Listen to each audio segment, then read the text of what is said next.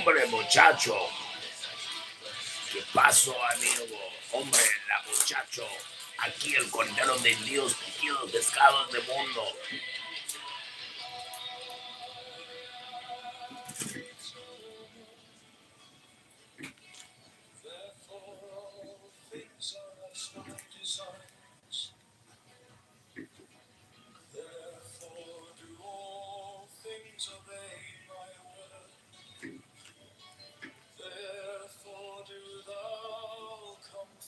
It looks like it stinks. Why do you think it stinks?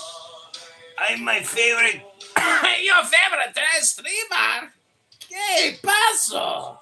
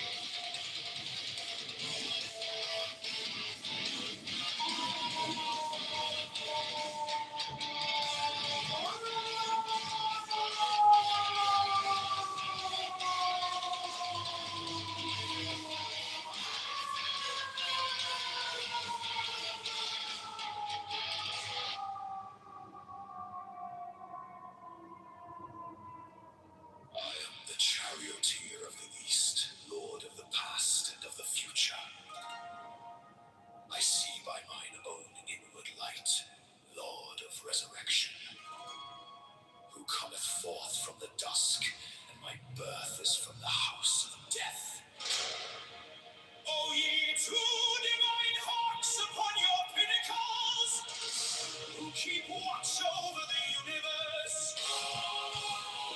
He who accompany the bier to the house of rest. Who pilot the ship of Ra, advancing onwards to the heights of heaven.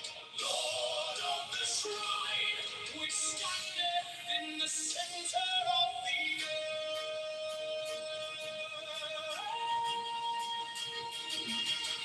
Behold, he is in me, and I in him.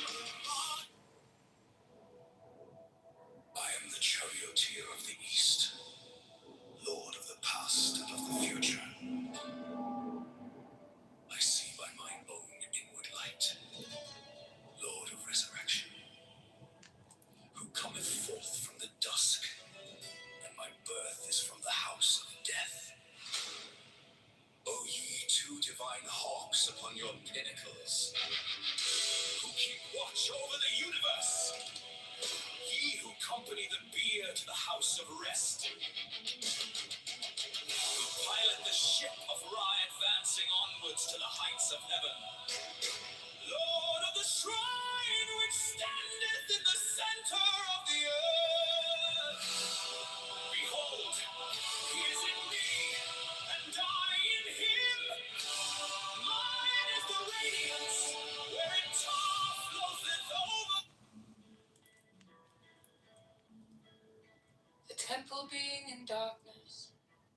and the speaker ascended into his place. Let him begin by a ritual of the enter, as followeth. HBO Prio, O Proculaste Profani, Bahasti, Ompeda, in the name of the mighty and terrible one, I proclaim that I have banished the shells unto their habitation. I invoke Tahuti, the Lord of wisdom and of utterance, the God that cometh forth from the veil. O thou majesty of Godhead, wisdom crowned Tahuti, Lord of the gates of the universe.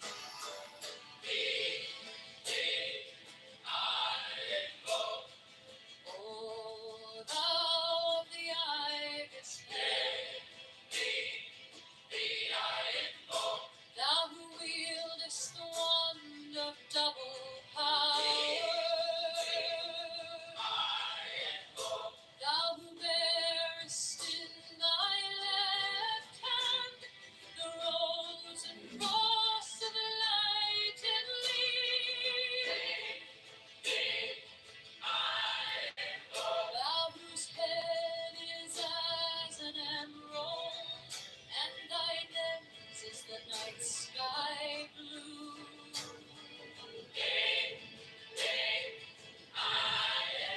Thou whose skin is a flaming orange, as though it burned in a furnace.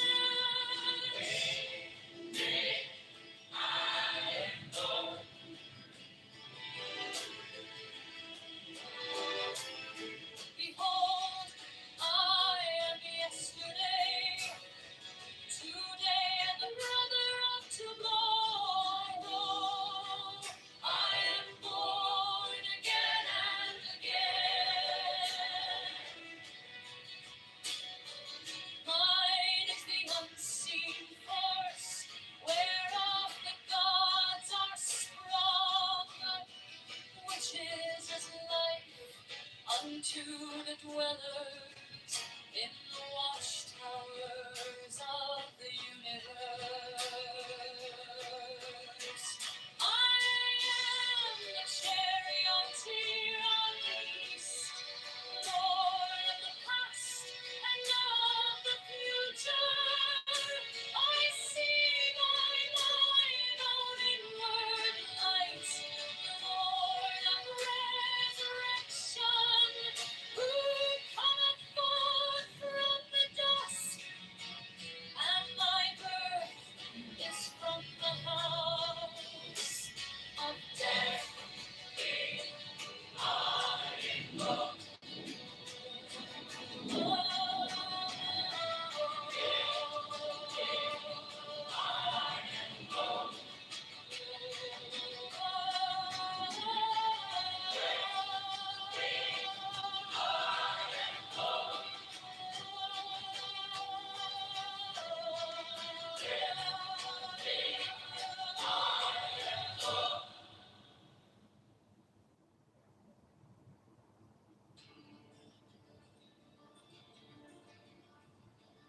The temple being in darkness, and the speaker ascended into his place.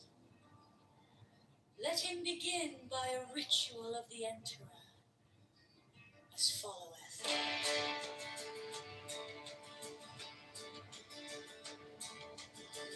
HB Val Priocol, Procol est Profani, Balasti, Ompeda. In the name of the mighty and terrible one, I proclaim that I have banished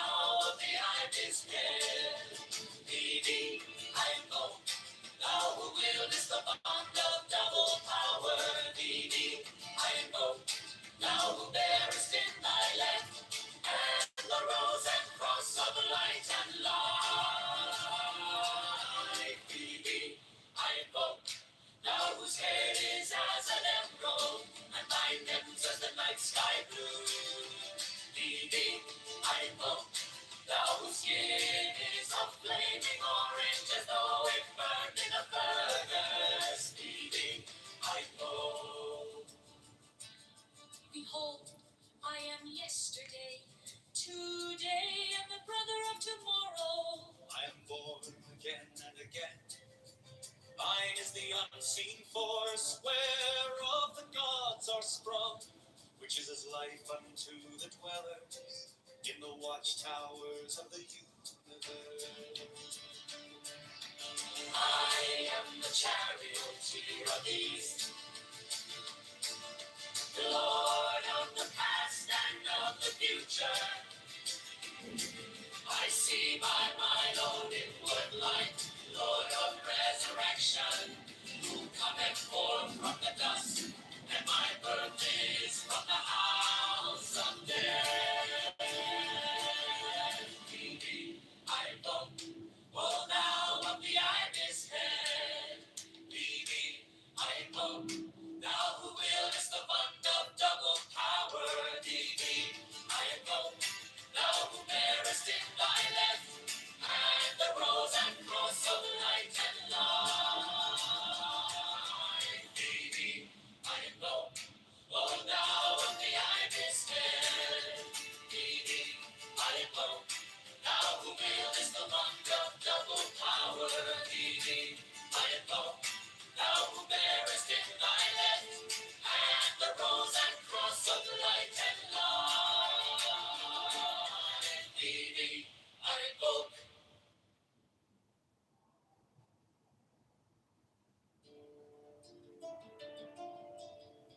The temple being in darkness, and the speaker ascended into his place, let him begin by a ritual of the enterer as followeth.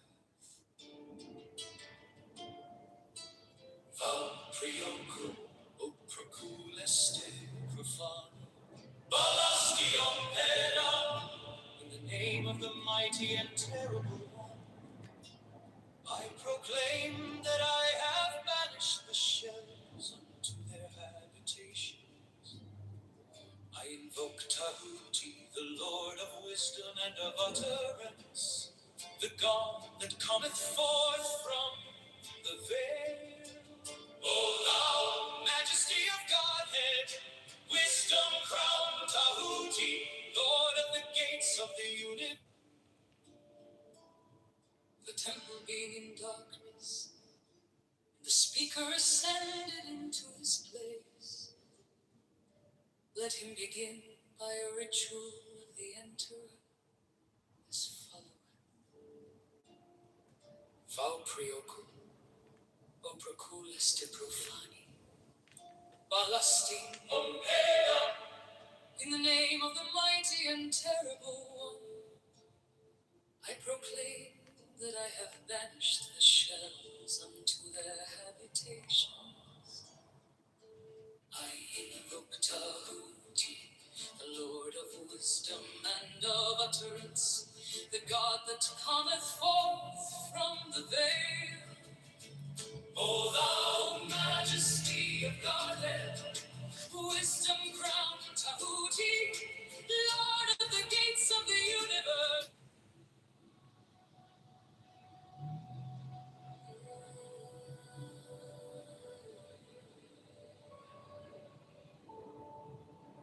The Gnostic Catholic Church, the Order of the Knights of the Holy Ghost,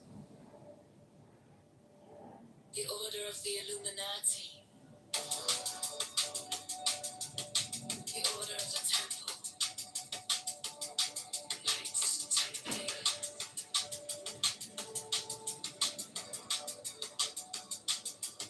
the Order of the Knights of St. John, the Order of the Knights of Mount Temple, the Order of the Knights of the Holy Sepulchre, the Hidden Church of the Holy Grail, the Hermetic Brotherhood of Light, the Holy Order of Rose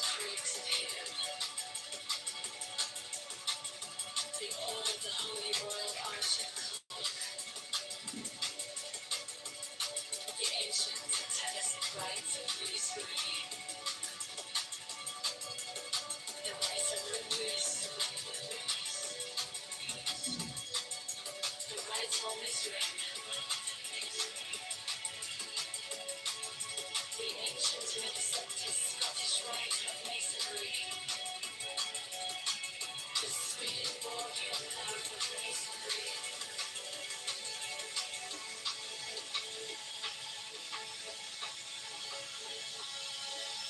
The order of the Martinists.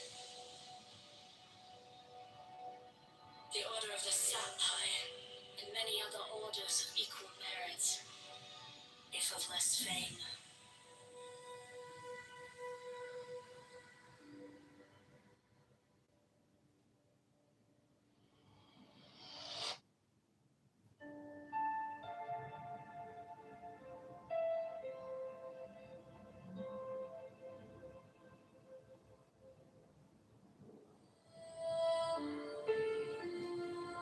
The Gnostic Catholic Church.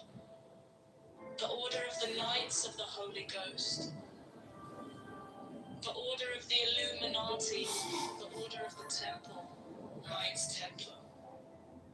The Order of the Knights of St. John. The Order of the Knights of Malta. The Order of the Knights of the Holy Sepulchre. The Hidden Church of the Holy Grail. The Hermetic Brotherhood of Light. The Holy Order of Rose Croix of Hidden. The Order of the Holy Royal Arch of Enoch. The ancient and primitive rites of Masonry. The rites of Muses. The rites of Masonry. The ancient and accepted Scottish rites of Masonry. The Swedenborgian rites of Masonry. The Order of the Martinists. The Order of the Sapphire.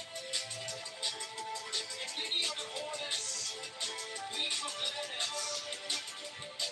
If of less fame.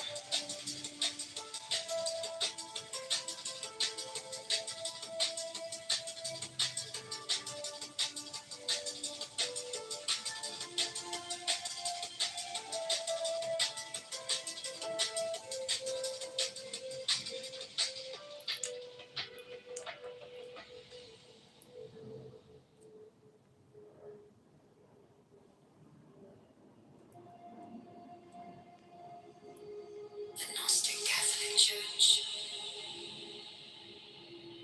The Order of the Knights of the Holy Ghost.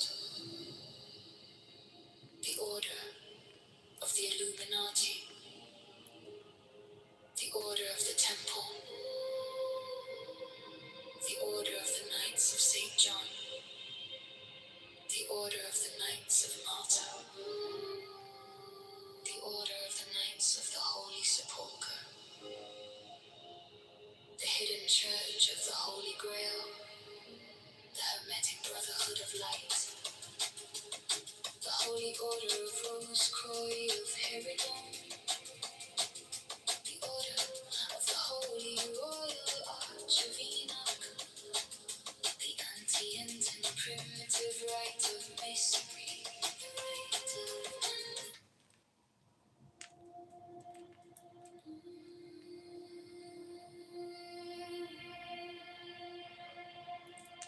The Gnostic Catholic Church. The Order of the Knights of the Holy Ghost. The Order of the Illuminati. The Order of the Temple. Knights Templar. The Order of the Knights of St. John. The Order of the Knights of Malta. The Order of the Knights of the Holy Sepulchre. The Hidden Church of the Holy Grail. The Hermetic Brotherhood of Light. The Holy Order of Rose Croix of Herodon. The Order of the Holy Royal Arch of Enoch.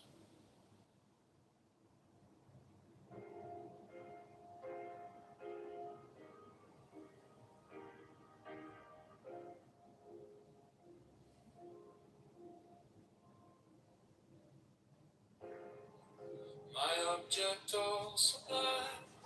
I keep it in my mind.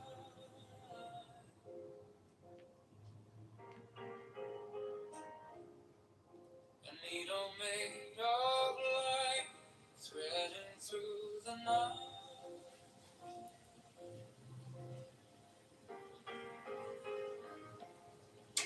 I mark the hidden sea, I sharpen up the dream.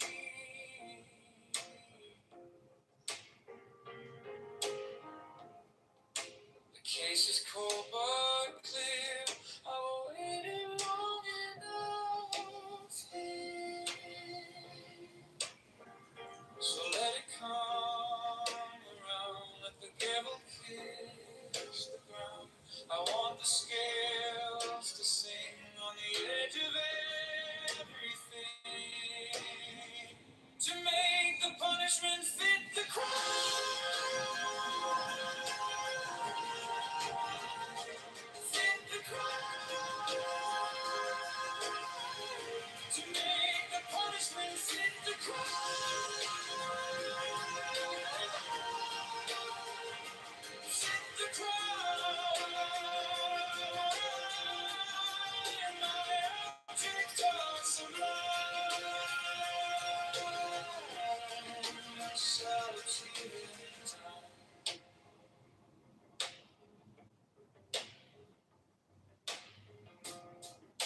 You wore the borrowed face, you left no kind of grace.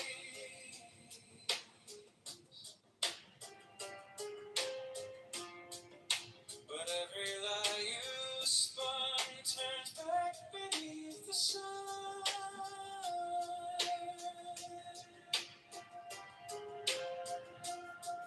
I kept the final clue, like a blade inside my shoe.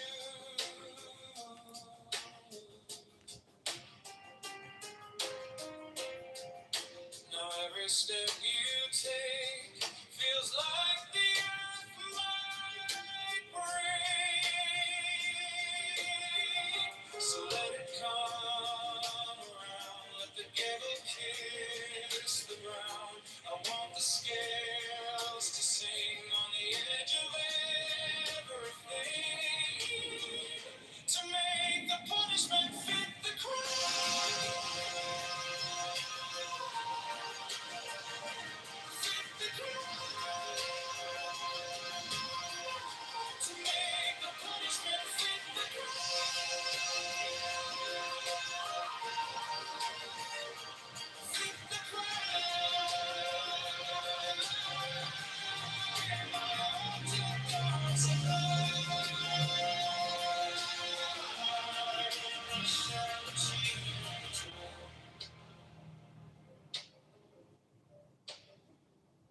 if I'm wrong, I'm wrong, but I have held on long to the shape of what was lost, to the prize, to the cause, to make the punishment fit the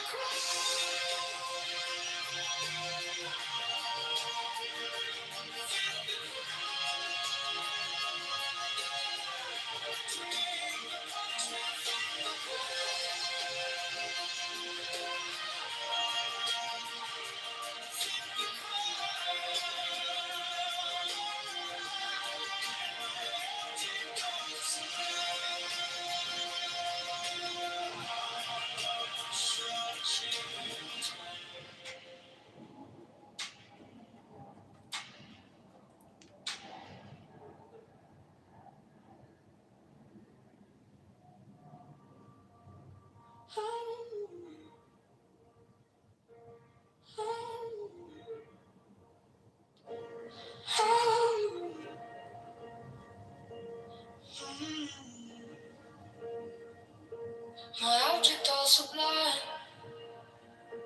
I keep it in my mind. A needle made of light, threading through the night. I mark the hidden scene, to sharpen up the dream. The case is cold but clear. I've waited long enough here. So let it come around. Let the cattle kiss the ground. I want the scales to sing on the edge of everything to make the punishment fit the crime. Fit the crime. To make the punishment fit the crime. Fit the crime. My object all sublime. I shall achieve in time.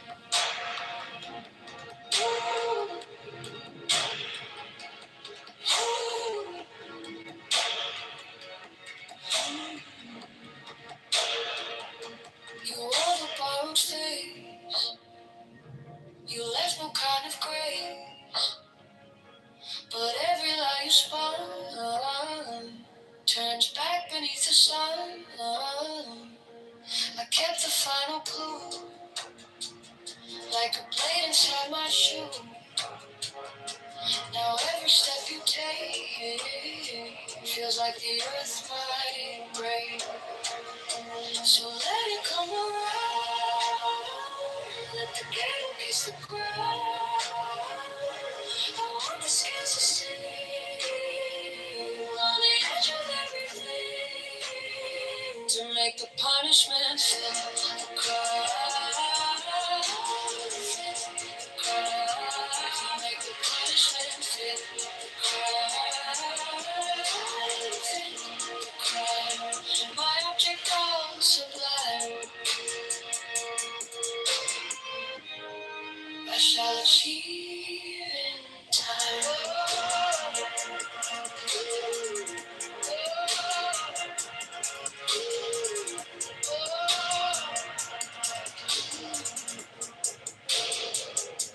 And if I'm wrong, I'm wrong.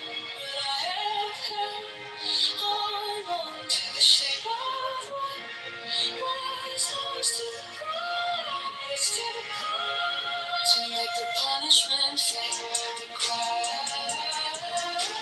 Fit the crime. To make the punishment fit the crime. Fit the crime. My object all sublime.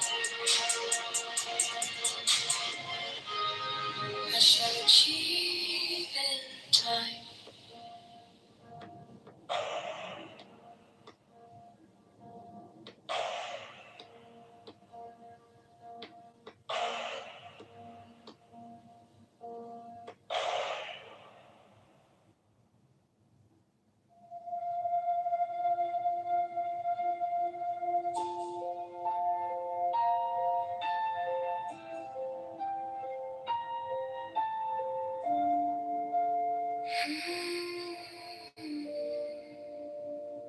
My object all sublime. I shall achieve in time. I trace the line. I pay my dues. I keep my face by the mirror's edge. I learn the taste of every pledge. And when the night comes down, I hear it in my bones. A careful kind of vow. Oh, wait, I want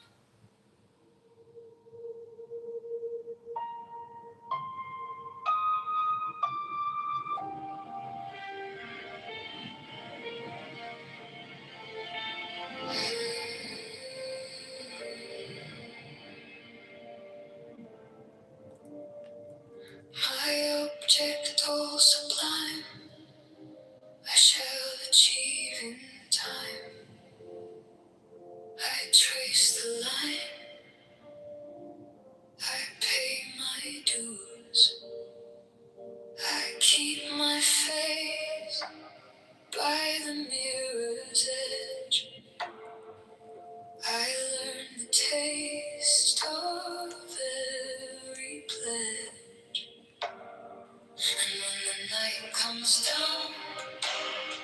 I hear it in my bones. A careful count.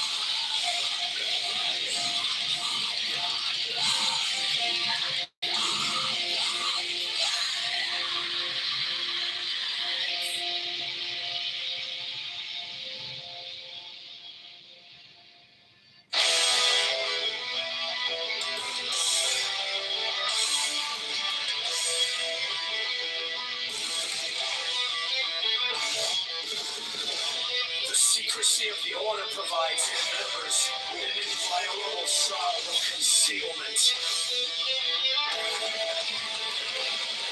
Sanitary, the trial fighter, which God is so great, a proportion of human misery. It's within extremely dangerous, if not impossible. Which is the liar? It was an obligation of the certain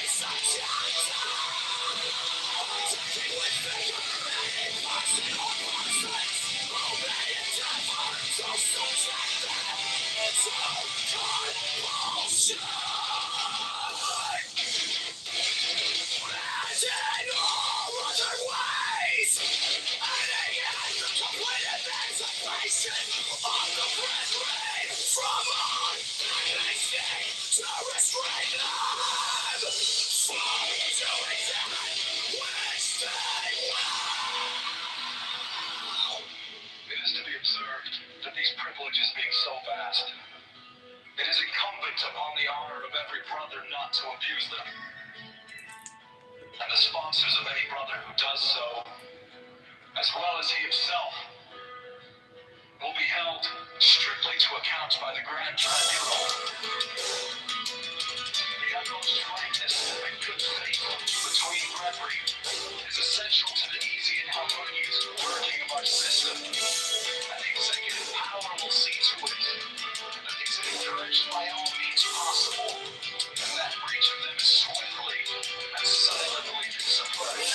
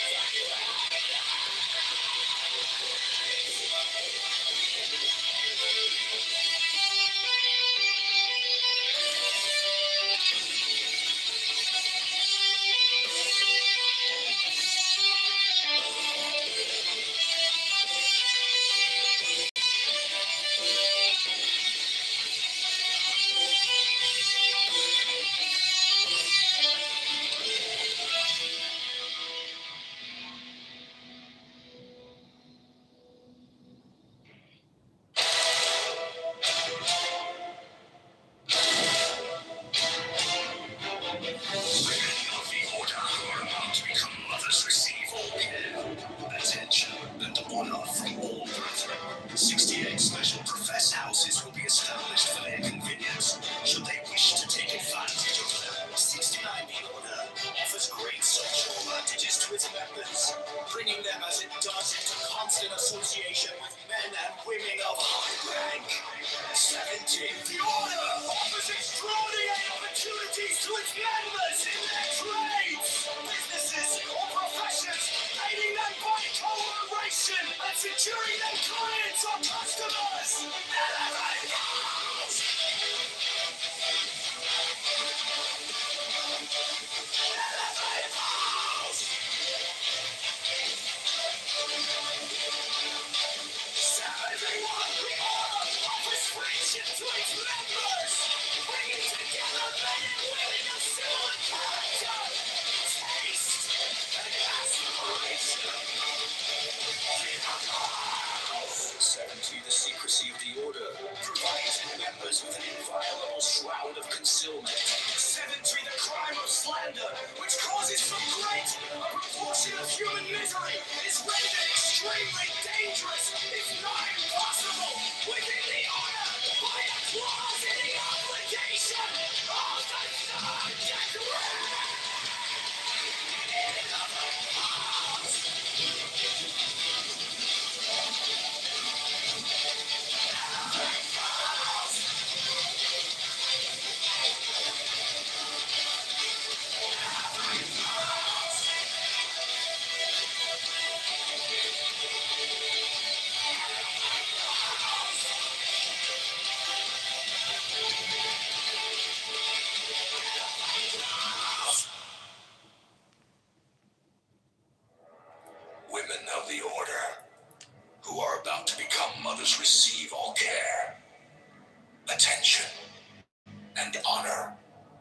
all brethren.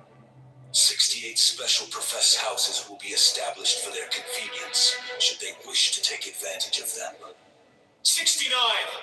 The Order offers great social advantages to its members, bringing them, as it does, into constant association with men and women of high rank. 70. The Order offers extraordinary opportunities to its members in their trades, businesses, or professions, aiding them by co-operation and securing them clients or customers. 71. The Order offers friendship to its members, bringing together men and women of similar character, taste, and aspiration. 72.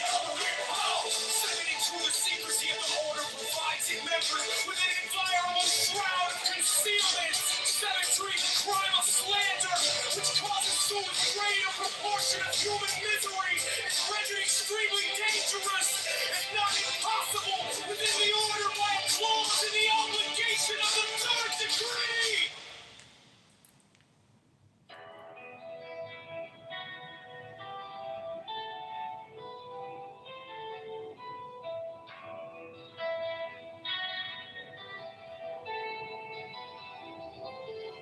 I am the charioteer of the East, Lord of the past and of the future.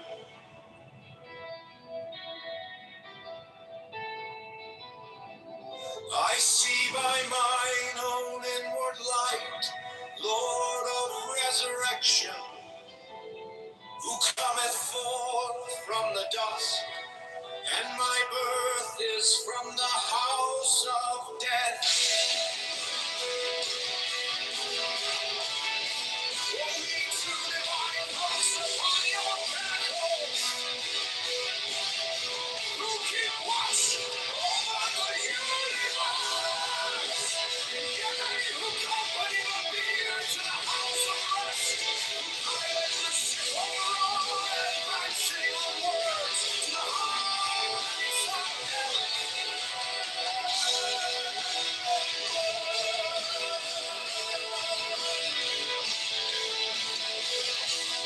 Lord of the stream which standeth in the center of the earth. Behold, he is in me, and I in him. Mine is the radiance one tower of heaven over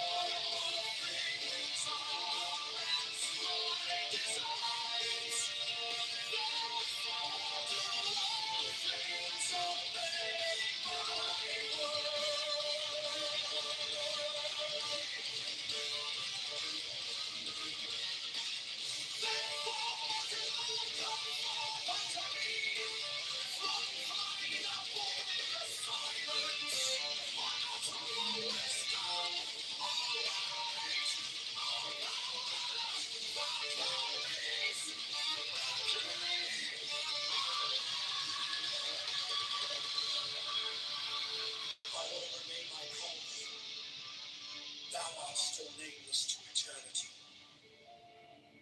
Come thou forth, I say, and aid and guard me in this work of art.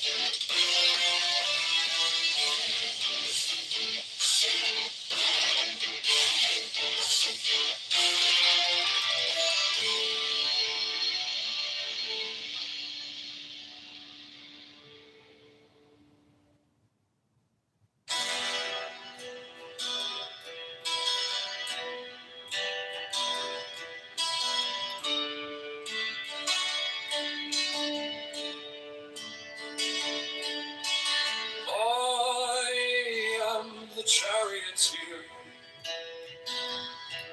of the East, Lord of the past and of the future. I see by mine own inward light, Lord of resurrection, who cometh forth from the dust, and my birth is from the house of death.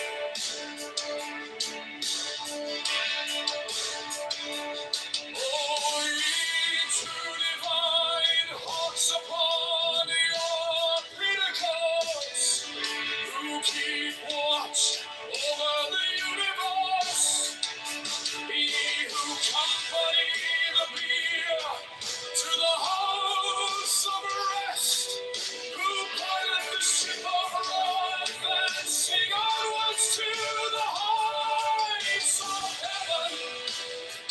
Lord of the shrine which standeth in the center of the earth, behold, he is angry, and I in him. Mine is the radiance wherein doth flow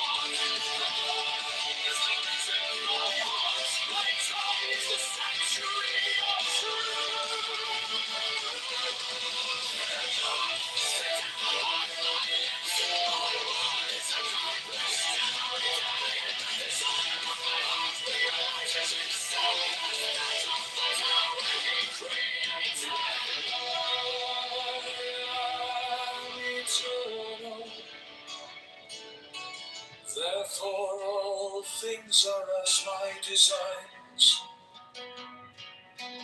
Therefore do all things obey my word. Therefore do thou come forth unto me from thine abode in the silence. Unutterable wisdom, all light, all power,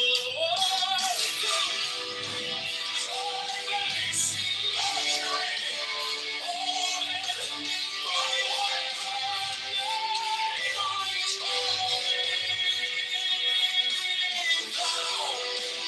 all still nameless to eternity.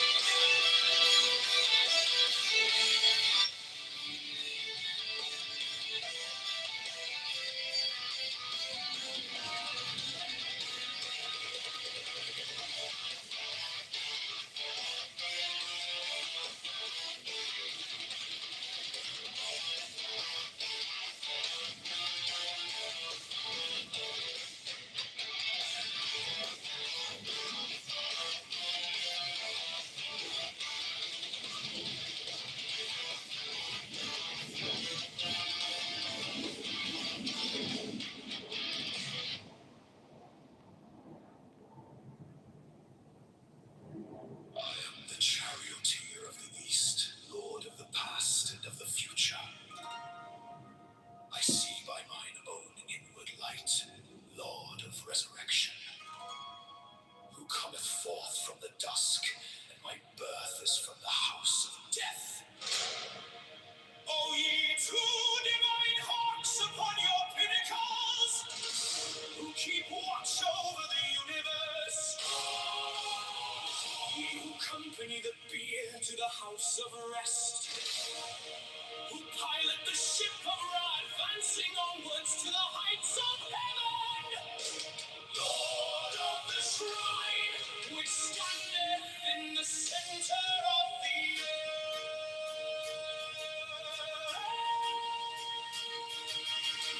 Behold, he is in me, and I in him. I am the charioteer of the east, Lord of the past and of the future.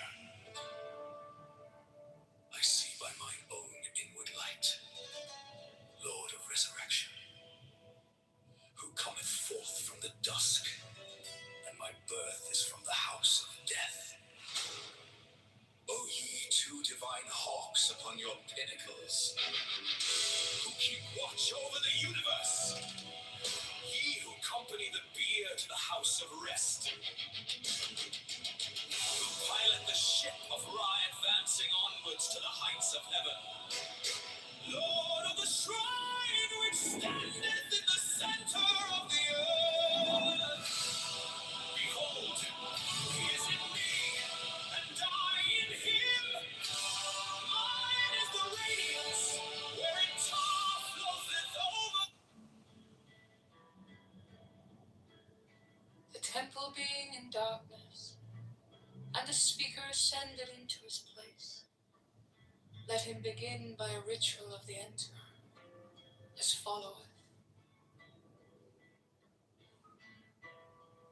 H vivo preocup, o proculeste profani, bahlasti, peda. In the name of the mighty and terrible one, I proclaim that I have banished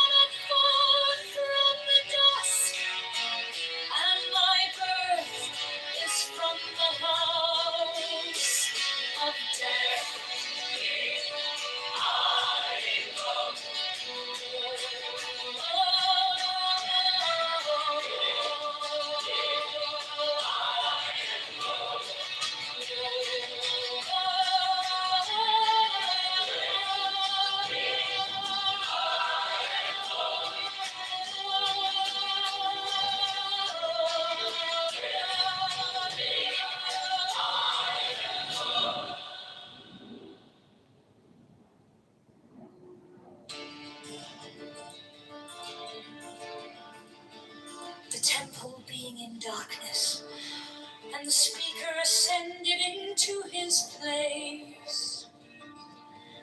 Let him begin by a ritual of the enterer, as followeth.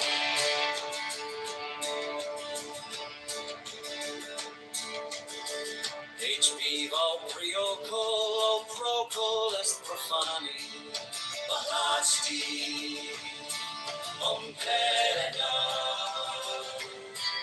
In the name of the mighty and terrible one, I proclaim that I have banished the shells unto their habitation. I invoke Tahuti, the Lord of wisdom and of utterance, the God that cometh forth from the veil. Oh, thou majesty of Godhead, wisdom crowned Tahuti, Lord of the gates of the universe. I invoke, O thou of the ibis head. I invoke, thou who wieldest the bond of double power. I invoke, thou who bearest in thy left hand the rose and cross of light and life. I invoke, thou whose head is as an emerald, and thy heavens as the night sky blue.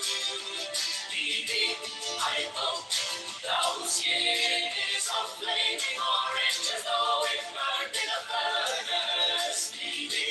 I invoke. Behold, I am yesterday, today, and the brother of tomorrow. I am born again and again.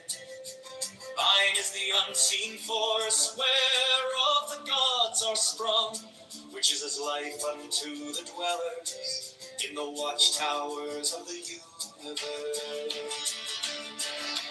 I am the charioteer of the east, Lord of the past and of the future. I see by mine own inward light, Lord of resurrection, who cometh forth from the dust, and my birth is from the house of death.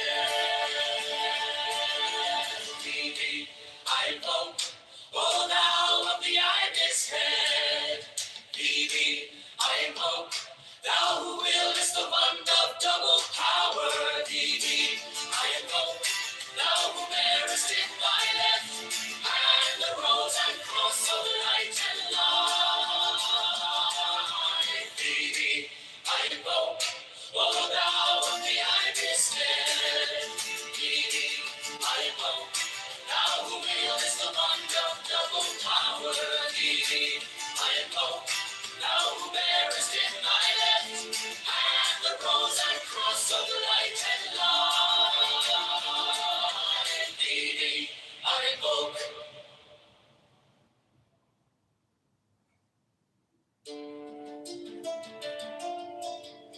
The temple being in darkness, and the speaker ascended into his place.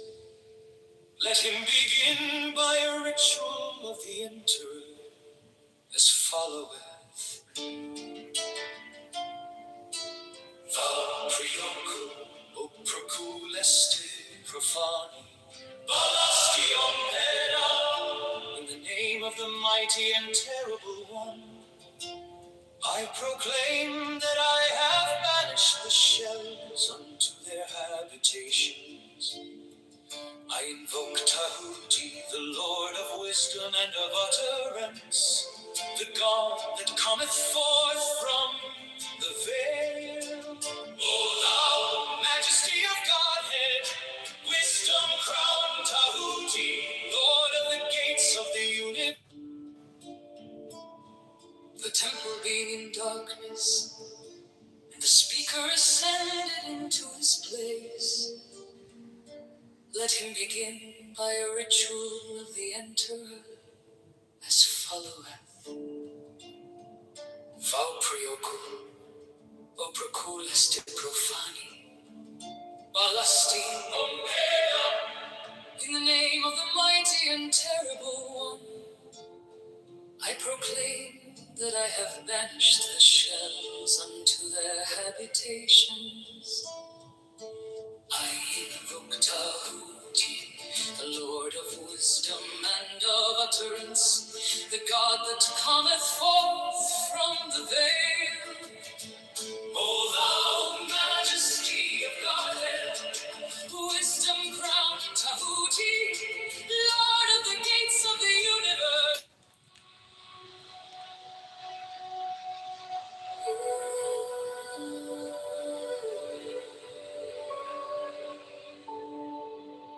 The Gnostic Catholic Church, the Order of the Knights of the Holy Ghost, the Order of the Illuminati, the Order of the Temple, Knights Templar,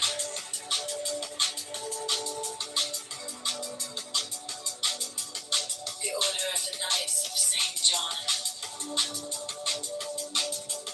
the Order of the Knights of Mountain, the Order of the Knights of the Holy Sepulchre,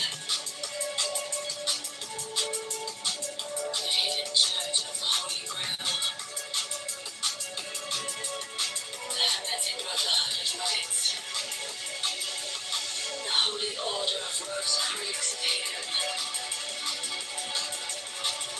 the Order of the Holy Royal Arch of the Clock, the Ancient Satanic Rites of Mystery, the Rites of Luminous, the Rites of Mystery, the Ancient and Accepted Scottish Rite of Masonry,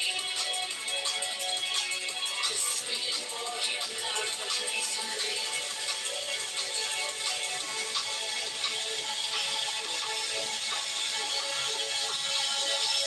the Order of the Martinists,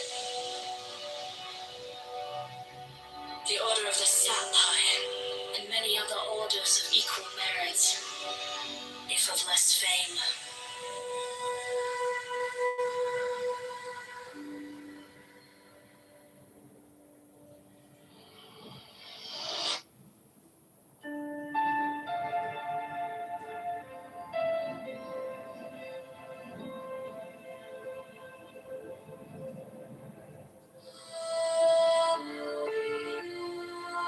The Gnostic Catholic Church, the Order of the Knights of the Holy Ghost, the Order of the Illuminati, the Order of the Temple, Knights Templar, the Order of the Knights of St. John, the Order of the Knights of Malta, the Order of the Knights of the Holy Sepulchre, the Hidden Church of the Holy Grail, the Hermetic Brotherhood of Light, the Holy Order of Rose-Croix of Hidden, the Order of the Holy Royal Arch of Enoch, the ancient and primitive rites of Masonry, the rites of Mixes, the rites of Masonry, the ancient and accepted Scottish rites of Masonry, the Swedish Orient and rites of Masonry, the Order of the Martinists, the Order of the Sapphire, and many other orders, each of letters, each of less fame.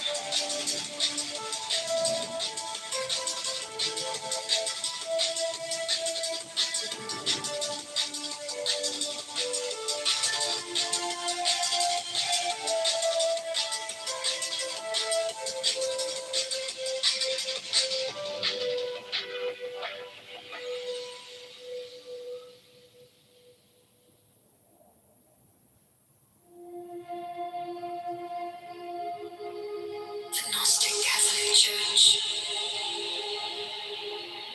the Order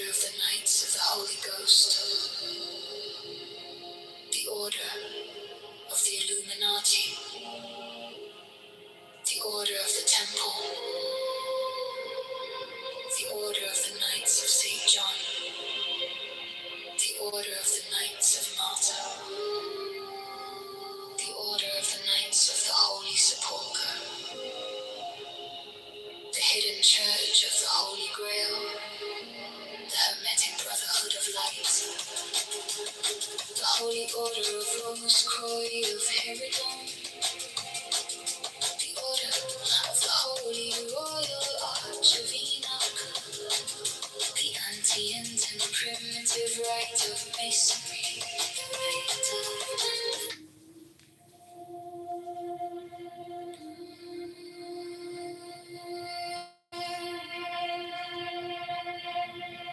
The Gnostic Catholic Church. The Order of the Knights of the Holy Ghost. The Order of the Illuminati. The Order of the Temple. Knights Templar. The Order of the Knights of St. John. The Order of the Knights of Malta. The Order of the Knights of the Holy Sepulchre. The Hidden Church of the Holy Grail. The Hermetic Brotherhood of Light. The Holy Order of Rose Croix of Herodon. The Order of the Holy Royal Arch of Enoch.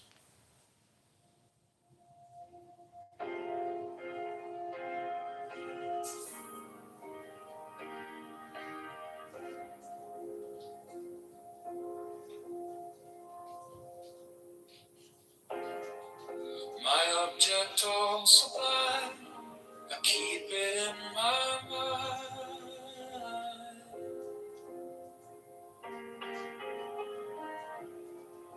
A needle made of light, threading through the night.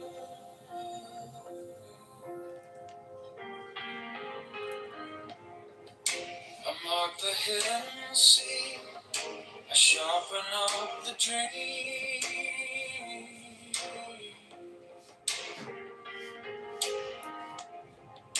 The case is cold but clear. I waited long enough here. So let it come around, let the gavel kiss the ground. I want the scales to sing on the edge of everything, to make the punishment fit the crime.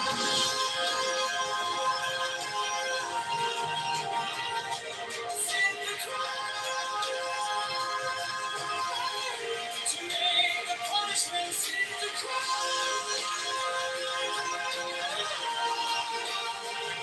Fit the crime.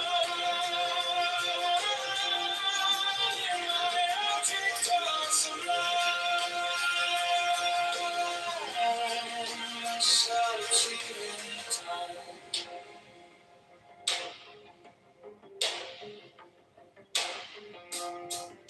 You wore the borrowed face, you left no kind of grace.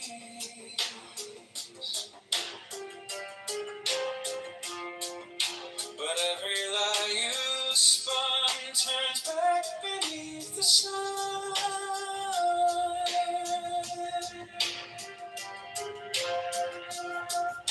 I kept the final clue, like a blade inside my shoe.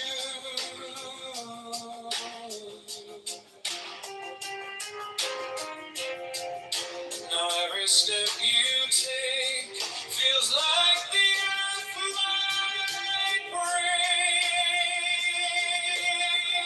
So let it come around, let the gavel kiss the ground. I want the scales to sing on the edge of everything, to make the punishment fit the crime.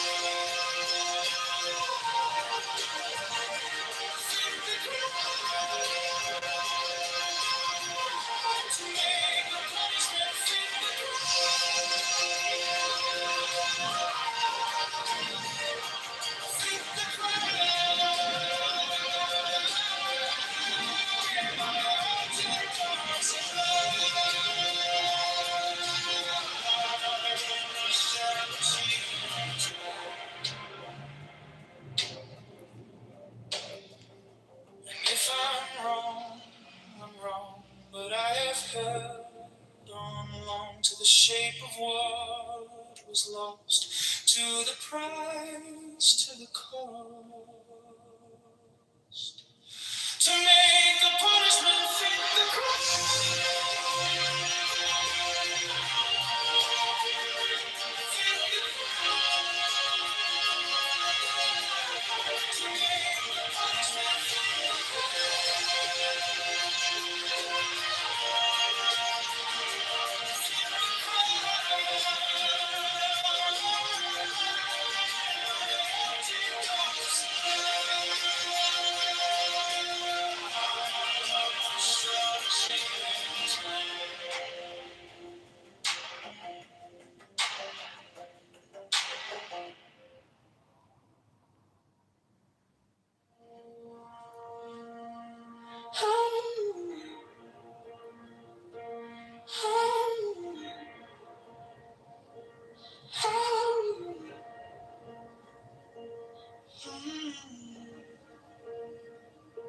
My object all sublime,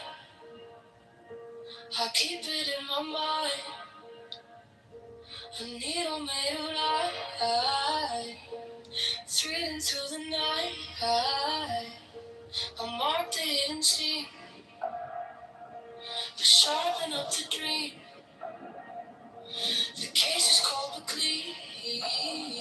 I've waited long enough here, so let it come around. Let the cattle kiss the ground. I want the scales to sing on the edge of everything, to make the punishment fit the crime.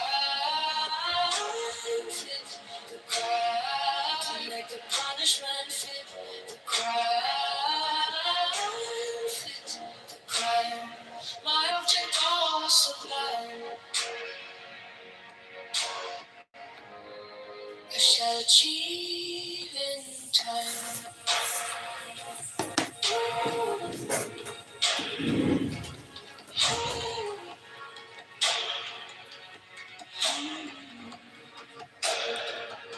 You wore the borrowed face, you left no kind of grave.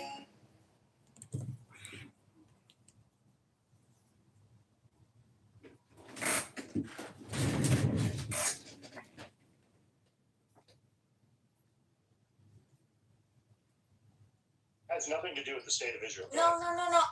It's just trying to explain traditionally whether there's a state of Israel or not a state of Israel. That land is the central focus of the religion. That's all I was trying to say. I'm not saying this from the statehood argument. It's the land is it's woven into every, like our holidays. Our holidays are around festivals, harvest festivals that were connected to the land. I mean, that's all I was trying to say as you try to garner where the land connects to the religion. So that was it. Sorry, I would just say this though. The thing with the Old Testament though is that is more history. It shows the evolution. What is basically the backstory before Jesus. It's not, obviously a lot changes with Christianity after the Old Testament, and so it's not, obviously Christianity is a I want to say a break, but it's obviously the New Testament. There's obviously a lot of really big changes that end But do you disconnect from Christianity to me is completely connected to the land as well. I mean, and there's been lots of wars over this. Sure. Especially, and you've heard me say, especially when you go to Jerusalem, I mean, so much of the heart and soul of Jerusalem is the birth of Christianity, and it's all there. But so if I'm being realistic, it doesn't. Hold on, Pepe. Just hold on for a sec, because you haven't been there. So you really don't know what I'm talking about. No, I'm talking about the crusade. But now I'm talking about Christianity is birthed there, and all of whether you're in Jerusalem or you're up in the Galilee at the Sermon of the Mount or Beatitudes. I mean, it's I guess my question to Catholics or to Christians is, I can't imagine that Christianity has separated itself, although there is Rome and the Pope, from that the holiness of the land. I mean, it's holy to Christians.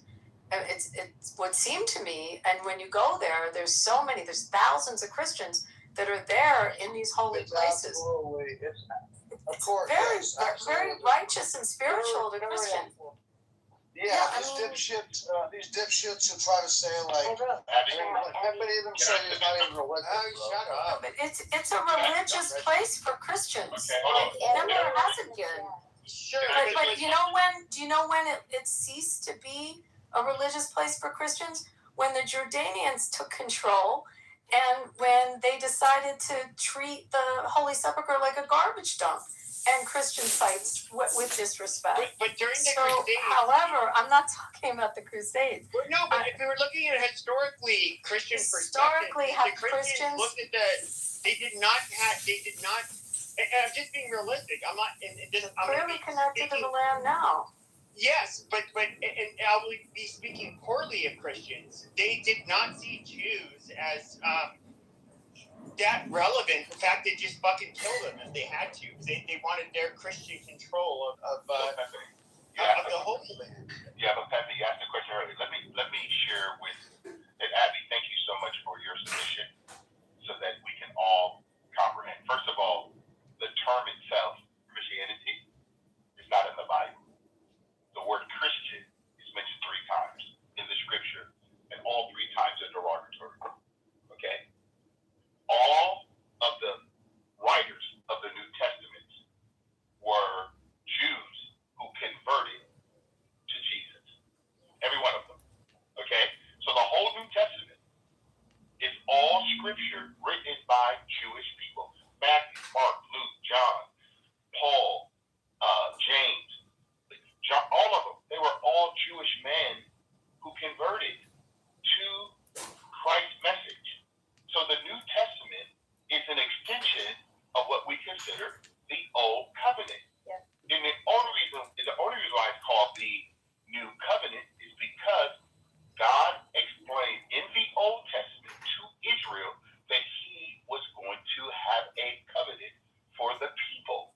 And if you want to look at the scripture in the New Testament, it's John chapter 1, verse 12.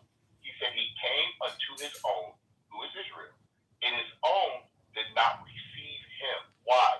Because they were looking for a physical king. And Jesus was not trying to be the king of Israel. They call him the king of the Jews. But what he really was trying to do was become the king of our hearts. And even till now, that's what he's trying to do. Become the king of our hearts. The location is still the land of Israel, which Abby said very well, and I've been there 3 times. And she's correct. The whole territory, historically, it's a biblical territory. That's why there's so much conflict over there.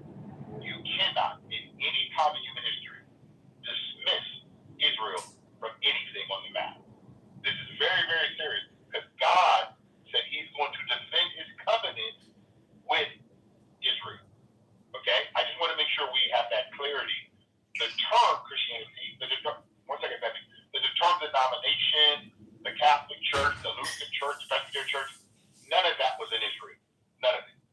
It's all us having the concept of what we all have heard or what we believe. And I land there. But the part that's hard to get past, though, is that these religions, Catholicism being the main one, that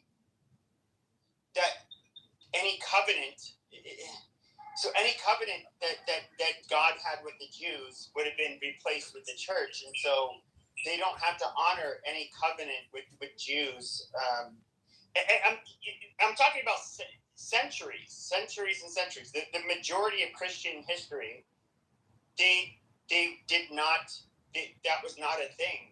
And look, Pepe, do you know when? You know when the I'm covenant? not somebody who's like. I'm somebody who's very skeptical of Christianity, but when it comes to, in a way, I'm kind of holding Christian people's feet to the fire, because especially when I hear people who when I hear it, like like the dispensationalist like view or version of Christianity, I just like, it's like, when was that ever a thing until really recently? And this is all new to me. And like, okay, we're being raised Catholic, we never heard about any of this shit. It was like, can I read this scripture from so Romans 9:6-8 and 25-26.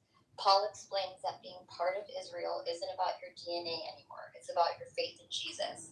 For not all who are descended from Israel belong to Israel, and not all are children of Abraham because they are his descendants. This means that it's not the children of the flesh who are the children of God, but the children of the promise are reckoned as descendants. yeah, I mean, that's I basically also and the covenant itself, when we recite it, the actual covenant, we recite it at the birth, when a boy has his breast, or a girl would be a baby naming. We recite it when a baby is born, and it repeats. I mean, I put the Hebrew in the chat, but basically, it's connecting us to God. That is the closest connection we have with God, is when a baby born, and we recite, and giving the name to the child is the direct line to God. We believe that. That's why everyone is given, a blessed Hebrew name in our religion, but because it's connecting, and that's when we recite the actual covenant. You recite it at a bris or at a baby naming. Okay, just and to give that's you context on that. Birth. It's given that Hebrew name. Yeah, at birth, and birth is, and we believe that's the closest line to God, is at that moment of when you say that particular prayer, and you connect to the covenant with God. I'm not a religion. I know some of this stuff. I wish, like, one of these rabbis we have, or someone who's more schooled in it, could tell you. But the thing is, though, I've had two kids. Hold on, Pepe, chill for a second. I've had two kids, so I know I've gone through the prayer moment with both my son and my daughter. What were we gonna say, Edward? It's a beautiful moment, by the way, to have that when a baby's born. You said that the covenant that God made with Israel was changed by who? Who changed the covenant?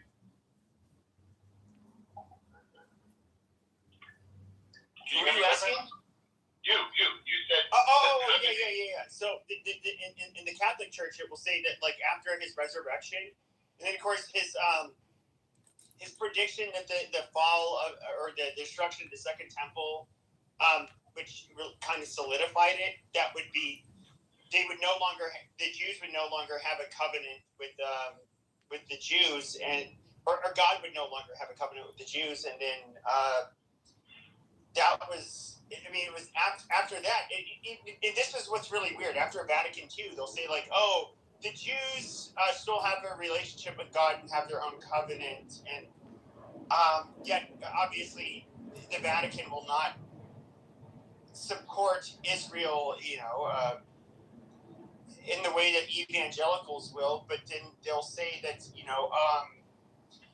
at the same time, which is, like, really contradictory, they'll say that, like, oh, well, the religion of Judaism ceased to exist, after the resurrection of Jesus, and it's just kind of weird.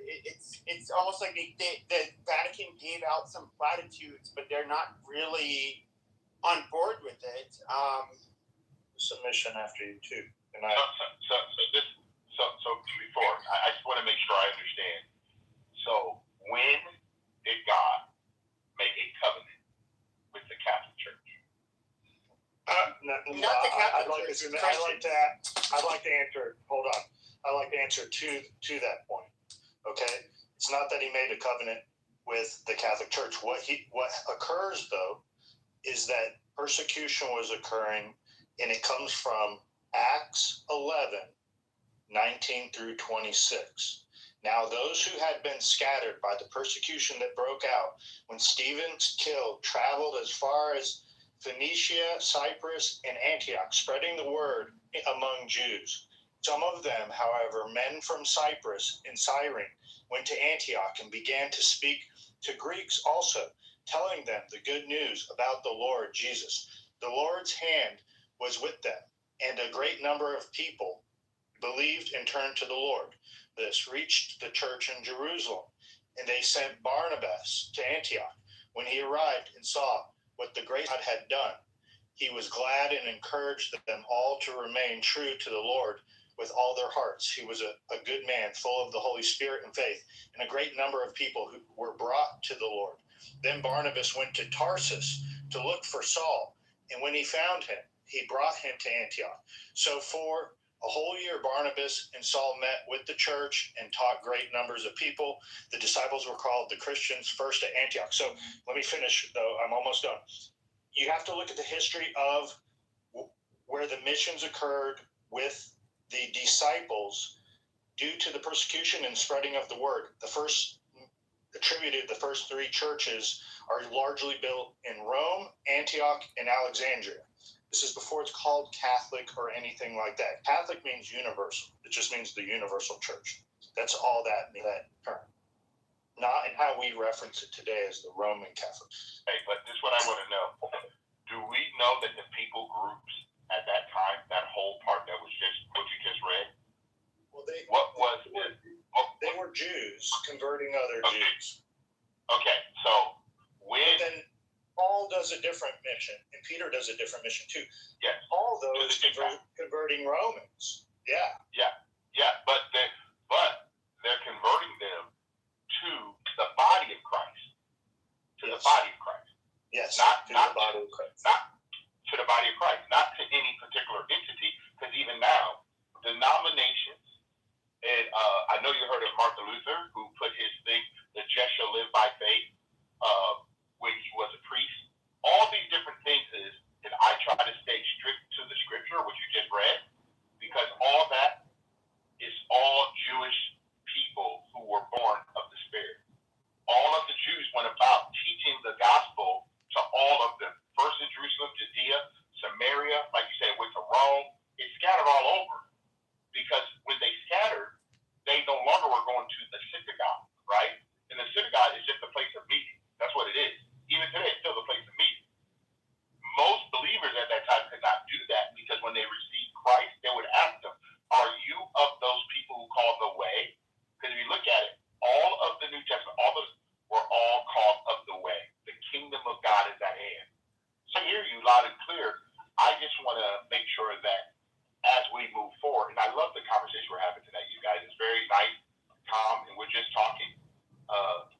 We all want to serve God better. To me, I think that's the most important thing, to serve God to the best of our ability. What I want to make sure, though, is this historical factor. I think Abby said it.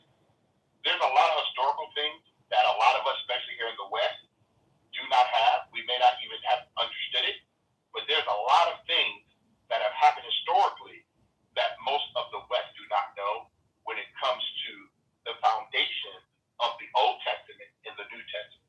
And that's what we got to go back to see when we get here. Why do we say Judeo-Christian in the United States? We need to go to the Quran, way past the New Testament. Okay, Muhammad. Amazing. What is it? Can I answer your question, Muhammad? This picture's pretty offensive. You know who that picture is? No, it's okay. It's the guy who was the president of Iran. Okay, so no problem. No, it's okay. So one of the things I've learned, and you guys can look at it, is that any group of people that said that Christ did not come in the flesh, let them be accursed. Islam does not believe that God had a son at all. So that's one of the areas I always walk them down. They can't ever explain that. And another thing is, you don't die to get virgins. That's big ball. But I was going to say, keep on the. Hold on, one quick. I just look. But to understand at the beginning of people following Christ, they were heavily persecuted, and the church flourished outside of Jerusalem because of the persecution that they were facing. I mean, that's ultimately what it comes down to. And that's why, yes, and I want to answer, main question, and that's kind of what I'm getting to, is yes, Israel is still thought of as the Holy Land. There's no doubt about it. But there's a reason why, in the story, due to persecution, why,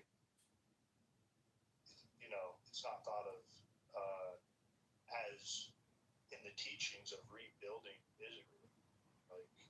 But Joe, weren't we both persecuted? I mean, based on what you're saying, 70, the Romans massacred, was it 70 AD when the temple was destroyed? I mean, Yes, they ma'am. It destroyed was, the temple. 70 AD. 72 I think we all AD. went down then, Joe. And then who toppled the Romans? Ultimately, The Romans ultimately toppled themselves. yeah. Jesus Christ toppled the Romans. When did it? Not in Roman historical documents. The Eastern Roman Empire referred to themselves until the fall of 1453 as Romani. Right? If you're talking about the Western Roman Empire and you exclusively think that it correlates to that, then you're looking at something like the 470s. Right? Yeah, Until the Ostrogoths and Visigoths took over. Just give me a second. Until the Ostrogoths and Visigoths took over, right? But the ultimate fall of the Roman Empire was not the fall of outside, it was not the response of outside forces. It was the internal corruption, tyranny, and division of the Roman people. Yeah, they ended up spreading way too wide, and they had internal conflict. But when it comes to the Romans, they ultimately they killed Jesus. They're the ones who nailed his hands and his feet to the cross, and they were the one. They went from being the mighty Romans to being the pathetic, low life Italians, and they spent eternity doing that. That's what they get. But well, that's how most empires go. That's all part. They become yeah, I know. Either like a They regional become their force or some part of the larger force. That's not true. But they were mighty Romans. Now they're pathetic Italians. Now, yeah, we all know that. I don't even know where we're going. God damn it, Marshall, you just like totally. Marshall. All right, I like Roman history, so I really am to go specifics. You give a great description of the secularist perspective. The inner conflict within Rome was due to the moral compass, the moral rise of Christianity in and around. I mean, that's just. That's not what this said. So I'm not making it as secular. But if we're to look at like historically, if we're to look at how Christians, hold on, Marshall. Actually say, which if you define, like typically in the historical community, you find a consensus through archaeology, anthropology, as well as historical first-hand documents. They may be secular, but that's not the agreement of most historians, even those who are Christian. Like my guy who taught me Roman history was a devout Presbyterian, got his doctorate in conversion studies. And when he taught the Roman Republic, yes, Christianity played a part, but it's not the largest part of the Roman Republic or the Roman Empire falling apart per all these different things, right? Sure. Okay, we don't need to talk about Rome falling apart. Can I say something to all of you? Kind of spiritual, very cool. I'm in DC. I just arrived here, and there was this huge prayer service here, all along the mall. I mean, there were hundreds. I don't look like a couple 100,000 people. It was huge. Do you guys know about this? It was the day was a national day of prayer and faith. That I don't know who put it together, but it was a big deal here in DC. Was this make any? Did it make national news? Something like that. But it was a very big Christian gathering here today. Did it not make any national news? Because it was I saw something. No, I saw that. But it's just like I don't know if this is some like gay evangelical or Protestant shit. I don't think it was. I have very little respect for them. I don't know what denomination did it. I mean, I just know there were tons of people praying today, and it was a huge gathering. So someone can look it up. Okay, but if they're praying to Allah, No, they weren't praying to Jesus. Jesus. It was a Okay, big you understand Christian that, like, gathering. I know Mike Johnson was part of it, so I don't know. Okay, but as Christians, The National Day of Prayer has been a part of the conversation for at least 70 years. Just so. And not all Marshall, did you Christians know about get what I'm along. talking about today? Yes, ma'am. I read the newspaper this morning. Yeah, I mean, it's a nice thing. But I guess my point is there was no, like, drama, you know? It was a nice thing. There was no... there was no militancy. There were, there was just a lot of people getting together to pray. It was a very beautiful thing that they did. But I would say it in a nice way. But that doesn't make the news. What makes the news is when you have chaos. It's wackadoos. Can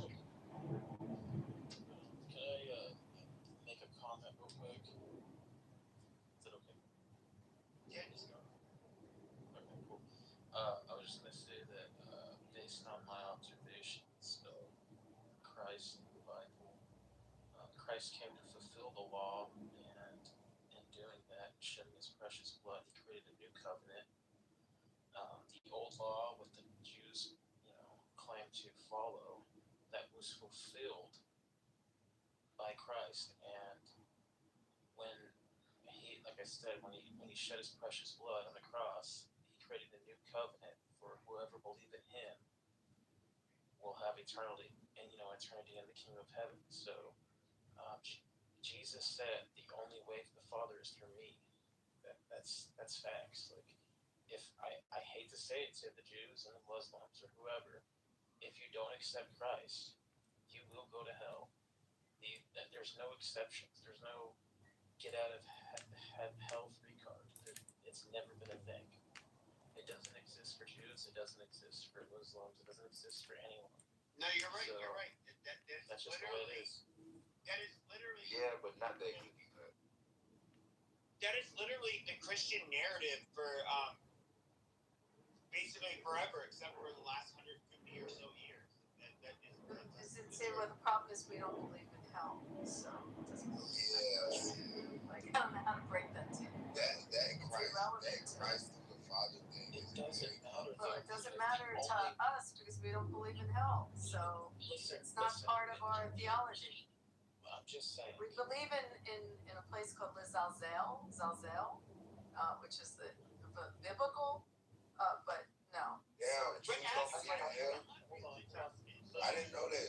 Can I please go? it's like a place, like Abby, I'm not religious. I'm not saying this because I want to be. Is it like the This is Catholic something that, like, man, shut up. yes. Did you just say shut up? Yes. And so, I Shut spend all up. talking, like, Jesus Christ.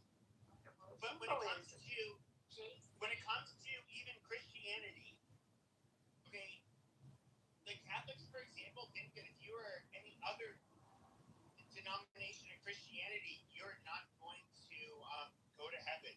It's bizarre shit. But yeah, it absolutely are not going to look at. It's basically it's not much different with Jews or Muslims or anybody else who's not Catholic. And I'm telling you, somebody who's not a fucking religious person, like. What happened? Nah, you're kind of right. That is what they say. That scripture be taken out of all context, and that Jesus is the way to the Father is true to that. But the way that the way my religion is not correct. Can you? I have to. We use it as propaganda. That's what we do. There's we have a scholar that just came on the stage. The scholar that's going to say this so much better than I can say it. Mick said, "How do we approach hell? It's not exactly hell, right? You guys don't have help. You know that. No, he said it's Zalzel, but it's not really. What is it? The earliest reference to hell seems to be basically a slippery slope argument from a prophet. The argument was referencing a valley in Hinnom, Gay Ben Hinnom. Outside of Jerusalem. Yeah, and there's a valley there, and at some point there was smoke coming up from the ground. And the explanation given for the smoke coming up from the ground was that it being a valley, there was a hill. And up on the hill, the prophet pointed out that the Jews were bringing their own sacrifices. That they wanted to bring sacrifices, they didn't want to go to the temple, so they had an unauthorized sacrifice location. And then the slippery slope of it is, now that was at the top of the hill. By the time they were done, at the bottom, they were sacrificing their own children. Sort of an alarmist way of saying you violate the law a little bit, and your children will burn in a fiery pit. Right. Well, Where was that written? Hold on. Big said, where was that? One of the prophets, I forget which prophet, talked about it. Well, it's a bunch of nuance that's irrelevant. Oh, no, it's actually in the Well, Bible. I disagree. I don't like nuance. I'm sorry you don't like nuance, It but it's in doesn't the matter Bible. whether or not you like nuance, but like what Big Zed said, literally, is what makes me more and more atheist is just because I see the folklore that ends up being passed down, that where things like hell are become, I don't know, part of our fucking life. This is fucking retarded. Christians are kind of big on hell. Okay, no one. Okay, rather than Hold on, being, can I please say something? I don't know, are you going to be just disruptive? McZed, can you explain what Sheol is? S-H-E-O-L. Yeah. Sheol is like the pit. Might be somewhat correlated to like purgatory, but it's sort of a general going down into the earth upon death. It doesn't necessarily imply punishment or pain, as opposed to Gehenna, which is that reference from the story of the prophet giving the slippery slope argument about not violating the law even a little bit, because then slippery slope, your kids will be dead in a valley. This one, Sheol, was more a general kind of underworld. To use like the Greek term, where like the souls are just kind of there at the bottom. There is a different idea of sort of like being gathered up by your ancestors, and that's not necessarily in opposition to the Sheol. I'd say the simplest explanation of Sheol is it's a reference to the literal grave of putting the body down into. Isn't that Isaiah? Isaiah talks about that, right? About Yeah. the worm and the grave. Right. You know, it's weird, Joe. The place that we're talking about is literally right outside the walls of the old city of Jerusalem. It's actually really it's really a beautiful spot. But that was the ancient hell, that specific area. I think it's Isaiah. Yeah, I think it's. Don't violate even a little bit. Right. Hell awaits. Yeah, we get it. So I have. Oh, snakes. I'm actually in dialogue. Fair enough. We're going to talk about hell, but we're going to talk about sex. No, it's cool. I was going to speak about hell. I wasn't talking about any nonsense, Joe. Calm down. All right, I don't have because the conversion of Sheol is what is in the Testament and New Testament for many believers in Christ. And then we see that in Deuteronomy 32:22, 2 Samuel 22:6, Job 11:8, Psalm 9:17, and Psalm 16:10, Proverbs 15:11, Isaiah 14:9. And this is where references of Sheol, I don't know if I'm pronouncing it is correct, and that is what we translate as hell. Right on. Yeah. So back to what I was going to say. I get your guys' nuance about hell and whether or not it exists and the old law. I get you guys want to play with that narrative, but it's irrelevant. At the end of the day, right? The Jews had a Messiah. It's in their own prophecy that they will have a Messiah, right? And Christ fulfilled that prophecy in their Oh, is it Isaiah 53? Hold on. Is it Isaiah 53? That's fine. You can Isaiah 53. Like, are you talking about like what all of the goddamn messing up? No, he's saying the Jews believe there was a Messiah. The Messiah hasn't come. Christians believe the opposite. No. Can I clarify what I'm saying? No. Okay, when it comes to the Jews that believe in the Messiah, are you going to tell me that is it Isaiah 53 that you're referring to? Okay, they're not Jews as they believe in the Messiah. They're Christians. Shut the fuck up, Can I? Marshall. I asked him. No, that's a truthful theological reading of the Gospels, right? No, you fucking moron. There are I don't Jews that understand why believe. Marshall's answer. There are Jews that actually believe. There are Jews that actually believe this stupid shit. So Then let's ask the Jews if they're that's considered why I Jews or asked them, Christians. motherfucker. I asked them, but you fucking interrupted. Oh my God, Marshall, just stop, bro. Okay, let me answer so he stops crashing out and chipping out. All right, thank you, Marshall. Okay, so again, Is this Isaiah 53 argument? Yes or no? you don't want to have a conversation. That's cool. Is it yes or no? I'll shut up, but yes or no? You're chipping out, brother. I'm not. Okay, is it yes or no? I'll shut up.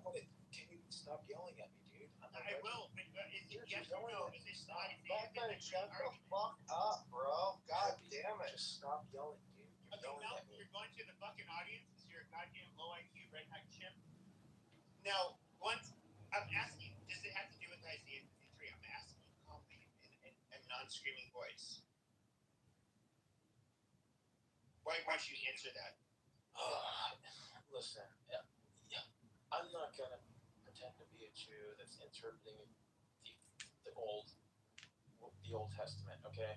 But based on my observations, personally, as a man who has lived 40 years, okay, there is prophecy that they call him Emmanuel, right? Which would mean I don't know what the rough translation is, but that was the original name of Christ. Okay, in the Old Testament, it was Emmanuel. That is what they're talking about when they say Messiah, right? And some Jews, yes, believe that has yet to come. But the point I was trying to make is that Christ is the Messiah. Okay, he is Emmanuel. That's my point. And the Jews deny it.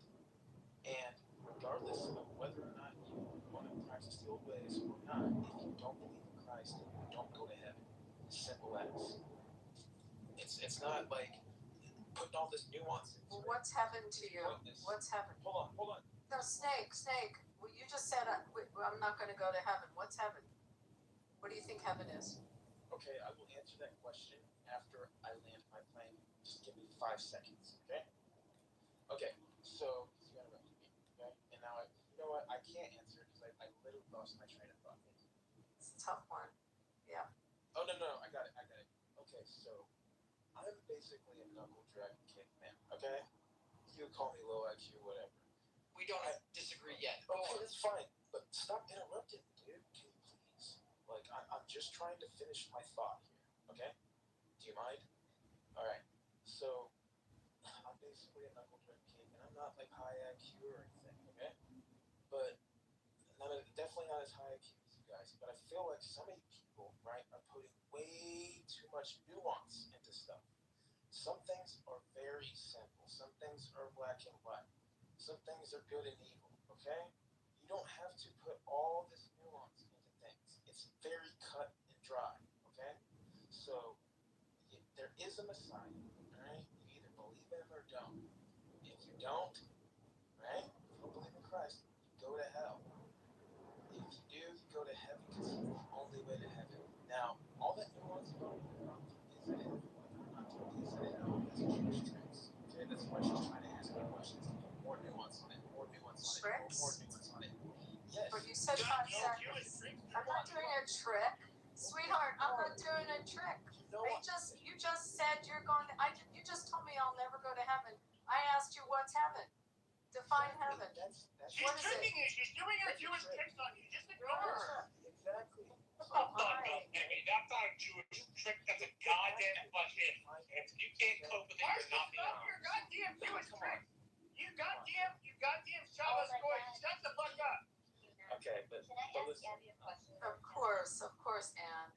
And Stop with the Jewish interference. We need to let this Bro, shit shut the fuck up. It's unhelpful. He's being You're not crucified. making He's your being goddamn crucified point. by the Jews. Oh my God, stop. and then at some point, Anne, can we pivot to Michigan politics when this is over? I do have questions. Yeah, so I'm curious. I know that I've said this in the past. So do you think that there is evidence that there's a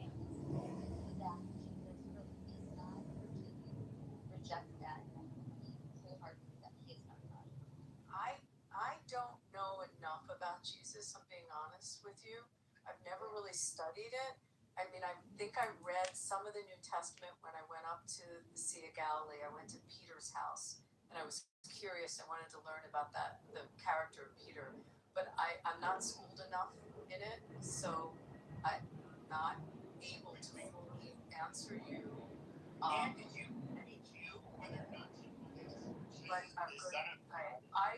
I believe that there was someone who existed who was probably a rabbi, and just as we have different schools of thought, just based on how the religion is, there's so many opinions and so many different ways. And when you study Judaism, you study so many different. I mean, that's the whole basis, like of how we have our critical thinking, because there's so many different opinions and approaches to the religion.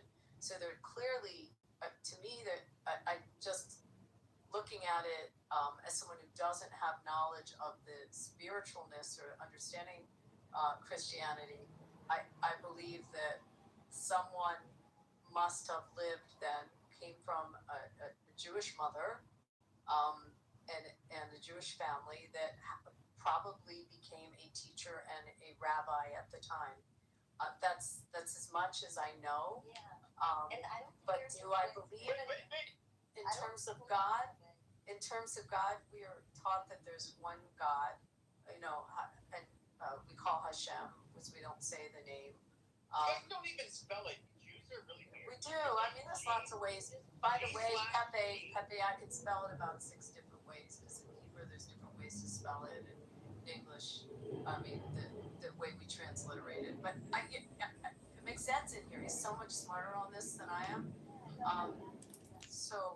But yeah, Mixed knows this a lot better than I do. I believe that I believe in also the fact that Josephus wrote about that time, the Roman author and historian. You're talking about Josephus?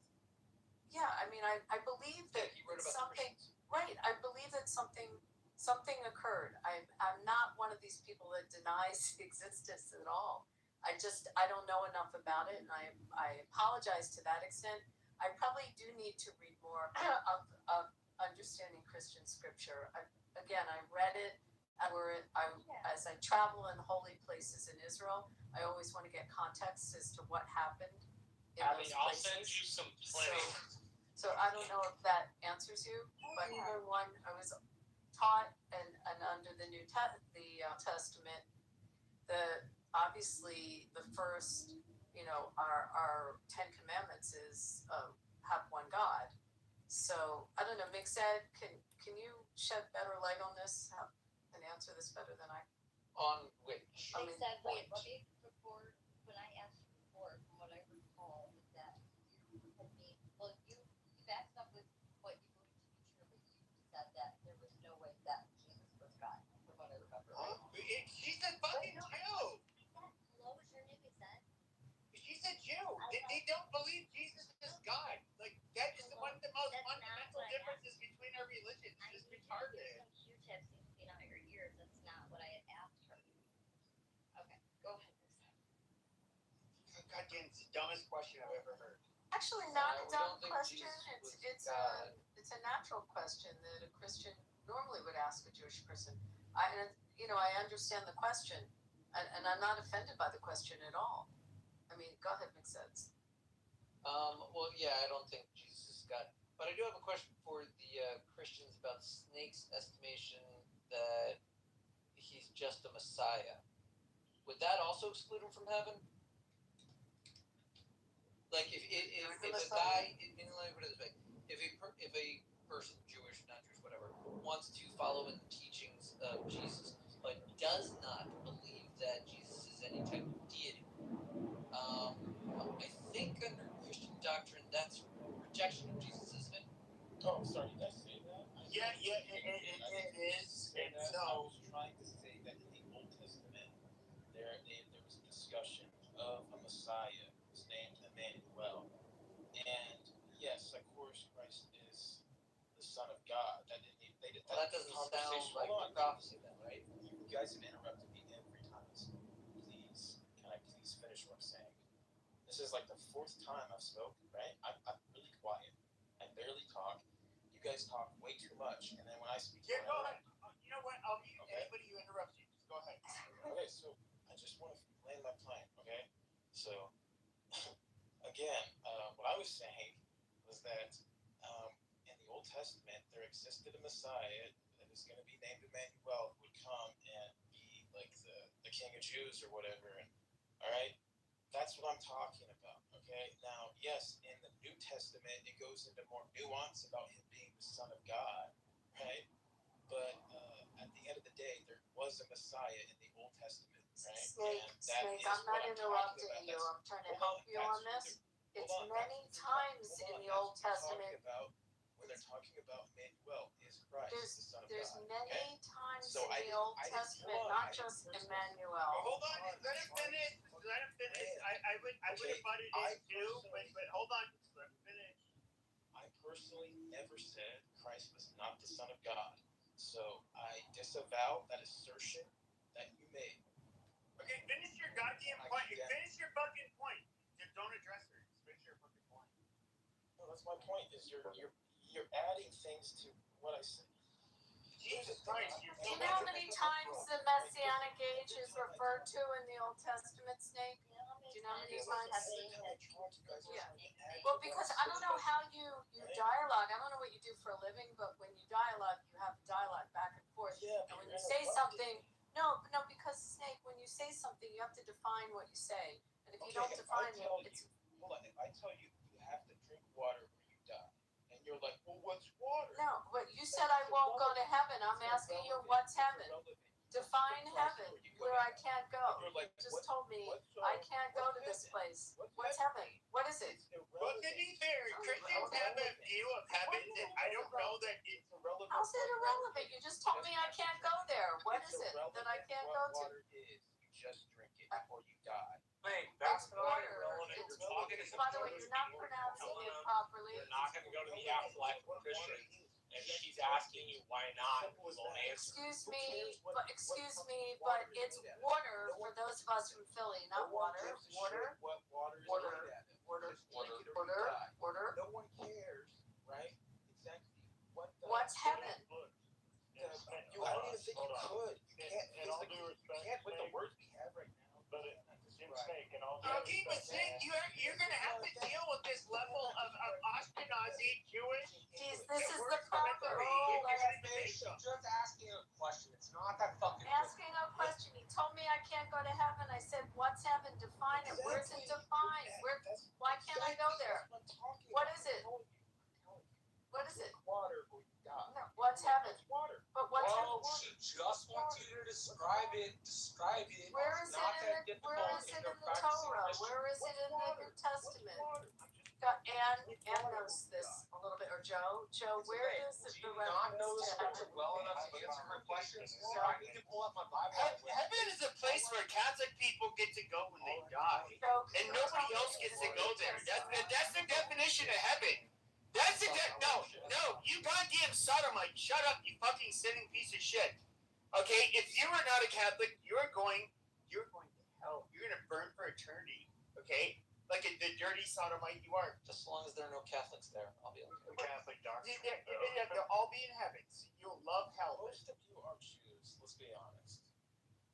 Okay, can we I'm not Presbyterian, not a have Jew. a conversation? Snake, like in all due respect, you never answered anything of It what was said. doesn't matter, dude. Joe, if I tell you, right? All water that or wasn't you for die. you to start talking. What's water? That was, you What can does that talk. have You to do talk. with anything, Joe? What is that? What is It's not the even. I don't. what is the Listen. water? Have to do So with the let's fact that you talk have about to drink Catholic. it or you I die. address Explain Catholic that. doctrine with Pepe. Yeah, No, I want to exactly. address You don't. Catholic You want to doctrine add with nuance Pepe. where there is no nuance. You drink the Okay, water so- or you die, and you're like, well, gee whiz, what is water? It doesn't fucking matter, Joe. Okay, so Pepe, if someone commits suicide, Catholic priests will still Bless them and give them a funeral. still gives them the funeral, and we still bury them. And it's because even Catholic priests don't believe that they can play God and determine who goes to heaven and who does not. And that's why my answer to Manfinity was earlier the same as well. So my answer to McZed would be the thing is that if you were to pick up and read the teachings of Jesus, believe, and what we believe is that salvation is through Jesus Christ, and the only way to know God the Father is through Jesus. However, that doesn't prevent you from reading his teachings. They're wonderful things. You should pick them up and read them, for sure. Yeah, I'm not. Yeah, I wasn't reading. I just. Yeah, that's great. The Messiah is mentioned, the Messianic age, the Messiah is mentioned throughout the Torah, like in many places. And many of the prophets mention it. I mean, it's in Isaiah, it's in Jeremiah, it's in Ezekiel, it's in Amos, it's in Joel, it's in Hosea. I mean, there's references throughout. It's in Deuteronomy. I mean, it's in Bamidbar. I mean, it's throughout the Bible. It's in Genesis. I mean, I don't know if there's Emmanuel you're talking about because it's all over and it's mentioned, and it's in prayers. Can I ask a Yeah, question? it's one prophecy. So Snake, I don't know what your issue is, but we exist. We have existed I'm for not a saying pretty we don't fucking exist. long time, I'm not and saying we don't exist. we I'm don't. just saying And that it's you're water, you die. and heaven. It's so He's very interesting. afraid You're for you, talking. Abby. He thinks He's you're very gonna. afraid. Is it Gan Eden? He thinks Where you're is gonna he starve going? to death So, without his. so do you think I can't go to Gan Eden when I die? You know. So Yes, Snake, he does. Snake. He's trying to save you, Abby. He's just Oh, said boy. it. He's trying to Guys, save you you. think You're I doing a can shitty save? job of He's doing a shitty job. failing. If you're No, I'll supposed tell to you what you evangelize, can do, Snake. like you said, if Give you're me- Failure is like the main guy's like. Everybody, shut up. Let Abby speak. Everybody, shut up while Abby speaks. I would like a blessing so that I can win the next time I play at the slots. Will you do that for me, or tell me? Yeah, give me That's so some. simple. You're going to hell, Abby. Yes, I'm going to You can't do that. However, it's an interesting thing because we believe in Gan Eden, in the Garden of Eden, and we believe also what you don't know, or maybe you do know about the righteous souls, and our belief that there's a certain amount of righteous souls, and when you die, your soul goes, and Mixed is much better to explain how the righteous soul works. But your soul descends or ascends, and the souls come back to earth within other people. And we believe in this concept of righteous soul. And what is it? The nefesh? Is that Mixed? Well, I'm yeah, it sounds butchering like you're this. referencing Gilgal Neshama. Yes.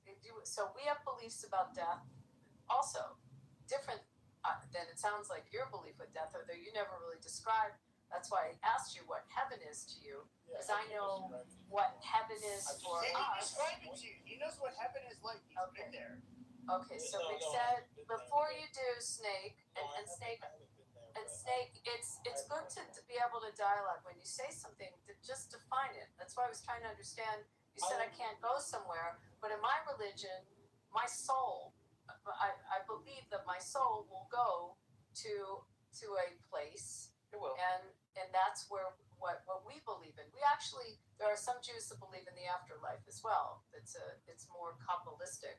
But Mixed, how does the righteous soul? It's like 3,500 or something. How's that? Well, you're referencing the Gilgal Neshama, which Yes. is a debated concept that some people hold by reincarnation, which would be souls returning. And I think only the human bodies to engage in more like Righteous, mitzvahs. right? Yeah. Bob next. This is just bullshit. But Heaven No, is Jew because free. no, because that's the whole point. There's so many points of view. There's so many ways that it gets interpreted, and that's a big component of the religion. That there's just so many different interpretations of it, and discussions. And the Talmud is full of just discussions on trying to rip it apart 20 different ways. One sentence can be looked at. Books about two Jews arguing. I know all about the Talmud. Well, no. Now, I don't answer your know that question? I don't. A Snake. Answer your question, please, Abby. I'm not done, but go ahead. Okay. Yeah. I just, first of all, I'd like to go ahead and apologize. I have brain damage. Okay, so when you interrupt me, it makes me lose my train of thought. I was involved in a vehicle explosion, right? I had a We don't care about condition, your backstory. Just go ahead. and as a result, right, I have brain damage. Okay, so if I'm talking and you interrupt me, it loses my train of thought, right?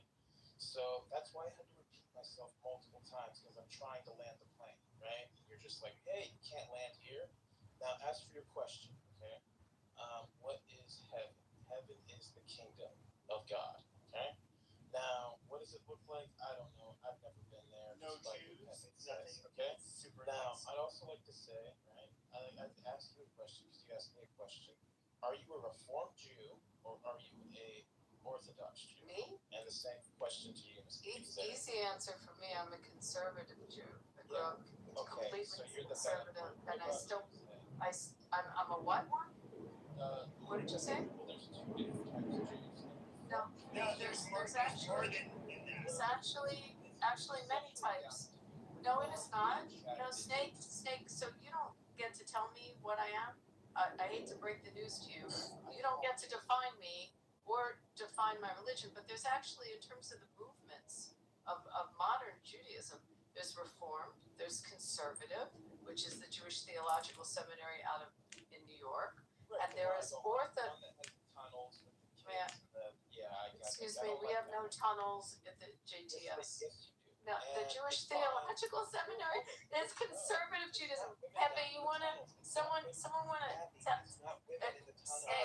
snake. Now you're like just on moron brain damage. Realize that your Your brain argument damage. who has confessed to you his brain damage. So the conservative movement, which is a pretty large movement, is something in between Reform and Orthodox. Then there are the Orthodox. There are many levels of Orthodox. There's modern Orthodox. There's actually conservadox. There's also something called the Reconstructionists, which is another form, and they have their own rabbinical schools and synagogues all over the world. And you have in Orthodoxy, you have the Lubavitch, you have the Satmar. I mean, there's many different sects within Orthodoxy as well. However, I practice, sweetie, I practice one of the biggest ones, which is conservative, which is we are probably to you not as observant as you see the people that are dressed in black hats or in religious garb. We don't do that. Some of our men will wear yarmulke on their heads. Some do not. Some of us keep kosher. Some of us don't keep kosher. It's a mix in conservative. Our prayer book is half in Hebrew and half in English. We pray half in Hebrew, half in English. Some people keep the Sabbath, some people don't. But I don't know what city you're in, but there's a good chance the bigger synagogues in your city are conservative ones that was more popular. Now there's the Reform seems to be the bigger temples. But I don't know anything about tunnels. There's some tunnels in my synagogue.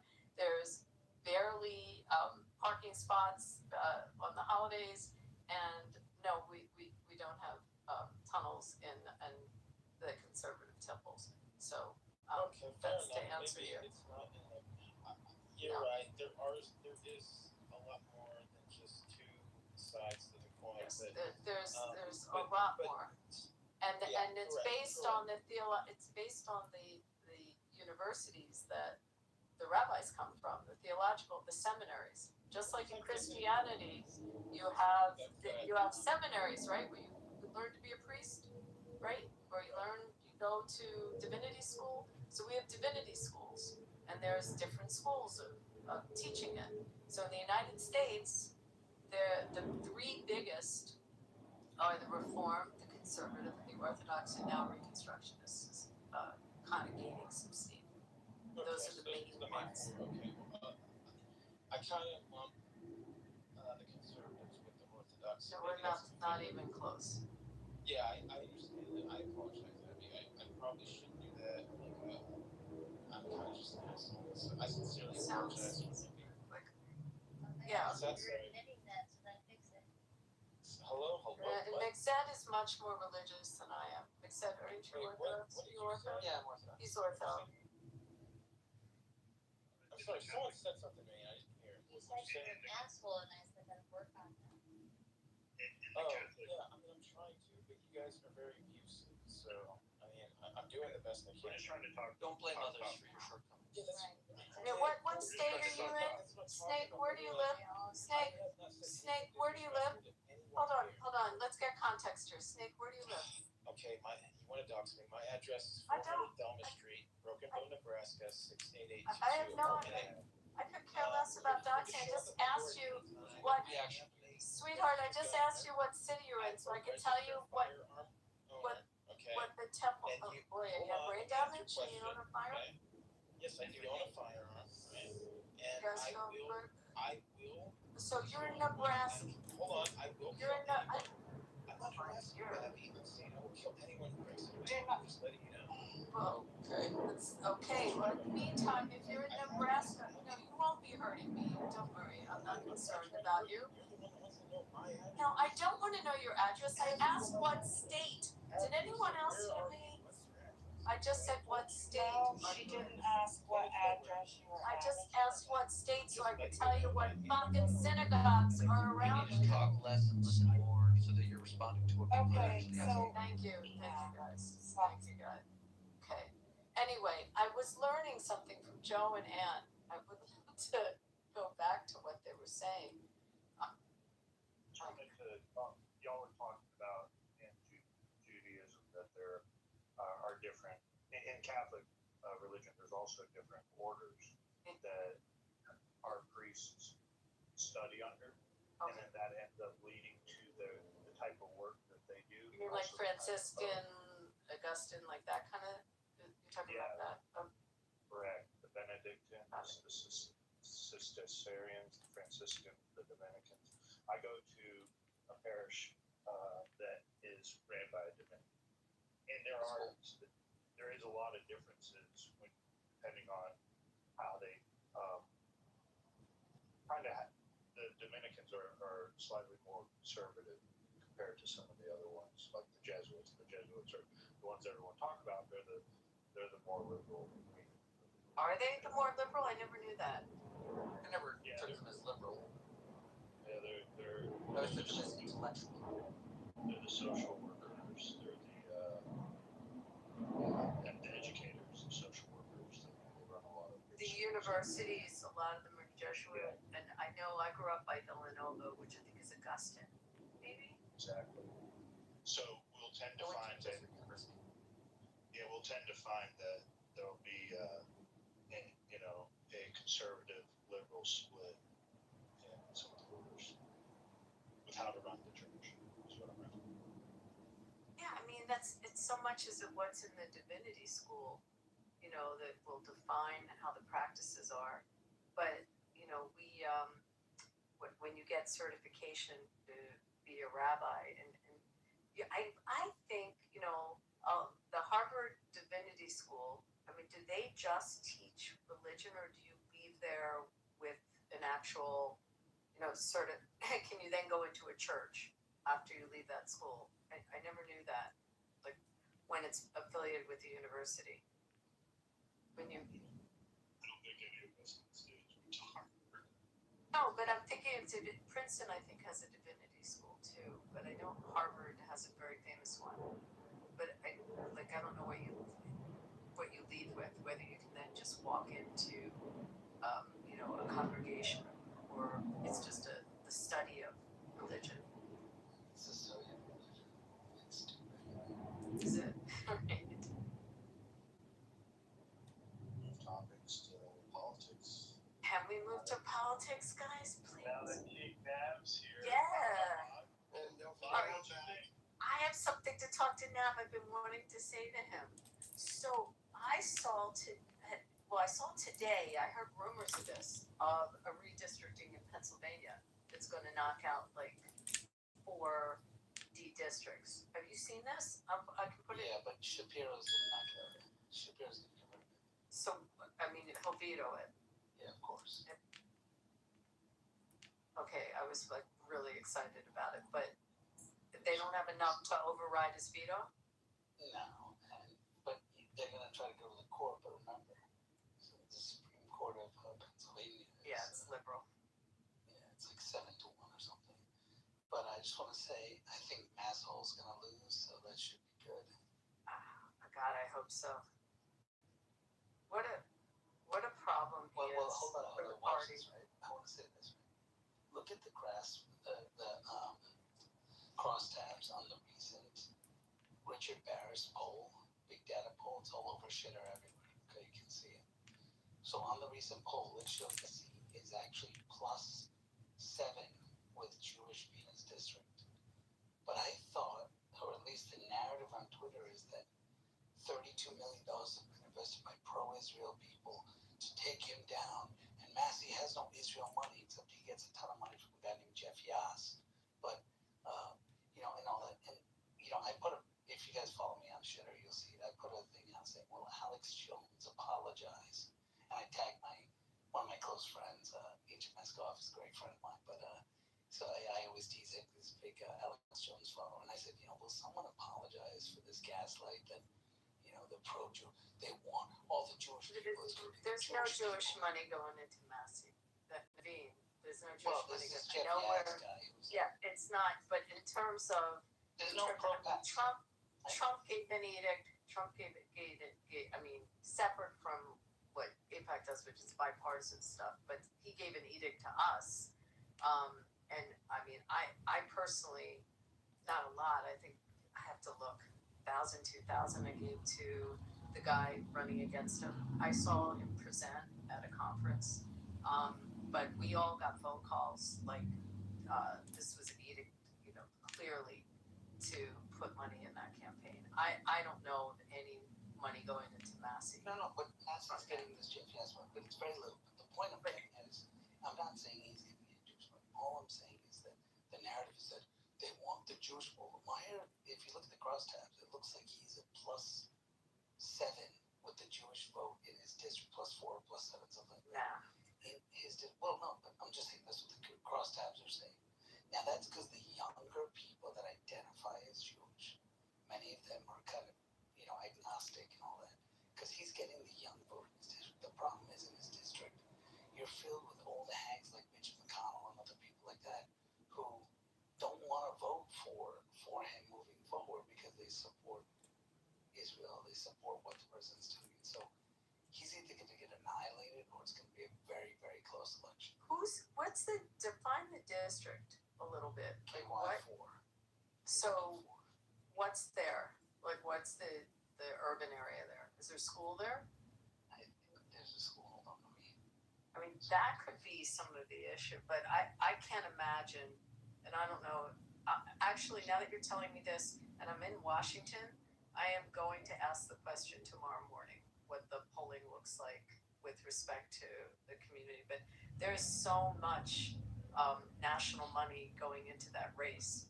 It's not just our issues. So much Republican money going in because of such. I figured it out. So KY4, I've been to this area too. This is the area of the Ohio River. It's a part of Cincinnati, like Covington, Florence, Newport, right at those areas of the eastern suburbs of Louisville. It's right where, I think, like right by the Red Stadium. Okay? It's considered the richest congressional district in Kentucky. It features a mix of suburban and industrial cities. So programs managed by the University of Kentucky for you. So it's Kentucky is there. That's why it's a big university. Well, that's University of Kentucky, so that's interesting. The guy that was on the app a whole bunch, Lidman, that's where he's based. I didn't think Massey was his congressional, but maybe I can't imagine that there's much support. We got rid of Cassidy, which is good. That was great. Cassidy's out. You got this guy who's going to be out. And then hopefully we get rid of Cornyn, and Cornyn's out. Then we get Paxton, and we'll be moving forward. I don't think Paxton wins that. You want to? Can't we? Paxton, trust me. You think so? Yeah. I feel it with Paxton. How's he polling? Well, I think the polling is nearly tied. I think the problem is Cornyn has been kissing Trump's ass, and what I understand is Stephen Miller basically called Cornyn and said, "Hey, Cornyn, call your good friend Thune, tell him to pass the Save America Act." So Cornyn starts putting out these tweets: "I'm all for it. We must pass it." And then behind behind the scenes goes, "Hey, wait till after the primary. Let's see what happens." Kind of like, so Cornyn is one of those Bushite type guys, so he's not pushing it, but trying to get Trump and others to think he's on board with it, so he endorses him. And actually, Trump was close to endorsing Cornyn about 2 or 3 weeks ago, and then Paxton team went nuts and started showing that like he wasn't. And actually, Paxton put out a statement saying, if the Senate passes Safe America Act, I will resign from running. Should read that. Wow. And threw it, and no one did. And my concern is Michigan. Like, that's why I'm always bugging Ann about this and what the latest numbers are. I'm praying about Michigan. Well, I'm hoping Mr. Rogers' neighborhood comes through. I mean, that's the thing. Ann, what are you seeing on advertising and everything for him? Are you seeing a lot?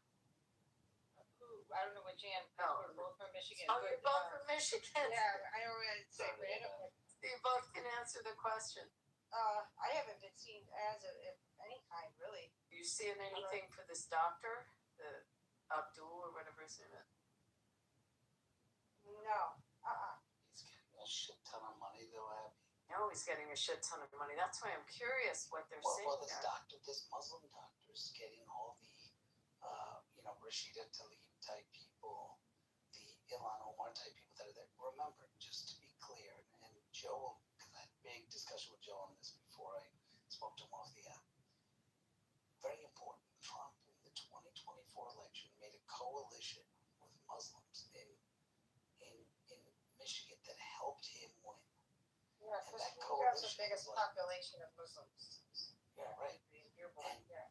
He made a huge coalition with them, and they actually came out and endorsed him. And Kamala was like, "What the fuck are you doing?" And came out and did that, and she wasn't able to get there because she was playing both sides, and Trump was trying to.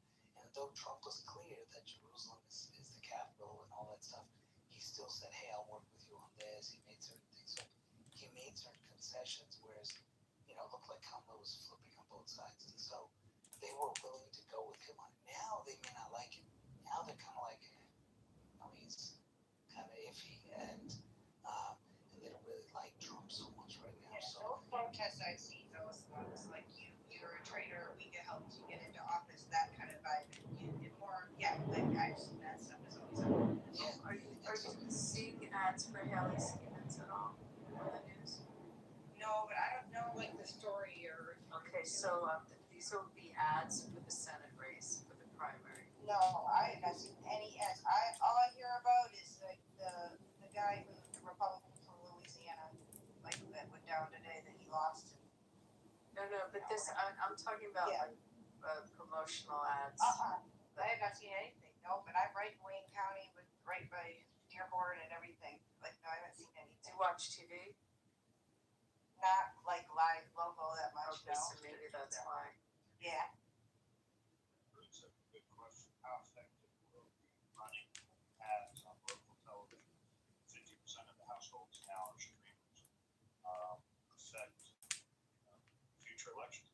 Because what I see the Republican Party primarily doing with all this ad buy spending is trying to target the American Christians. They're largely going much really left. That's who's watching local news, Joe. Like the ads, the local news stations, they stay alive during the election cycles.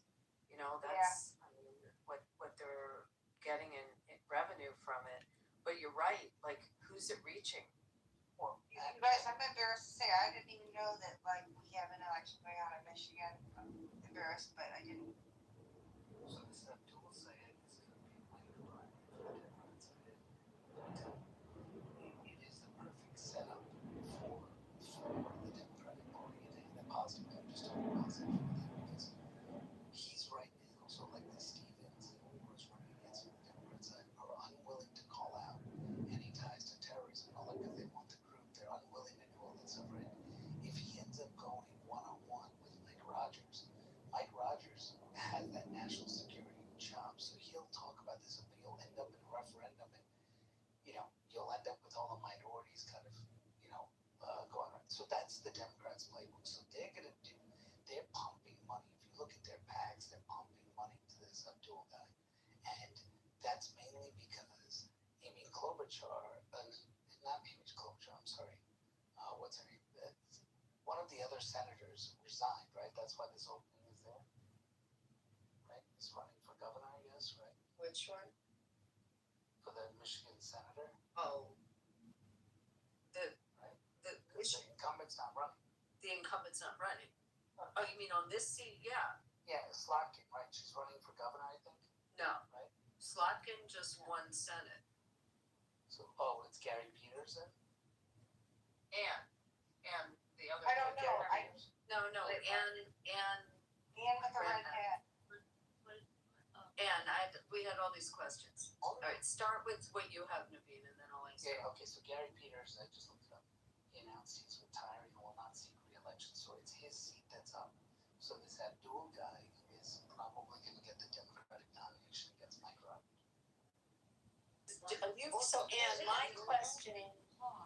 And my question was, what are you seeing on advertising coming out of Haley Stevens, and what are you seeing for this Abdul? Like, are you seeing a lot of money being spent?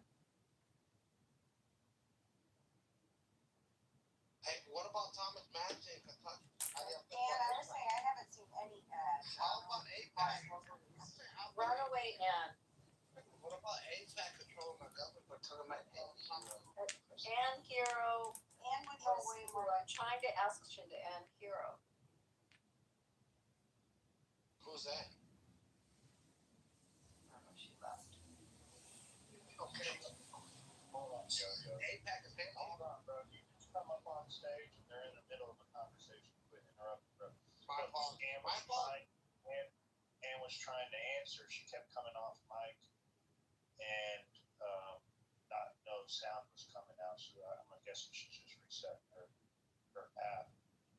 But yeah, I mean, back to kind of like what my question was in regards to streaming. I mean, I'm completely decentralized. I hardly see any political ads as they are between podcasts, YouTube, Rumble, Twitter. If the Republican Party, and I know Abby and King, you two are players on this app. That's why I can explain it. That message needs to get out to the GOP. And I don't think the GOP wants to target the younger generation. I think largely they dismiss the younger generation as that they're not going to show up to the midterm elections anyhow. No. They are scared right now. From what I've talked to many people, is nobody knew they're depending on Trump to sell it to the younger generation, because Trump doesn't deliver to the younger generation, because the younger generation is saying, well, fuck you, Trump. They're kind of going, well, how do we defend you? We don't even know how to deal with these people. So, you know what? You do it, Trump. And so they're setting it up to blame Trump, that if this doesn't go through, they'll say it's your fault, because they don't want war. They don't want some of the stuff. The Epstein files became bigger than. So they're wanting Trump to sell it. Trump, on the other hand, is like, hey, I've done my part already. All right, it's you guys got to step up and start doing some of this shit. So. What did it do? Yeah. Wait. So we spend a lot of money on direct digital, targeting. No. You're obviously smoking Hold crack. on. You're So, obviously smoking trying to crack have a because the younger conversation. generation got Trump in office, and now the younger generation is against Trump because of what he's doing. He's not coming through with all the shit he's saying. That's what I just said. We're in the middle of a conversation, and clearly they're just trolling. Yeah, they come up on stage and right away start talking in the middle of people talking because they need attention. Don't you? Joe, what's that? Joe, listen to this.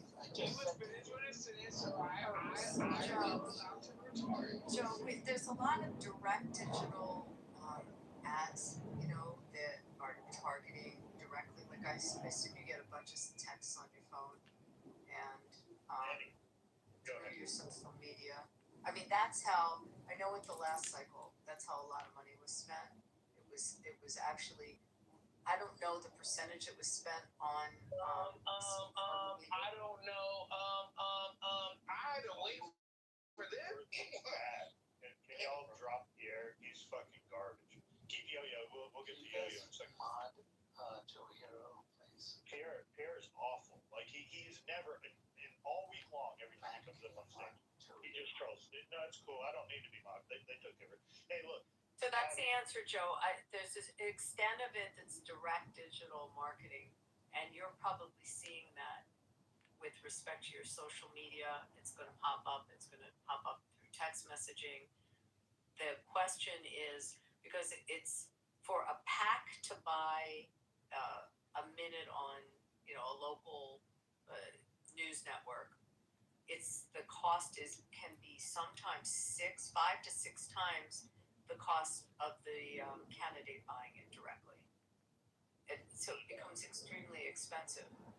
They are spending it on the text messages. Yeah. Too many text messages. I think that's going to become a problem. Oh my gosh, the level of text messages that come in, you get $5 to win red. And it's like everyone comes on. I know. They start sending you text messages. You get 100 text messages in a day. If you're not careful with this shit, I've gotten to the point, I block and report it every damn time it comes in. It's awful. It's absolutely awful. We need to come up with a different strategy because I can't be the only one that's starting to write it up. It's nonstop. But it's to everyone. And Abby, me and my family, we own a fleet of non-medical transportation. We have vans, we have buses, and this shit is killing us. These diesel prices, gas prices, and for what? Because I don't want Lebanon or nobody else. Were you being killed under Biden? They were higher under Biden. Did you complain? No, the thing is this. Did you complain then? I was able to get grants under Biden. There were grants. Did you complain under Biden what you were paying for gasoline? No, I did. I'm not a fucking Democrat or liberal. You understand? I'm the one you can't tell me that you like. You can't, right? I can't tell you what. No. You have to think for me. Because I'm not a Democrat. I'm an independent. Always has been. Since 2014. So gas prices. Gas prices were lower in 2014 under Obama. You want to check the records. What were your gas prices under Biden? I was paying $5.50 for one bedroom apartment in Columbus, Ohio, which is where I'm from. $5.50 in 2011. You understand what I'm saying? And within 10 years, that same apartment is now worth $1,200.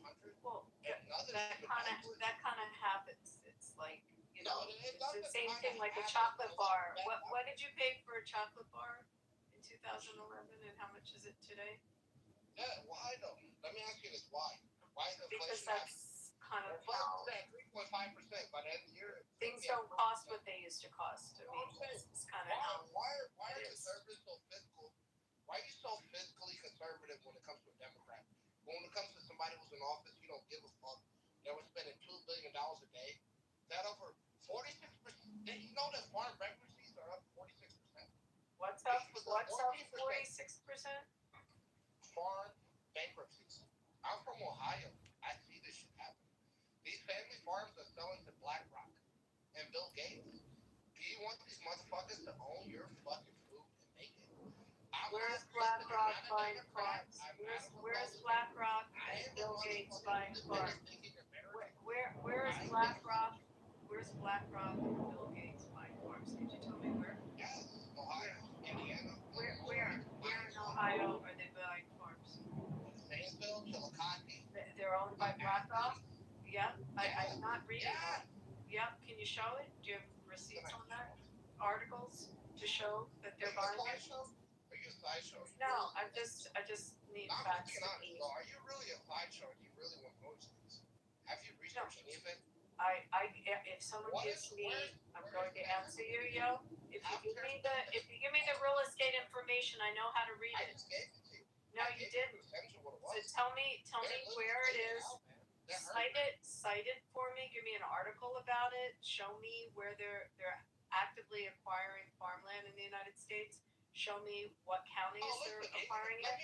I can figure it out once you show it. You still wouldn't believe it. Well, no, I would just go look at the county assessor. I can give you all the evidence in the world. Yeah, I would look at the county assessor. How you are? No, listen. This is how I am. You can't help it. The thing is, everything how I am. Everything you think is considered fake. No, I didn't say fake news. It is. Big Joe, But you why wanna are you help me out disputing here? numbers? It's not how it People works. lie.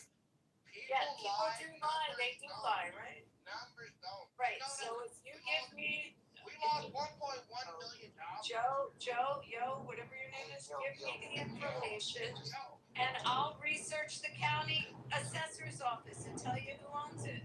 So just tell me where it is, and I'll tell you if it's in fact owned by BlackRock or Bill Well, Gates. hold on, Abby, you're missing one thing here, right? That I think you, as an exempted, guarantee your local property tax has gone up. Local property tax has nothing to do with they federal always go up. policy. They always fucking go up. Why? So I have gas prices, right? He's coming to have nothing to do with count. No, so hold on. Gas prices. Diesel is at $9. Hold on, yo. Diesel is $9 a gallon. Can I finish? Okay, thank you. So just to be clear, if you actually did any research, you'd know federal gas tax is 35 cents. Okay, the states charge anywhere from 80 to $1. Okay, per gallon on your gas. That's the gas tax that your states are charging. And my state is ran by Republicans, so who's taxing? So which state are you Who's in? taxing me that? Who's taxing me What that? state are you in?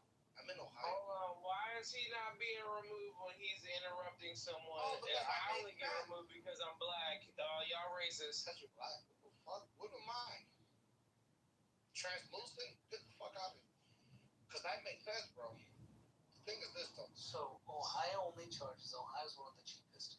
Ohio charges 38 cents for gas per gallon. Okay, federal is about 35. So you're actually, I mean, you're pretty good from Ohio perspective with gas. If you look at California and you look at other places, it's much higher now. If you go in Ohio, you look at the average gas rate. So if you look right now, you can just look it up right now. Yes. While you look that up, the political sentiment shouldn't be dismissed. The gas prices are a major issue for the midterms. That shit hurts. That hurts a lot of us who are in the industry, who are in the trucking, who are in the industry, who you have to drive for a living. That shit hurts. I don't give a fuck what's happening in Lebanon. I don't give a fuck what's happening in Cuba. I don't give a fuck what's happening in Greenland or Venezuela. I care about what's happening here. Why is that attention diverted? Now you make an excuse that's the long term for what? I don't give a fuck. Like, I just think that I wanted America first. Take care of us. Take care of your country. Take care of who gives a fuck about what's happening in Venezuela. As harsh as that shit sounds, I just don't care. I'm being honest. I don't care. And all of a sudden, you care about what Venezuelans think. You don't. My thing is, why they don't care about the truckers? Why they don't care about the independent contractors who have to pay so much for diesel now? The independent fishermen who have to pay for so much for diesel to catch these fish now. And that is all being bought out by BlackRock, J.D. Vance's company. Get this back. Yo, You can't debate it. do you China know? has bought more land. Why is China buying so much military base? It's Why a is massive. China buying You're so much not. land, They're air, not. military There's. base? Oh It's a Jesus! fact. Can someone mute him for a second? Oh, Do you know what the National Farm Security Action Plan is? Have you ever heard of I that? have. How does it help farmers? Don't put them in It that predicament. stops the farm. Don't put them in that predicament. Oh my God! Can I Don't answer put you? them in a predicament. You know what the act is? What is the Security Action Plan? You tell me. What do you think it is? Why is he not removed? He's interrupting. Oh, because Okay. the thing is this, right? You know what it is? Yo, you just said you know what the National Farm Security Action Plan is. So you tell me, what is it? Or you go Google it. And She then don't answer. know. Don't let that white ass girl tell you that shit. She don't even know it herself. The sentiment, he has really genuine sentiment. This is an issue that Republicans are going to face. I don't think we can just dismiss it. I agree, but I'm trying to answer him on the fact that he's buying up the land. Listen, I'm I'm trying 30 to tell minutes away.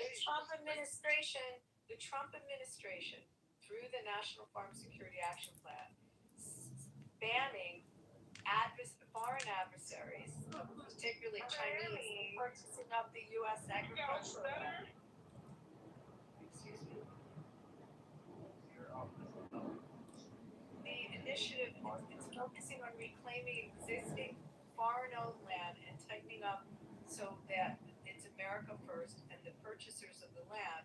So I'm trying to find out how much BlackRock is bought, because that's what you're saying. But with respect to foreign purchases, buying up farmland, we actually stopped that, and Trump put It this plan doesn't in. matter because all that shit got asbestos. All that shit got asbestos and all that bullshit anyway. Here, hold on. Okay. Look, it was just a small bullet point of Yo's general sentiment, though. He supported America First. He cares more about local issues than he cares about Venezuela, foreign issues, things like that. Well, he got someone tied up in his basement. So I think this is like the major sentiment that many younger voters that did support Donald Trump are faced with. And the issue is not that they're going to go vote Democrat. They're just not going to go and vote. And the Republican Party really has not delivered major wins that affect the younger generation to be able to build prosperity. The gas going up increases pricing across the board for all sorts of items. We're seeing it. We're seeing it quickly. I think Trump knows this too. I don't know if the Republicans knew it, but they're finding out now that the sentiment's low. I just looked it up, and I see There was BlackRock doesn't weird ass in directly his basement buy, dungeon. own, He just said to say manage nothing. swaps. He literally just said a lot to say nothing. That's possible. BlackRock does not directly buy, own, manage swaps of municipal. I'm answering Yo. I'm looking this up. BlackRock isn't managing large swaths of physical farmland. The asset manager historically had launched agricultural focused investment funds. Its modern strategy generally focuses on broad market investments and indirect financial exposure to the agricultural sector. Oh. So they're not buying Let's put a bow on it. So meaning Let's put a bow on it. agribusiness. Let's put a bow on it. Let's put a bow I'm on it. answering you. I didn't look up Bill Gates yet, but I looked up BlackRock for you. Well, I mean, Bill Thank God, Gates. Abby's back. Abby, my phone died. Okay. I thought you said Abby. Do you feel And I've comfortable? been trying to get an answer. Let me ask Thank you God this. you're back. Who's talking? Okay, Ann, Yes, ma'am. what are you seeing? Can we go back to Michigan now, guys? What are you seeing in advertising for Haley Stevens and this Abdul guy? Are you seeing a lot of billboards? Are you seeing commercials? Abdul, yes. Abdul, and then for Republican, it's Gary Johnson. Like, it was too much. Gary Johnson, like, turn out, like, so much violence, like, spam. So, like, Abdul is, yeah, it's challenging. I, like, I subscribe to that stuff, so it's not least anything. But, that's kind of Mallory. But Jocelyn Dyson, is running, and her and John James right now, both are like neck and neck. So it looks like. What about And then- Haley Stevens? Are you seeing ads and stuff? Nothing. Really? No. Okay, so a lot of money that went into her campaign. So that's And then Mike Rogers, I don't know what anything was talking about. Mike Rogers, it's like it's like neck and neck. It's like 43-46% or something like that with the Democrat. No, with the Democrat, a normal Democrat it is, but the Democrats are banking on this Abdul guy winning using the Muslim vote and to try to talk about how Republicans are killing Muslims and look at what Trump is doing with Iran and trying to get the vote that way. And I could, well, I'm sure, but like, I would say that Mike Rogers will win. Like, that is like not even a question. Like, I bet my bottom dollar on it. Absolutely. Like, absolutely, Abdul will not miss. So, besides Dearborn, I mean, everyone else would be voting for Mike Rogers. Like, Dearborn is a very small population compared to the rest of Michigan. And the others, like, as far as Wayne County and stuff, they, like, I'll be honest, the majority of the people, at least in Detroit, they usually don't vote in the midterm.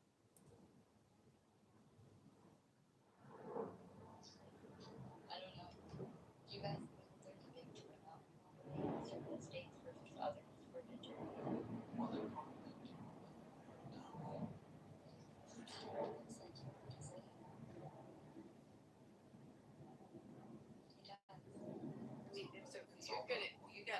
lot of the rurals and It's the all Grand local. Rapids, people come out. I mean, Well, the Grand Rapids folks are Gretchen Whitmer's voters. So whoever Okay. Gretchen Whitmer is, probably Stevens. Right? Where's she's Stevens? dealing with a whole bunch of other stuff with that allegation of one of her friends. And it's, yeah, so I'm gonna have to see. She doesn't really, yeah, that's kind of what's going on right now. Is the indictments on one of her closest friends with laundering money. So I haven't heard her say anything about, like, I just know that she's gonna be running for something like president. I don't know. She talks about that. But I don't know. And I know that Trump speaks very highly of Mike Rogers, and I know that he has pretty much endorsed him, but not endorsed him. But Has Lotkin made a comment at all on this race? On Stevens or on this doctor? No, but she's pretty close to I the don't know. doctor. They want the doctor to win. Wait, what'd you say? So Stevens is somebody who's very close to a lot of them, but people want the doctor to win because they think you can pull off another Mamdani. Plus, if the Iran war, you have the young people that don't want war, all that stuff that this guy can inspire. That's it. Well, I wonder where he's going, like in campaigning. I'm gonna have to look up his events and see where, what his targeted places are, because, well, obviously where I live is red, so, I mean, John James, he doesn't even come here because it's like time to give it, but, I wonder where he's targeting. I have to look that up right now. Where he's going. So I honestly, they're not doing a good job of, besides Gary Johnson, like, spamming. They're not really, it's not really a lot of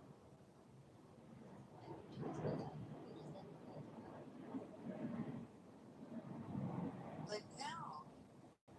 I mean, you John can didn't show up to this. see billboards. You're not seeing billboards.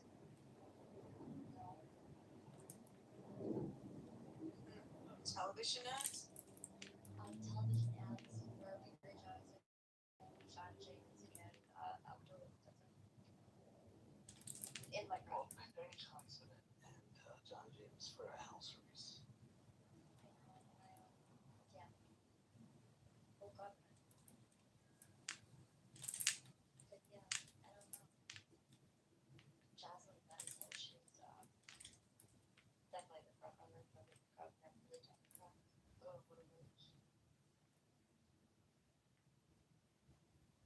what do you know about Nesbitt? No need for anything about Nesbitt. Look it up.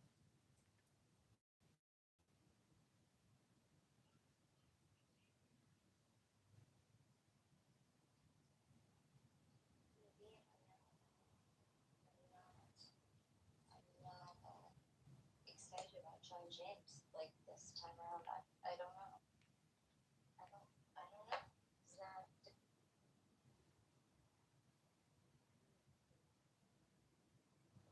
He's the only Republican that can show the big. Well, he's going for re-election for the House, so. He's running for governor, John James. Okay. Yeah. So maybe if he was in the House, he should stick in the House. Right. Honestly, the guy that's running for governor that like with me is Rob Reban, but he's not even like he's like not even like full pink, but he aligns with my morals, values. But John James is not. He is gonna be the candidate, but I just not. I might not even vote for him. I might not even vote. You need to vote. I know, but Betsy DeVos is his like, I don't know, money talks, and I have always supported him. I mean, I sat next to him at the Trump rally, and I've always supported him. This time around, he's like, seeing like he is, yeah, like for Betsy DeVos. That's what it seems like to me, and I just don't like that. What's for who? The DeVos family, Betsy DeVos. Isn't that the Amway family? Well, kind of, yeah.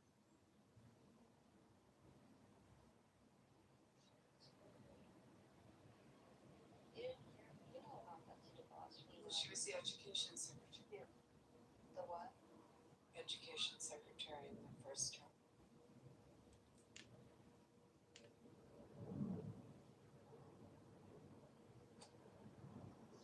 The husband's into my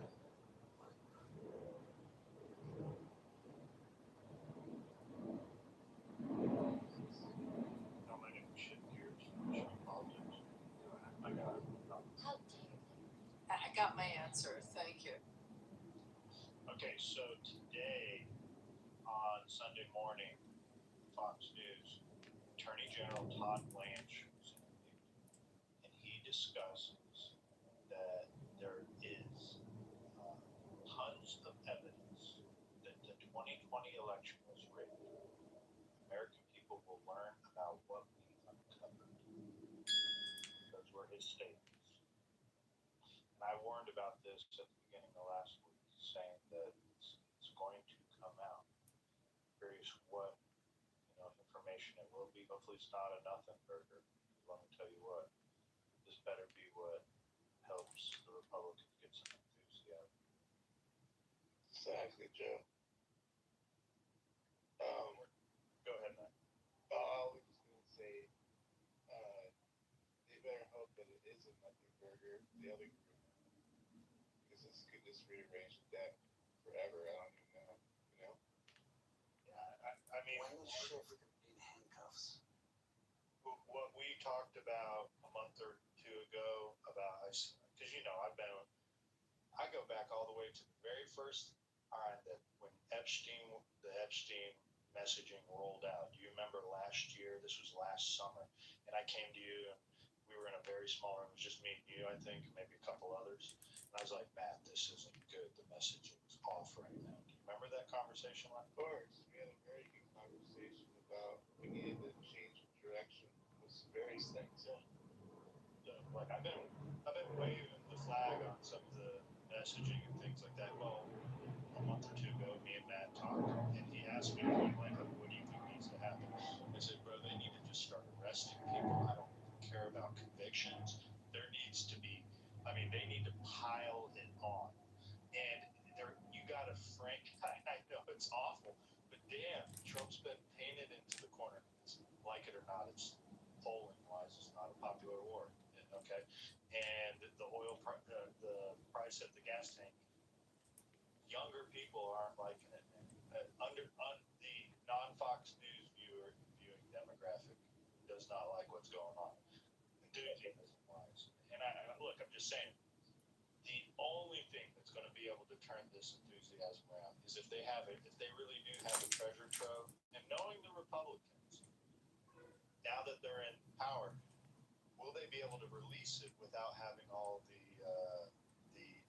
October surprise or whatever? Will they be able to release it without all the censorship? Because that's what we dealt with in 2020. We had it lined up. We would have been able to put a stake in their heart with the Hunter Biden stuff. Because how could you explain 80 million people voting and the Hunter Biden stuff not getting suppressed? Oh, well, I was going to mention, you bring up a good point, because this time around we own X. We didn't have that the last time around. So we have some other venues we go through to like disseminate the message or the results that they come up with on this election fraud that happens. So there's no way they can block things, edited, mess around with how we get the actual evidence out there in front of people. So I think we have that working for us this time around. What do you think? I hope. I'm thinking that the Republicans, they held on to that and stuff up until October.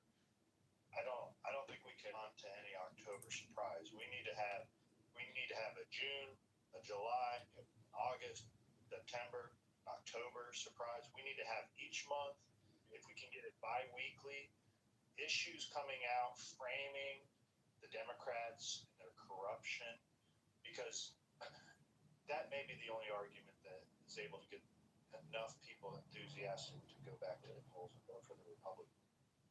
And maybe, perhaps, this is very optimistic, not knowing how the other side is pretty much entrenched, it could loosen up a few people if the evidence is really solid that their side really is some fuckery. I mean, I don't think anybody likes that kind of shit. I mean, if the Republicans did what I think the Democrats did, that'd be like done with their party. So you never know. That's like a big ask, but I would have, anything's possible if it's really that bad. I mean, it was shown on paper that there are people working with various entities to manipulate our voting.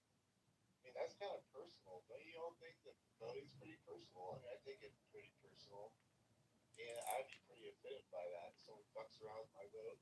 What do y'all think? Maybe it's just me. I don't know. It's very personal. It's very personal that people ask you to move back. Oh, go ahead, yeah. Yeah, no, I think it's personal, and I think it's weird that people are asking us if we're vaccinated or not. That's personal. Yeah, I don't, that's the other thing. I think this opens up a Pandora's box of if this can hold true somewhat on the federal level. I think we go down deeper and go to the state level and start really just prying apart things. Go to Georgia, go to California, go to all these places that are so suspect that he thinks it can. Kind of like really get into it. Yeah. And I mean, all I can do is, so I, took these classes and certified to be, a poll worker, and stuff like that, so I can be involved in our elections, but, it doesn't seem like how Joe was saying, it doesn't seem like the enthusiasm is there, at least in my state, I can say that. I think it'll pick up, and I do agree with Joe. I think we can't do this whole, let's wait till October, or, all that bullshit. I think we just need to stretch stuff out day by day, and then maybe build up to something. Big grand rally. I don't know what it looks like, but we just need something that's constantly always out there, like in the cycle, just hammering away at them. They went out and they smeared Trump. Why can't we just smear the Democrat Party from here on out? I think that Spencer Pratt has the most enthusiasm out of everyone. Yeah, no, that's the Seriously, thing. That's California, man. Like, yeah, and he is honestly. exactly. Oh my gosh, that Joe Rogan interview was so great. He's done so many, but like Spencer Pratt is the enthusiasm and like he's speaking from his heart. Everything he's speaking, you can tell it's like from his heart. Right. He's not holding back. Yeah. It's not. No, I'm with you on that. I His think relationships only cares because of his house. It's like, well, sometimes when things hit home, that's when people start caring about something, and it drives them to do something bigger and better. The only thing the Republicans might have going for them at the federal level is narrowing down the House to about 5 races. I think that's what it's going to take. It's going to take about 5 or 6 races they'll have to win. They'll be able to hold. They're going to be able to get redistricting up to about 211 to 213. So it could be 5 to 7.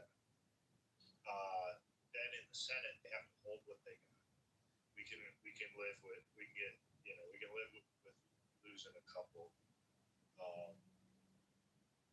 races that we should have won, but if we hold what we got, I think we'll end up at 50.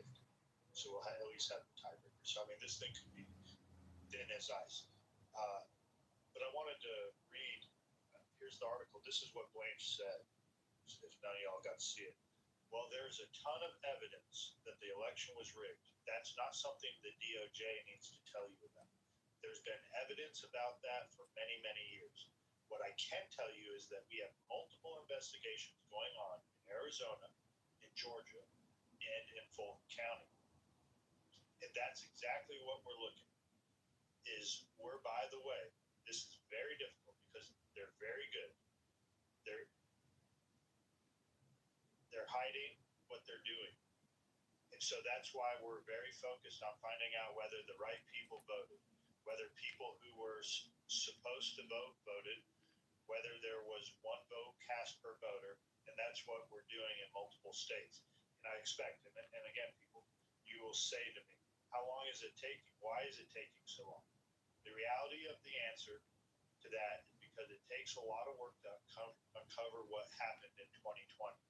It takes a lot of good old-fashioned law enforcement, police work, which is what we're doing. We have great prosecutors working on it as well, and I expect that. And I assure the American people that as soon as we have something to say for it, whether it's charges, whether it's a report, whether it's the results of an investigation, the American people will learn about what we're covering. Here's the issue. If these people under-deliver on this, man, I tell you what, like, it's not going to go over well with the younger voting.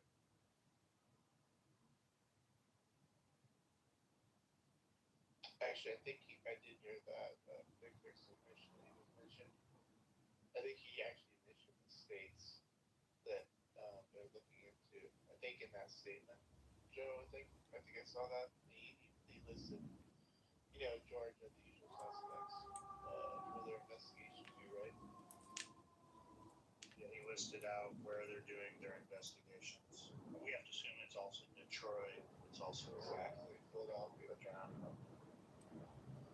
hopefully it's the ones that they target the internet sleuths that have been talking about for years this has been going on. And it will be going Joe, and then most of 8 blue counties, 8 blue districts. yeah, and I think that's where the coordination is going to come. So the real good case work is going to follow the trail. So I think that's going to bring out a lot. In the 5 districts that you say goes 5 seats that we should gain in the House would help us a lot. And with the redistricting, we should pick up 11 seats, right?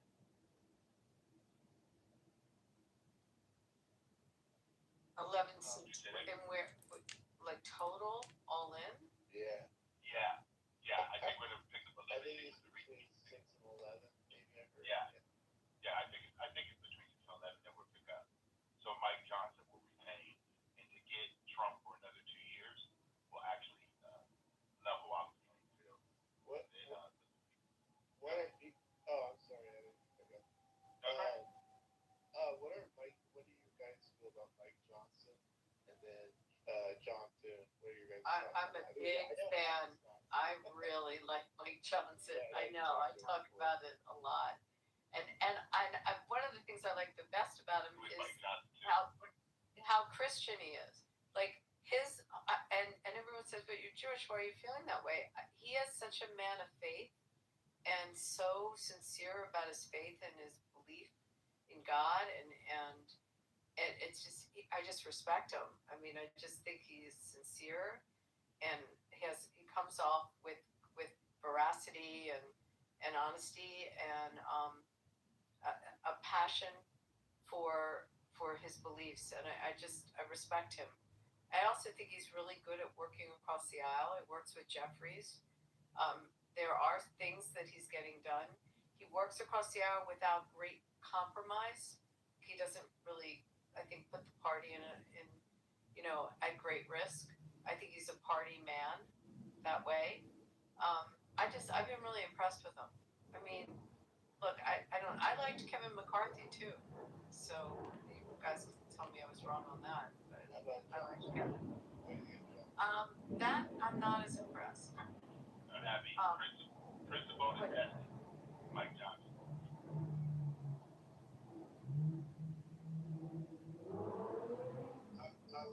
I don't mind Mike Johnson. He's your neck of the woods, Joe. So I'm going off on him. What do you really think? You know him better. Just for the record, I voted for Steve Scalise when I did live in Louisiana. I was in Scalise's district. The thing I have against some of these guys, and not, I think he does great working from. He doesn't work outside of his box or his personality. What I would prefer the Republican Party to have, especially delivering from deep red deep red districts and deep red states, is firebrands. And I know that doesn't always go over well with the higher establishment, but we don't have like our Tito. You know what I mean? We don't have, and look, that does. It's not a knock on his work. It's kind of what I desired. That's why I wanted to see not only purposes of Kevin McCarthy getting removed, but I wanted to see Matt. What was his name? Matt. They could kick out, kicked out. Matt Gaetz. Matt Gaetz. I wanted it, and Matt Gaetz never put himself up to even be the Speaker of the House. But I desire. Same with governorships. I got to give it to DeSantis. He is a bull as a governor. He is a firebrand in Florida, inside Florida. Yeah, when he ran for president, you already know. Yeah, you don't know my opinions about that. Garbage on that part. Yeah, it was bland. He did. And that's the thing. I don't know if the rest of the Republican Party has seen that we want to see the Republican Party more like Trump. And when it's how voters interpret it, we want to see them like a firebrand is what it is. And we tend to see our firebrands a little bit. The young new congressman comes up, the Laura Glover, right? She was a firebrand. Matt TJ was a firebrand. Matt Gaetz was a firebrand. But their political careers don't stick around in the Republican Party, you know. And I think we need to change that type. I wish my governor in Alabama was a firebrand. Kay Ivey's drunk. Yeah, but you know why those people do you know why they don't last, Joe? Ruffle feathers. They don't play the game. They don't. Yeah, but they're not principled either, though. But they're not principled. You know, a lot of the young guys, even Martin Taylor Green, you still got to be principled. Even though things don't always go the way you think they should, you still got to realize we're here at a new president. And unfortunately, a lot of them did not play that game. And that's just a part of it. You know, let the president take all the blows, but you support the ticket. And I don't think a lot of them done that. And that's what happened to a lot of those young cats. I think some of our establishment figures they just play it safe. Though, in the Senate, clearly a lot of the Senate leadership, they just all play safe. John Thune plays safe. I don't know why they do. Like, can't they get out? And maybe it's not their personality. And is being principled also being non-combative? But why can't you mix it up? They're trying to, yeah. But they're trying to, I'm sorry. Go ahead, Matt. Sorry. Oh, no, I was going to say, why can't they be a mixture of both? Like, why can't you have principles and be combative? Or, I don't like that word, but I like the word firebrand, where you stick out and you narrative, essentially, what firebrands do. So, why can't you be a person of principle and also be like, this other side with like a firebrand pushing the issues out there? I don't know. It's kind of interesting. It's like you only have one or the other. Sounds like. I don't know. My favorite, I'm so sad that it was a one term, was Glenn Youngkin. I mean, to me, he got the principles out. He was just the best. I hope he evolves within the What party. happened to him again? They term out in Virginia. That's why Abigail Spanberger ran. But what is he doing now, though? Nothing. He's on TV, like giving interviews, but he's phenomenal. I mean, a real statesman. To me, a firebrand, amazing orator. Yeah. See, Abby, statesman is the word. He's a statesman, and he got worked. He really got things accomplished in Virginia in a short period of time. People respected him. They really liked him, both sides of the aisle. Yeah. It's unfortunate because he did get turned out, but firebrand's one thing, and I think because on the conservative side we do go with principle, and we want people to be personally responsible for their own lives. And I think, Joe, when we say firebrand, you can't fight with people who's not willing to fight for themselves. And a lot of these districts, like Doom and all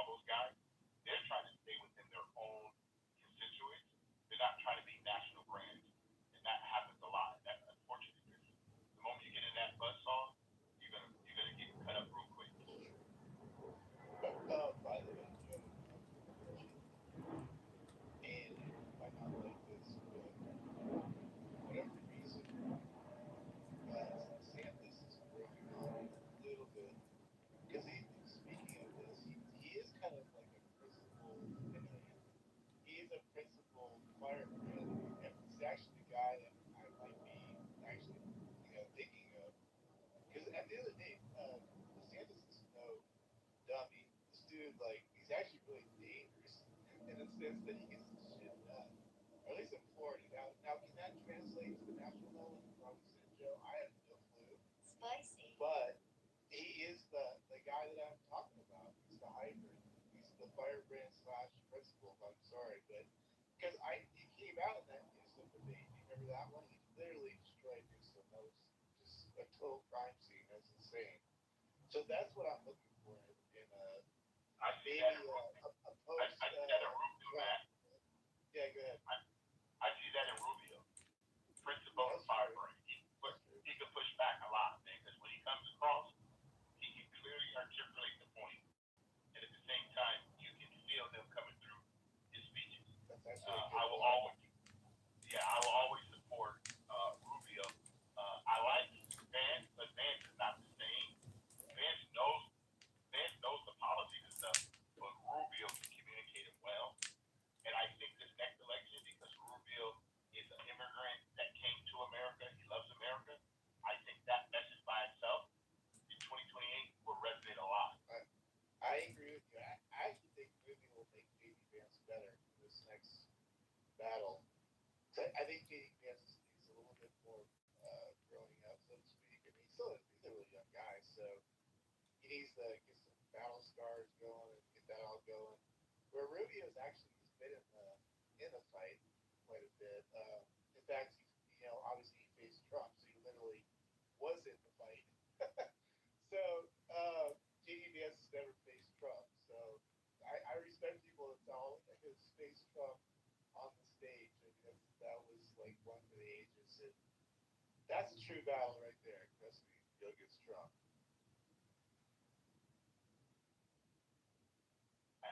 Hey, yo, I don't know why you think it's okay to talk about people of color, which is kind of interesting. You don't get to choose how people vote or decide to vote, no matter what ethnic group they are.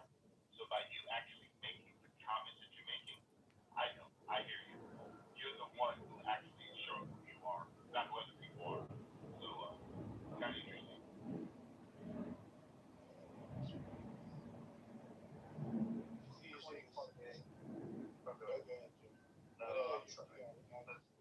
No, it's fine. No, I was just gonna punch the guy down below. Wait, this guy, he came up saying that he was nonpartisan, right? Like he was kind of playing that whole controlling role. And it turns out he's a flaming TES faggot. Sorry for the language, but you gotta call him what he is. No, he definitely is a leftist. Like I said before, Matt, people will display who they actually are by just watching how they speak. You know, he has no clue. He has no clue that me voting values and me voting principles has nothing to do with him talking the way. I know smart people, so you're so smart that you can tell other people how they should vote, right? We don't need to block them. Let him come in and spill his noise. Hey guys, you can tell who's conservative, who's not conservative. Reagan's doctrine: you never criticize another conservative. So automatically, he's not even part of anything that we're talking about. So it's okay. No, I'm definitely with you. I never block anybody. In fact, I have not to make one good point against Trump just to have some spice in the room.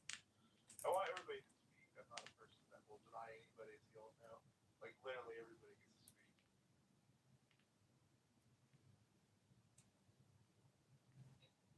Yeah. Never, when you guys hear me talk, I will never leave with my ethnicity. I'm gonna leave with my values. So it doesn't matter. I believe life should be preserved. I believe marriage between one man and one woman, and I believe that each person is responsible for the outcome of their own life.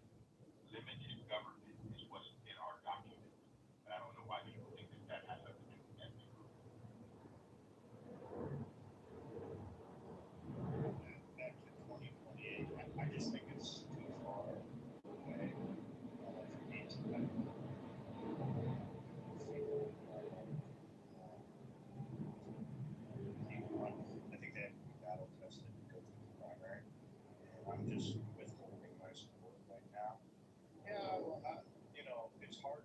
The issue with Rubio, it's hard for me ever to get over the Gang of Eight, and that we were literally, I mean, just 15 years ago, Rubio was part of. They were going to give amnesty to like 10 million Jews. Right. It wasn't until the Tea Party pushed back. That, and we're looking now, 15 years later. Look at where the Republican message is about immigration today. To act like people don't have, and you can't do. People say you can't do anything. Your vote doesn't matter. I've been talking about this issue for 15 years. I've been to rallies. I've been to events. I've been to all sorts of different issues over the years. I have been to GOP events where I got to talk to party leaders at the Southern Republican Leadership Conference a few times. I have messaged this to my representatives about how important the immigration issue is to me. It's always been my number one for many years. And look at where the message is today. Just to see the accomplishment that we were able to elect a president that, I mean, it's better now than it was. He hasn't delivered on, full deportation, and that's what I still want. I do think I think we need to continue with if you support it, we need to continue with this message. We're not done yet with immigration, but don't ever think that our voice doesn't matter. I've witnessed it now, because that idea of stopping illegal immigration, that was not coming from any party elites or principled politicians or politicians that play it safe and to save their Washington career. I'm just going to tell you that none of them said that. I agree with that. No, I was playing along the thinking. This thought experiment is kind of fun. I always would like to be doing that every couple of weeks, trying to figure out where we are, who we like. And but yeah, we're still pretty far out from making those kinds of decisions. Even though we keep playing that, do you have a dark horse joke? I'm trying to think like somebody not in the sphere of stuff that we're seeing right now in the media or any kind of like, I don't know, cabinet position. I'm just trying to think like who do we have out there that you think would be like reasonable,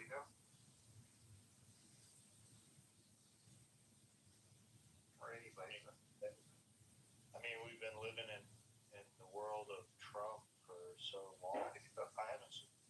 I haven't supported another candidate for president since Rand Paul dropped out of the 2016 primary. Wow, is that weird to think about? I don't know. That's 10 years ago.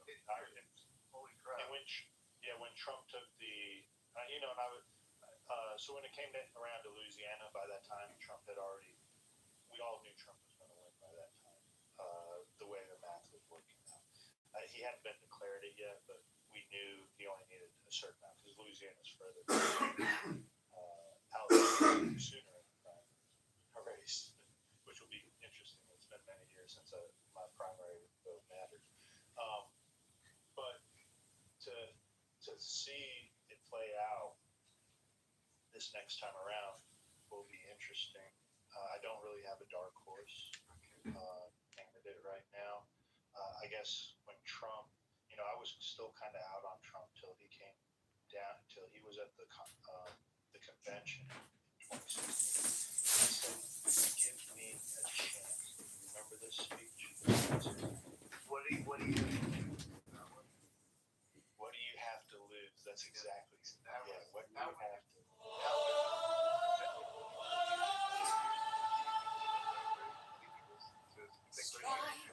Strike the master chord. I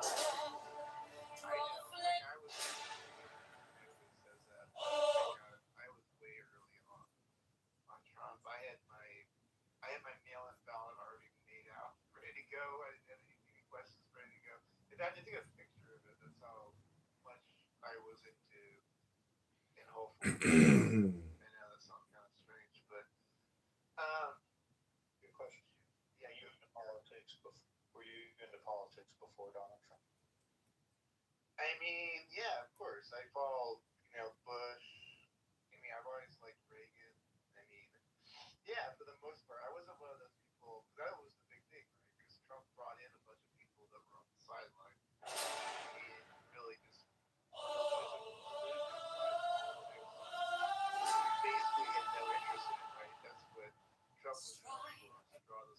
So I'm not one of those people, but you know, I'm looking like hardcore. I'm Bill Carnes, a real accident attorney. Now, you may have traumatic brain injury. So Trump is gonna be down for that at least, bringing a bunch of people to the fold. Now the question is, like I think you said before, can we hold those people? I don't know if we're gonna lose them based on various things that didn't happen possibly here, but I don't know. Car Like, crash. we know for a fact that there's a good percentage of states. Oh my god, fucking Jesus. That little niche Jesus. independents and stuff, moderates and The stuff fuck like that. is wrong with you? I don't know. See what happens. Fuck is wrong with you? Hey, that you've only got 13 problems with talking to us. Yeah, the reason for that is because we make completed payment on account. We've been here 20 years now, and of course when we came years ago, one only had to put down £25 a week. What a beautiful day. Isn't it? It's so amazing. How does it feel to have the blood of 500,000 children on your hands? So to I'm not ready to think about who I want to support. What a beautiful day. And it's like This appears to be Dr. Frankenstein coming back from the dead, back from the 1800s. So what's happening is Sam Altman opened it up. Of like, oh man, go back to the world. Trump, and I think the Republican Party, the reason I'm bringing this up, they're going to go through this. What is life like after Donald Trump? And that's going to start after the 2026. Yeah, that's strange to think about. You think about that. Oh, God! Where'd it go? Good looks. Transitioning out of the After obtaining the original compound weight, my superpowers increased exponentially. I finally made my move against Soldier Boy. To show my gratitude for the compound V he gave me, I had an entire amusement park prepared for him, with a parade float. I don't know. People with him because like he wants to be in the spotlight at the end of the day, but The Hanged Man, keywords, congealed, end of a situation or relationship, just stop, letting go, give.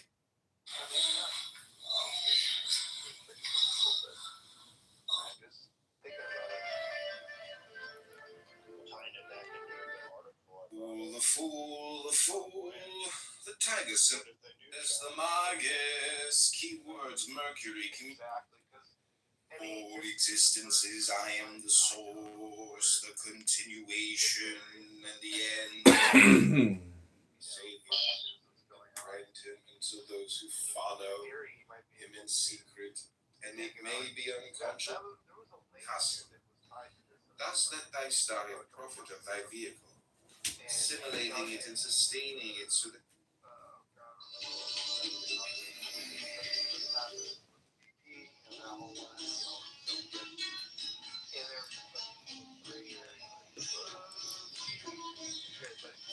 I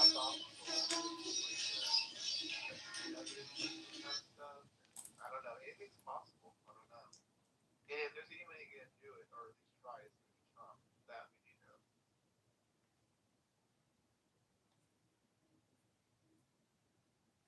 And by the way, he has a right to look into it. I'm not entirely sure why people don't think. I know Marshall would flip out. Ban would flip out. They always flip out about this shit. Jesus, what the fuck is wrong with you? Go ahead. Just asking for context. Sorry, my bad. I wasn't paying attention. What the fuck is wrong with you? His mind in the chat. What the fuck was he saying on stage? What the fuck is wrong with you? He's like spamming the chat with like a bunch of, I don't know, racist comments about black people and white people and Jewish people. Some kind of. I think Snake is expired his welcome here. I think I'll look it over a little bit here. I'll answer Coco's question. He literally came up with he told 2 Jews that they were not going to heaven because they don't believe in Jesus Christ 3 times. That's literally what we heard. I'm not joking. Okay. was there anything else other than that? He came out and said that he had brain damage. Oh, okay. Oh, that might make a little sense here. Yeah.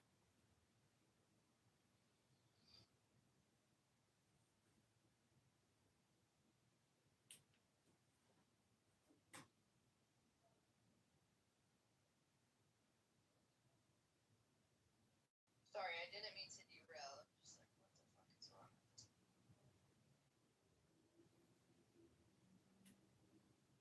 What you think, Coco? Trump running for a third term? No, he's not. That's not legally possible.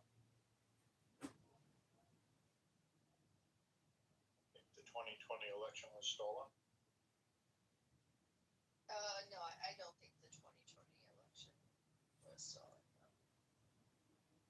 If evidence was to the contrary of that, would you consider it? If evidence was provided, yeah, I would consider it, but then I would also consider that this election was stolen as well. Could you tell us how you come to that? How would you determine the coming up 2026 elections? The 2026? What do you mean? No, I'm talking about when Trump was inaugurated, like this past time. Not. Or was stolen? Yeah. Because if 2020, if there was proof provided that 2020 was a stolen election, how would, why would I not question, okay, how, now they're fucking with us for real. So, yeah, I think the most reasonable question after that would be, well, did they also steal this one, And how many others have been stolen?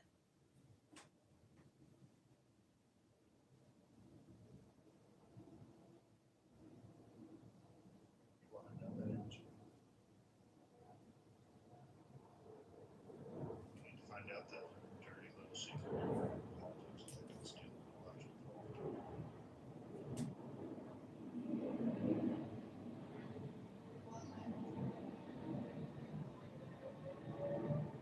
Right now, there's no evidence of that, so. Yeah. Your opinion is interesting. I'm not going to beat it down. The Attorney General, Todd Blanche, who was on the morning shows today, being interviewed, and this is the stuff that he said, was that they have evidence about 2020 election and so on and so forth. So we'll see. Are Trump supporters getting set up? Or is this just red meat? Is this just to get the Republican base enthusiastic, thinking there's going to be something to this, or do they actually have the evidence? Farley was able to remove a fucking snake. I don't know what the hell this happens to her. Fucking crazy shit. Sir. Yeah, so you're talking about what Todd Blanche said, right, Joe? Bringing Coco up, I don't know if that's what we were talking about before she had. We gotta entertain Yo, right? I mean, we've been wanting attention this whole time. Yo, I got a question. Before you start, Yo, hold on. Before you start, Yo, I got a question. Could you just tell us what was the driving policy or idea that Kamala Harris, not Trump, try and answer this question without saying Donald Trump. What made you enthusiastic to support Kamala Harris in the 2024 election? Without saying the name Donald. Well, see, this is your problem, and this is the majority of your problem. You think that if we don't like Trump, somehow we like Kamala? That somehow we're bleeding our liberals? What is wrong with you? Why do you assume this shit?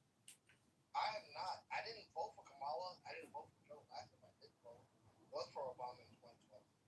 And I had reservations then. You understand that shit? Because I didn't think he was doing what I thought he could do. Now, what happened is the Republican Party is no longer what I remember it to be. When I remember John McCain, you know, even fucking billionaire. What's his name from Utah? I would have voted for him. Tom Steyer. No, you know what I'm talking about. He no longer. He worked for Bain Corporation. You know what I'm talking about. Mitt Romney. Yeah, Mitt Romney. Mitt Romney. Yeah, Mitt Romney. Exactly, Mitt Romney. And this guy worked for fucking corporations who essentially made themselves. And all they kept doing was getting subsidies. They received subsidies from the government. And nobody talks about why don't Republicans care about that? Why don't y'all care about that shit? Y'all love to talk about all these subsidies that people receive who don't have nothing, who have no money, who are on Social Security, who are receiving Medicare benefits. You fucking berate them. Y'all like to punch down. This is your problem. You punch down so fucking much. You never get the chance to even look up that the fact that Elon and his company is receiving subsidies from the richest fucking man on earth is receiving subsidies from the government. Corporate welfare. Same way Mobil is. Same way Exxon is. They all are receiving subsidies from the government on top of the billions they make for overcharging us for gas. And for some reason, you don't give a fuck about that. That seems to not be. You want to talk about the person who's struggling, who's working at Walmart, who's fucking working the double or triple shift to make ends meet and not need a little help? That's your fucking enemy? But not the fucking motherfucker who just quadrupled his income? And thy technique is the magic of water, so that thine act is of nourishment. Is that not a fucking problem? I don't want to work.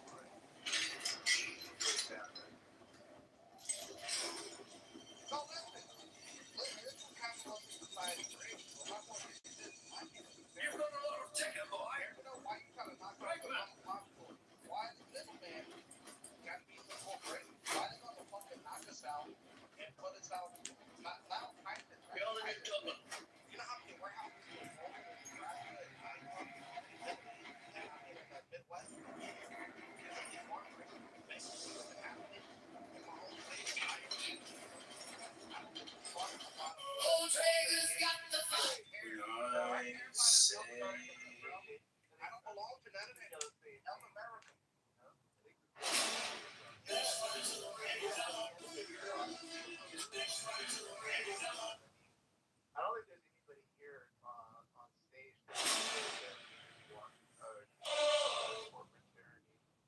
All the rich are being richer. As I'm walking poor. I mean, where do you get that impression? I mean, I don't know where you get that idea.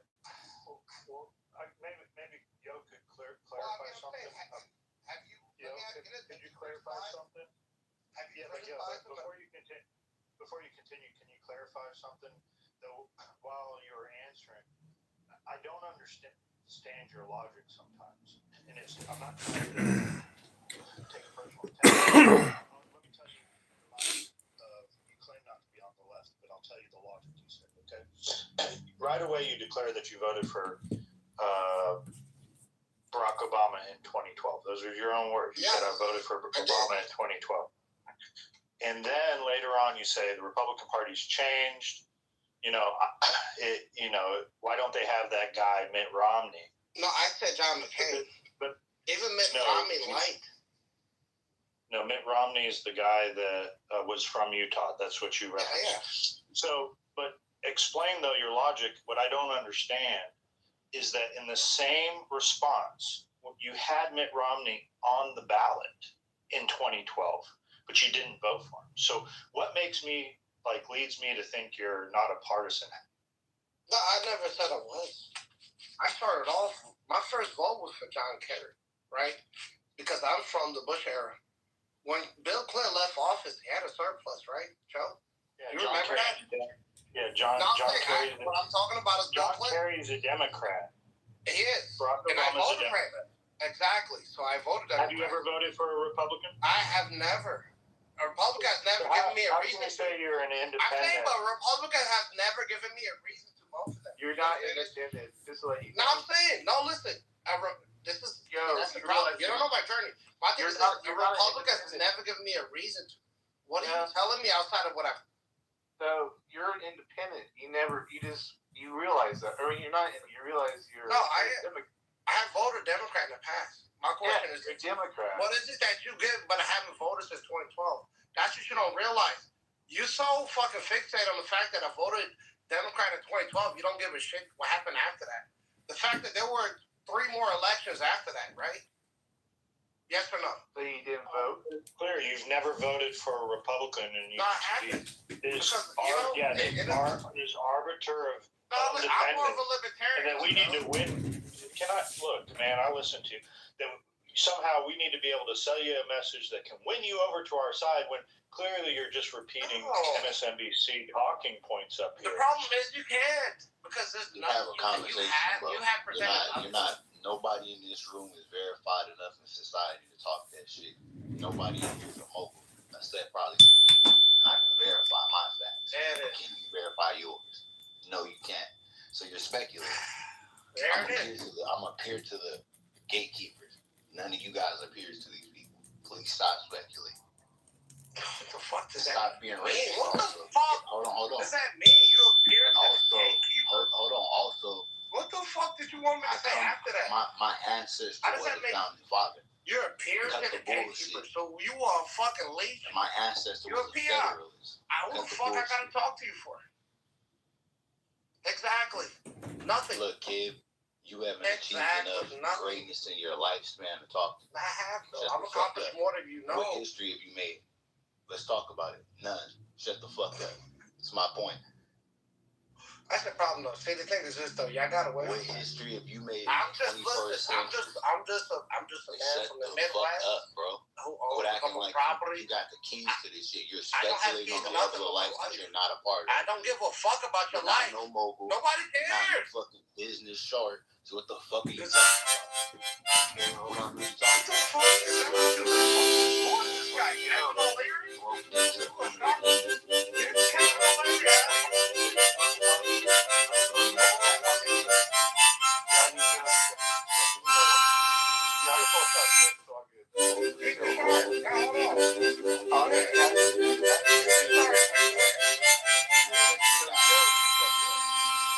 We were talking about who we vote for. So what does that look like? See where you're at. What? Yeah, they sabotage Bernie Sanders. I said that.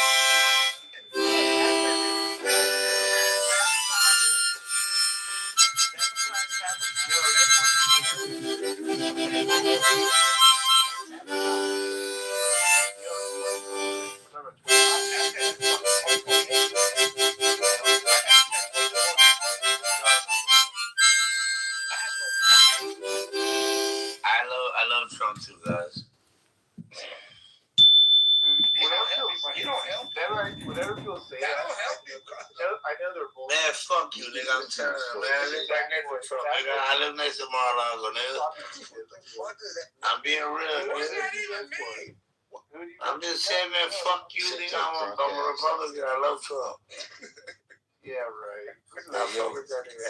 Listen, some of y'all will give y'all knees for Trump. Whatever, man. I'm out, man. Whatever, man. Bad progressive, man. Follow me. I get it, bro. I get it. Yo.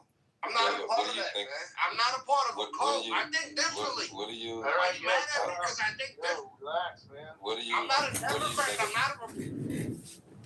You're gonna be okay here. Don't worry about it. Go ahead, Sawyer. What do you got? What do you think about Mamdani and how he's doing in New York? Well, for one, I don't live in New York, so why the fuck would I care? Right? Because you care about the president. Why is somebody from Arkansas questioning? No, he's doing a great job according to New Yorkers. Right? Potholes are getting filled. He just closed a deficit of $12 billion. I know they won't show that shit on right-wing media. They refuse to do that. Do you? He did. Doesn't matter. Doesn't I matter wish how he that did it. was my fucking mayor. Because I'm in Milwaukee, bro. And we got potholes that look worse than third world countries. And guess what? We've had Republicans, we've had fucking Democrats, we've had it all. Guess what? They don't give a fuck. So there's a mayor of Paris. And you mad at him because he looked different? So him closing it, that's actually a really good reason not to like him. But with him closing the deficit, if you compare how he closed the deficit, if you compare how he closes the deficit versus how Trump's doing, how Trump's methodology is going, which one would you choose and why? What the fuck? What is Trump's? What is his methodology to close the deficit? Please let me know. Together. You've been paying attention to it, so I figure you have some commentary. No, I did. And guess what? You know, where's the inflation at right now? You know what percentage of the inflation is now? But you would agree that he is closing the deficit, right? Know. So don't ask me questions that you don't know. You're not prepared for the question for it. Inflation's at 3.5%. I'm not prepared for the question for you. You're not ready for this. The thing is this, I am prepared. Inflation's at 3.5%, but guess what? Before the end of the fucking year, it would be at 4%. And guess who's gonna pay for this shit? Wait, you're complaining the people who about? I work with. The people who are truckers, the people who are in the. Is he complaining about 3.5%? So yo, what? But you was mad when it was 2.9. Are you hated okay? Biden when it was 2.9%. You hated it. Bima, can I ask my question one time, please? Yeah, for 4 years. I'm sorry, I don't want to. You bitch for 4 years about egg prices. Now you don't care. Now you don't give a fuck. You don't give a fuck. I bought my eggs for $2.99 today. Okay, but they were all organic. Where I'm at is $4.89. Gas is $3.91. Oh, that's really smart. That's good, ain't it? Even last year before the war, it was. So during the war, he could have been good though. Nobody complained about that before last year, right? And then he went to the war, and I wasn't complaining about Trump. I said, all right, listen, I'm the type of motherfucker, like, I like shit. I like to know tax on overtime. You hear me? You the type of motherfucker like to talk. I got a lot of, because I do. I'm not here. You understand? I know you do. I listen to what politicians do. You don't listen to shit. You like to talk. It's funny because, like, okay, but I like to know tax. Listen before you speak. Even if you hate that. You hate that I tell the truth.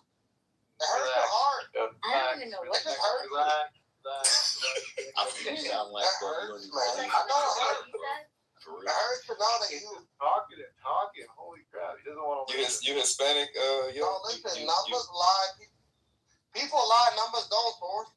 You do too. Nah, numbers definitely can lie. Numbers can definitely lie. What the fuck they got to do with anything I'm Hispanic or not? Numbers. Because you sound people like. Lie. Numbers don't. No, numbers can lie. Your numbers don't. would add to your perspective, and it'll give. Okay, if numbers don't lie, if numbers don't lie, then the stock market says he's doing good. The stock market, but what about the? What about? No. What about That's what I was saying. How many of your neighbors? I'll pass it back to you, man. Yo, you take your Adderall. Gas goes down, he'll still hate Trump and all that. That's about. I'm gonna take his Adderall tonight. Don't forget, yo. How many of your neighbors?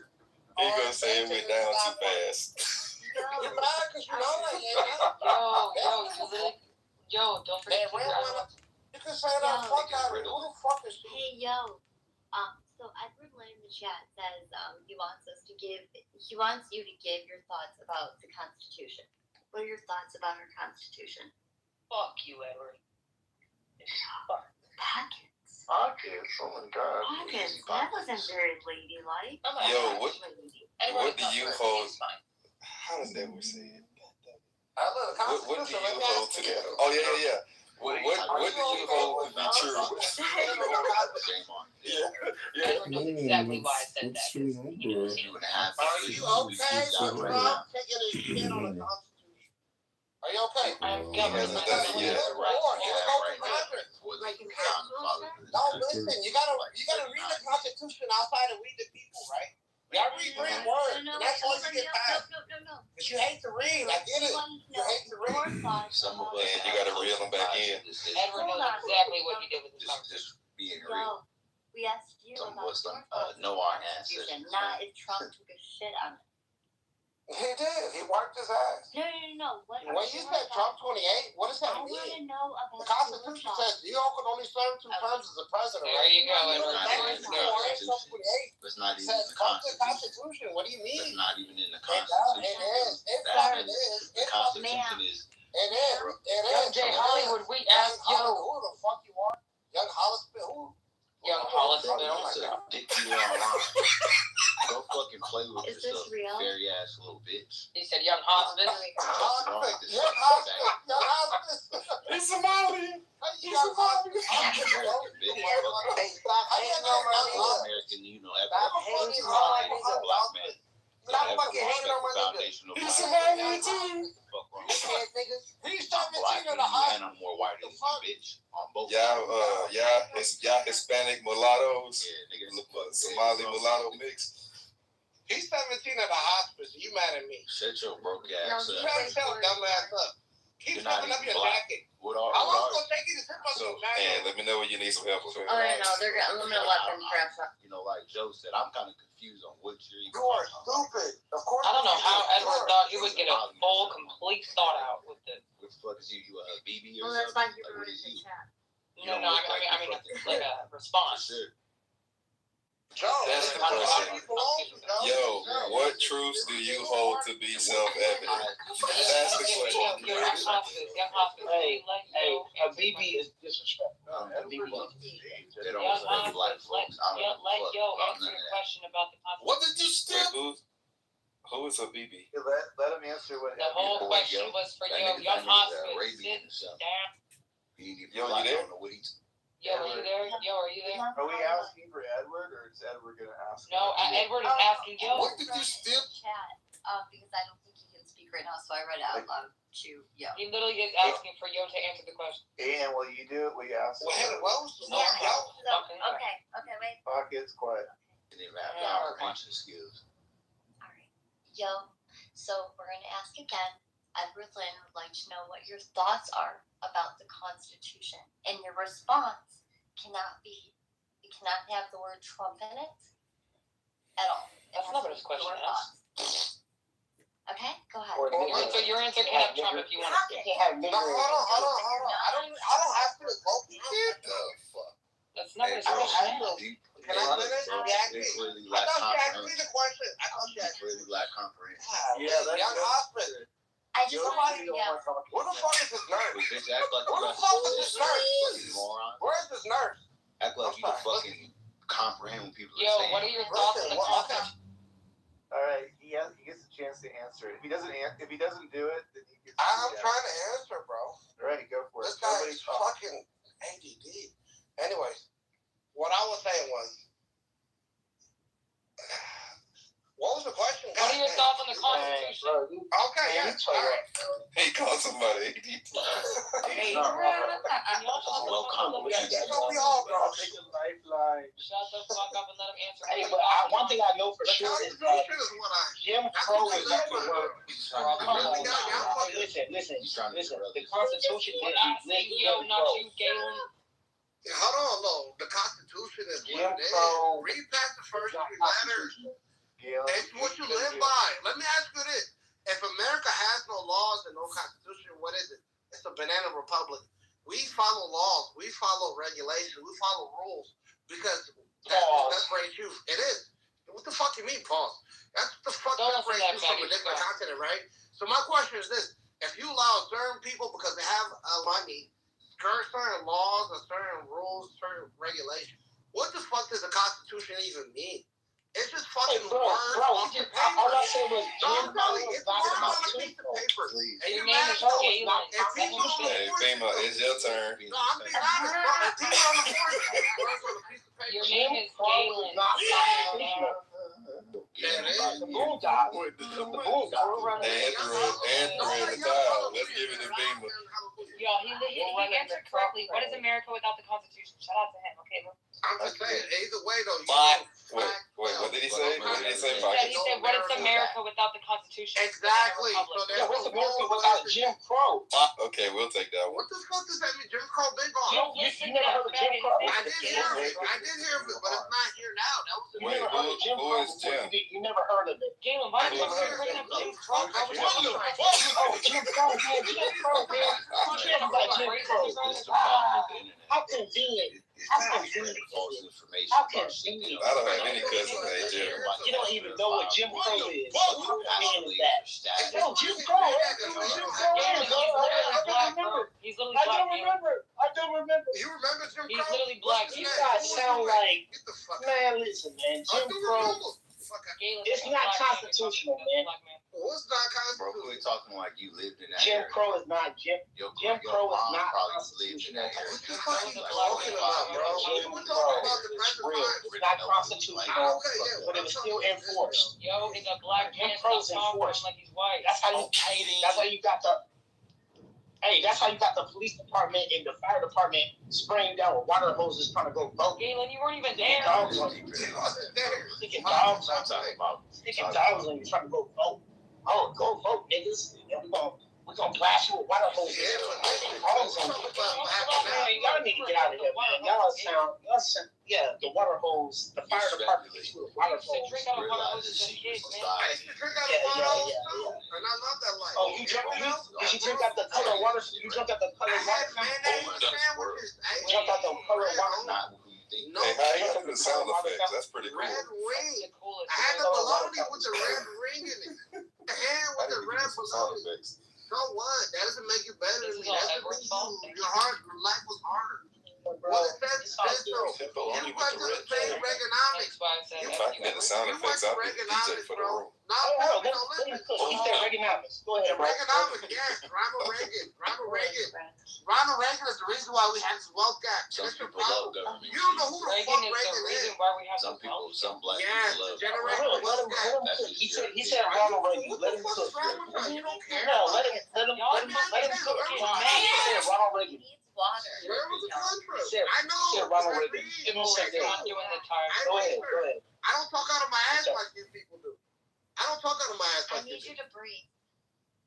I think Nah, wrong time, man. Wrong time. Wrong Let me time. ask you this. He's exhausted. Reagan is He's the- exhausted. Reagan is Everybody, the- Reagan is the- we need to support And this he man. actually heard you. Support this man. I was surprised. Watch the wealth gap. George Floyd died when he canceled. Bama, you better get in They there. tell you to praise Reagan. I You know. I don't even knew know why. something. George Floyd. I knew. Let me ask you this. Let me ask name one thing Reagan has done that proved America. He gave niggas government cheese and government milk. One Dude got shot in a leg. Bang. Bang. Yo, Bama wants to answer your question. Ask your question again, yo. Yo, ask your question again. Ask your question again. Lord, Shit like that. Shit like that. Yo, ask your question again so everybody can answer. Let me ask you, what was the one thing that Reagan did that improved anybody's life? He did more than He got shot in the leg. It was lit. Nigga, how did it improve your life? Dude, it gave me hope. What are you talking about, bro? What you know about the Cold War? You weren't even born. Yeah, it gave me hope. dick sucker. Give me hope. Let's go. Shut the fuck up, bitch. You know what I'm Reaganomics high is. back then, Do nigga. you know that? Passions are high. Reaganomics is a myth, When, yo. when, did, when did crack cocaine infiltrate black neighborhoods? Understand where When I did was. crack cocaine That's the same infiltrate black neighborhoods? Fuck Right after that. Jim Crow. It was in the Right 80s. after Jim I am. It I wasn't, never no, Right no. after Jim Crow. Are you attributing something? Jimmy Carter was a Democrat. I He guess had to the be crack just president. walked in by He itself. did. Hey, you know what? Let me ask you this though. You Yo, know, yo. have you ever heard Yo, of yo. this? Why did you do to yourself? Yo, yo. You ever, listen, you ever heard of Habitat for Humanity? Go up and down. Yo, yo. Yeah, I You ever did. heard of Habitat for You Humanity? ever seen Yeah, crack tell me rock about with it, legs? You ever heard about Habitat for Humanity? Yes, yes. Tell me. I'm down to learn. Yeah, guess who started that? Jimmy Carter. The crack Jimmy walked in, Carter crip walked in. started. The My coolest mama shit does you not saw. know. You don't know nothing about You have the audacity to blame Jimmy Carter. You can tell me. You Name have the one thing. audacity. Just name one thing. Name one When thing. they mute the whole room, Name one thing. Name it. This guy's name is Yo Yo, man. Yo Yo. Who names Up and down. Up and down. Up and down. Okay, up and Bima, you got a question or what? What's going on? Yeah, thanks. I appreciate it. So I'm trying to piece everything that you're saying. I'm hearing you. What would you say is your biggest issue with? Is it? Let me ask you this: are you a proponent of capitalism, or are you more socialist, communist? What? Let's start there. No, I'm a capitalist. I own a business. I own 3 homes. I'm a happy capitalist. Okay. But I'm not a happy capitalist. selfish capitalist. Does that make sense? The problem is that you lost your way. You think that the people that I rent to, right? The people who I want to make sure their life is good is my enemy. Y'all want me to believe this shit so bad. That's not making sense. No, that is. It really is. Yo, I don't. That makes sense. I have no idea what you're talking about. No, you asked me a question. But what I'm saying You asked me a question on it. You asked me a question on it. You asked me a question. You answered it. Yo, I'm not. I don't know anything else that you said after you said you're a capitalist. Now you're just talking about stuff. No, listen, I am. And guess what? America's a socialist in a certain way because you pay Social Security, right? No, and that's true. You do so pay what would Social you say Security. what is your number one issue with the country right now? What would you say is your biggest issue? What do you mean? Well, what would you say? It's we all got like. Where do I start? Where do I start? Where do I start? Start with labor. Start with labor. Okay, Who doesn't labor? Are you willing to listen or are you going to interrupt? No, I said start with the labor. Try to be sustainable. Okay, listen. I know you will. You don't want to hear the truth. Nobody wants to hear the truth here. I get it. So are you would you consider your how? Okay, politically, America lost 1.1 million jobs last year. You hear me? And overwhelming majority of those jobs were from black people. So the black unemployment has increased overwhelmingly. I know Annie don't give a fuck. Of course she doesn't. Because you are certain programs. So not a lie. That's not bro. I don't talk. That's not true. That Trump has caused this. That's not true, bro. I don't talk. No, because ICE removed a lot of illegal immigrants. I don't give a fuck. ICE removed a lot of illegal immigrants. With this 12 of y'all. But if you're not going to be able to make a cogent argument, they won't even let me for another couple seconds. Let me Black ask people are worthless. the reason for this job loss. What is the reason for this job loss? Because they just let me ask you that. What do you attribute to the job loss? So let me ask you this: are you upset that over majority of those? You're doing great. Answer her question. Answer her question. Hold on. Answer her question. Try to profit. Man, question, bro. I'm tired of this, bro. But you know, if you need some water, I need some water. That's what I mean about you speculate. And always politics. Answer her question, bro. Get the fuck out of here, young housewife. Who the fuck? Answer her question, yo. Starbucks has these great You upset because I'm not dumb like you. Can you hear me? Yo, reset, bro. Yes, I can. Y'all make yo mad. Y'all pissed yo off. That's what happens, man. You know, when you so yo, so calm down. Hold on, calm down. Calm down. You're a capitalist. Okay, yo, you're a capitalist, right? Who does the labor? Who does the labor, bro? I do. I do. What are you fucking talking So the black niggas do no labor. The black niggas work for Are you talking about me? Who are you talking about? Who are you asking a question? No, I'm saying the black niggas work. The black. Who the fuck is that? Who you talking? I'm talking about me. Who the fuck? Galen, dude. Oh, you're a capitalist without having labor, like the Mexicans didn't do labor. He's not a capitalist. He's a cap. Back to say that. Oh yeah, cap. Oh yeah. Try. Hey. That's the description. Yo-yo's a cap. Yo, it's crazy. Why would you name yourself Yo-yo? Why would you name yourself Galen? Who the fuck is Hey man, listen. Everybody, Google it. I don't give a. I'm not finna Google that shit. Cameras the Romans and Woodstock were with lots of innovative medical technology. Hi, Marshall. Hi, Justin. Hey, you can Google Yo-Yo, but you can't Google Yo-Yo. Peace of love, We also everybody. got the hot corn You got, we got pocket. man, Yo-Yo's trapped in the Strait of Hormuz right now. So You gotta cut the shit straight right now, Bailey. you're in the Strait of Hormuz. Wait, what you say? So, yeah, he's in the Strait of Hormuz. But your name is definitely not inside.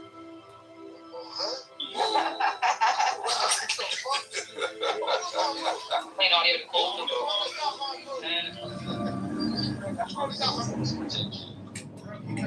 Stop. You gotta stop. And this is what I get. I can't even have a. Shame, but this your chance. I just can't have a civil conversation, man. No, we Yeah, you the cause of it. listen, bro, we love you, bro, but you But this is who you are, bro. I gotta get down to love you, bro. And I know facts.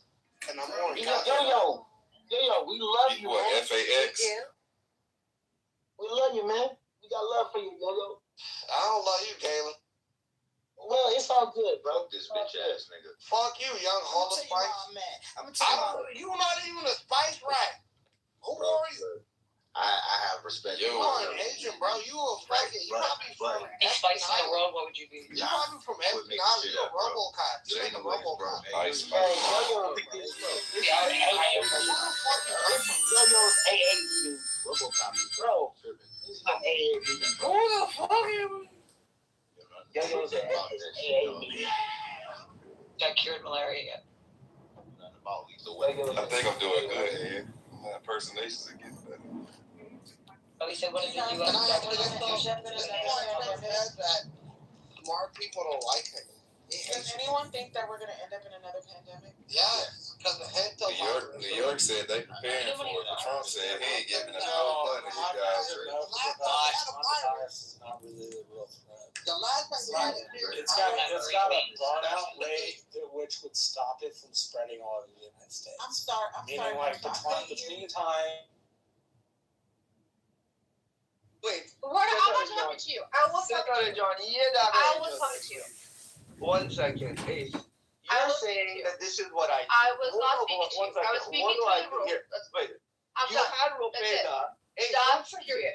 You had Ropeda come and make a Period. statement to me that prior to 1948, Jews and Palestinians were living in the land peacefully and everything was They dark. So I what told her, instance is no, not that that's not true. relatively, in relative terms, yes, they were living well. Okay, hey, Relative terms. I told her you are incorrect. That was one, hold on, but you are incorrect. And said, Ropeda, let me help you. You are, Let me save you before this pro-Palestinian state Hold on for a movement second, wars hold on fall for a apart. second, hold on. Let me Hold on help for a second, you. wait a minute. She's not wrong. She's not wrong. Well, she's not wrong. Hold on for a second. She wasn't wrong. One instance is on the definition of your entire experience. One instance.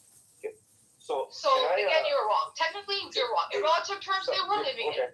So I want to ask So you're still wrong. You're wrong. I want to ask Rofeda a few questions because she made the statement, not you guys. Please don't jump in to try to save her life. Can I say Okay? something? Please. Just for an instant. She's a smart, educated woman. She can understand on her own. She can respond on her own. This conversation was between me and her. Amir, don't worry about her. She'll be fine. Can I say something? Can I say Go something? ahead.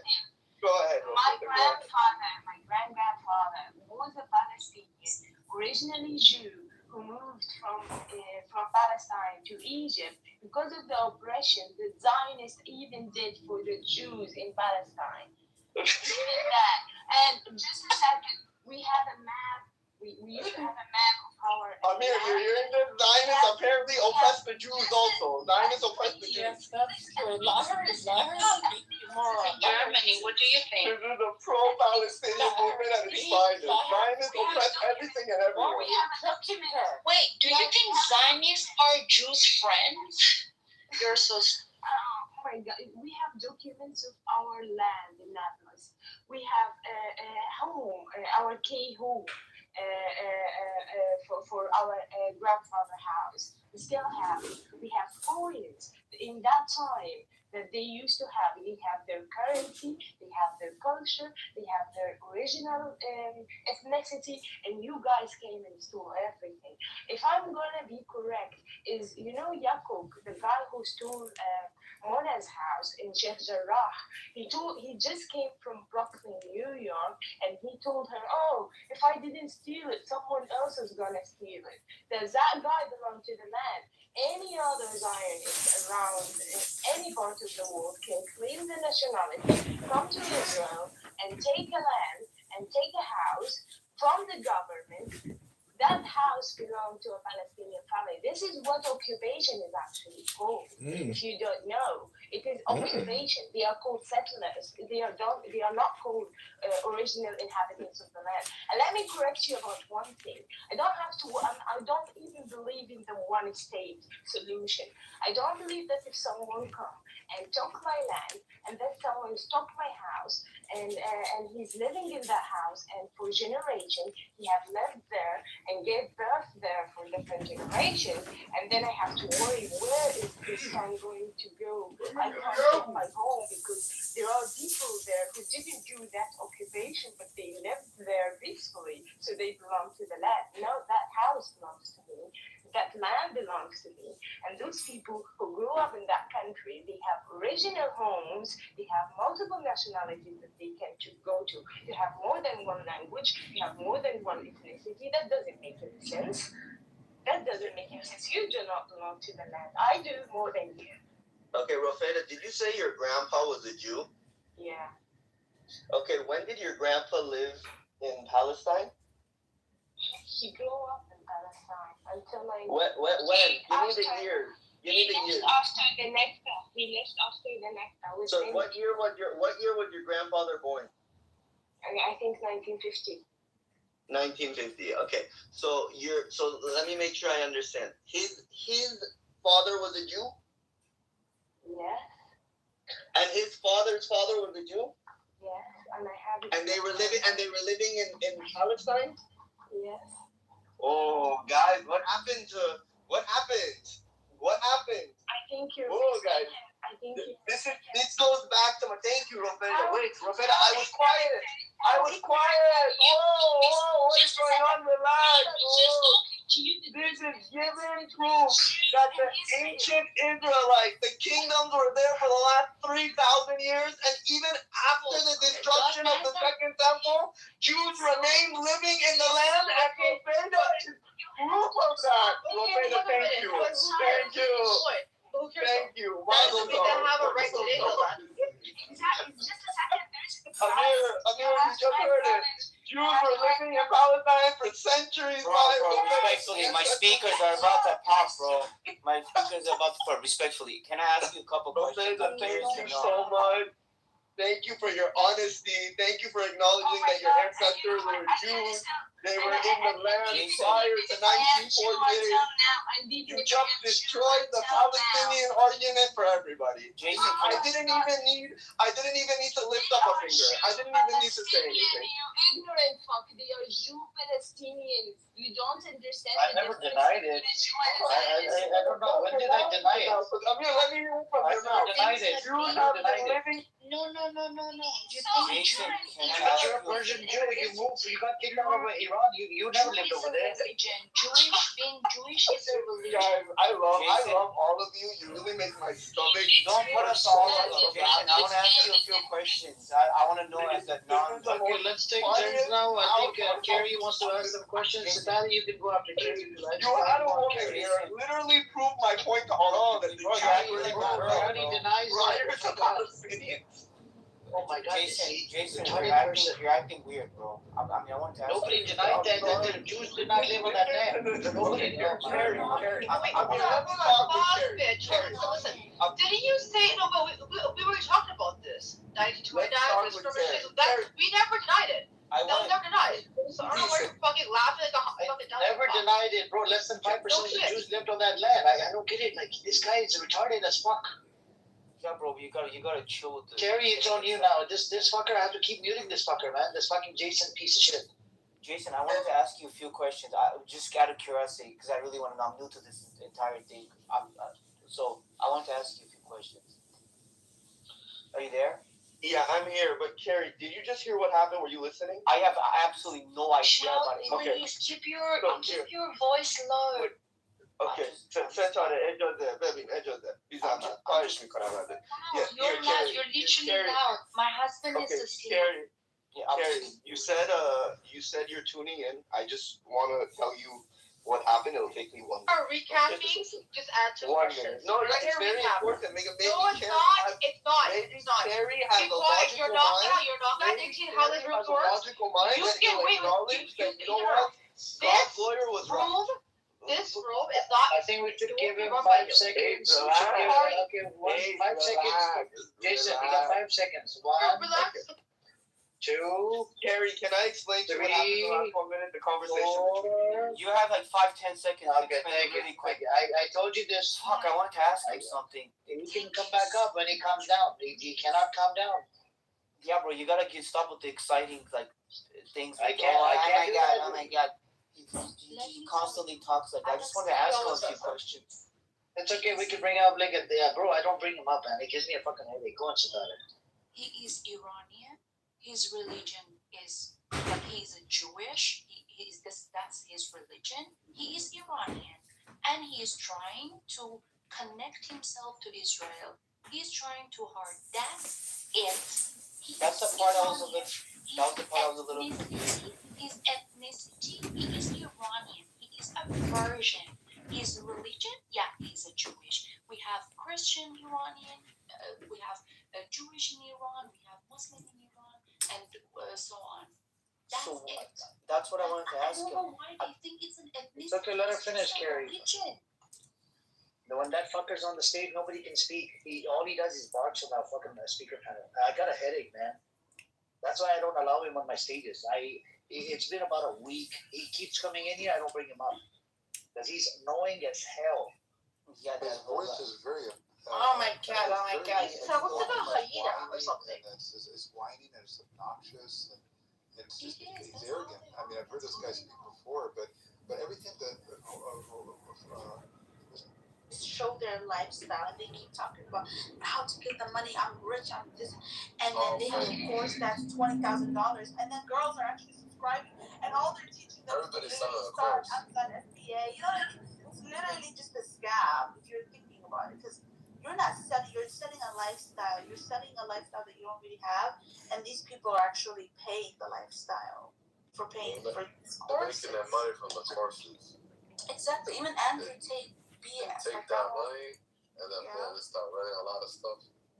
That's what I'm saying. Like $10,000 for a course, they're getting on a private jet and telling you, oh, this is how I became a billionaire. Whole time they didn't do anything. You know what I mean? They just teaching you. It's not a course. A billionaire is focused on billions. You don't see. That's what I'm saying. Like,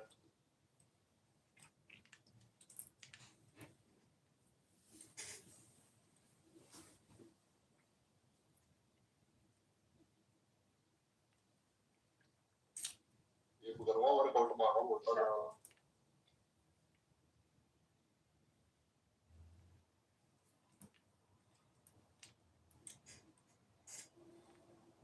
like homogenous, more power, or something like that. That it constitutional to racially gerrymander. No, man. After the Supreme Court struck down, the Supreme Court upheld it. No, after the Supreme Court struck down Section 2 of the Voting Rights Act, communities of interest, meaning racially homogenous districts, are no longer constitutional. There was a decision that preceded that which said racial gerrymandering in total was illegal. Right? So I can politically gerrymander, right? Like if I have a big city that votes 95% for the Democratic Party, and I'm in a state, I can gerrymander it to dilute that power politically and not be a racial thing, right? Hey, so bro, can you define gerrymandering? I don't know what it means. Like, can you define it? Gerrymandering simply means the drawing of political districts for congressional representation. Got you.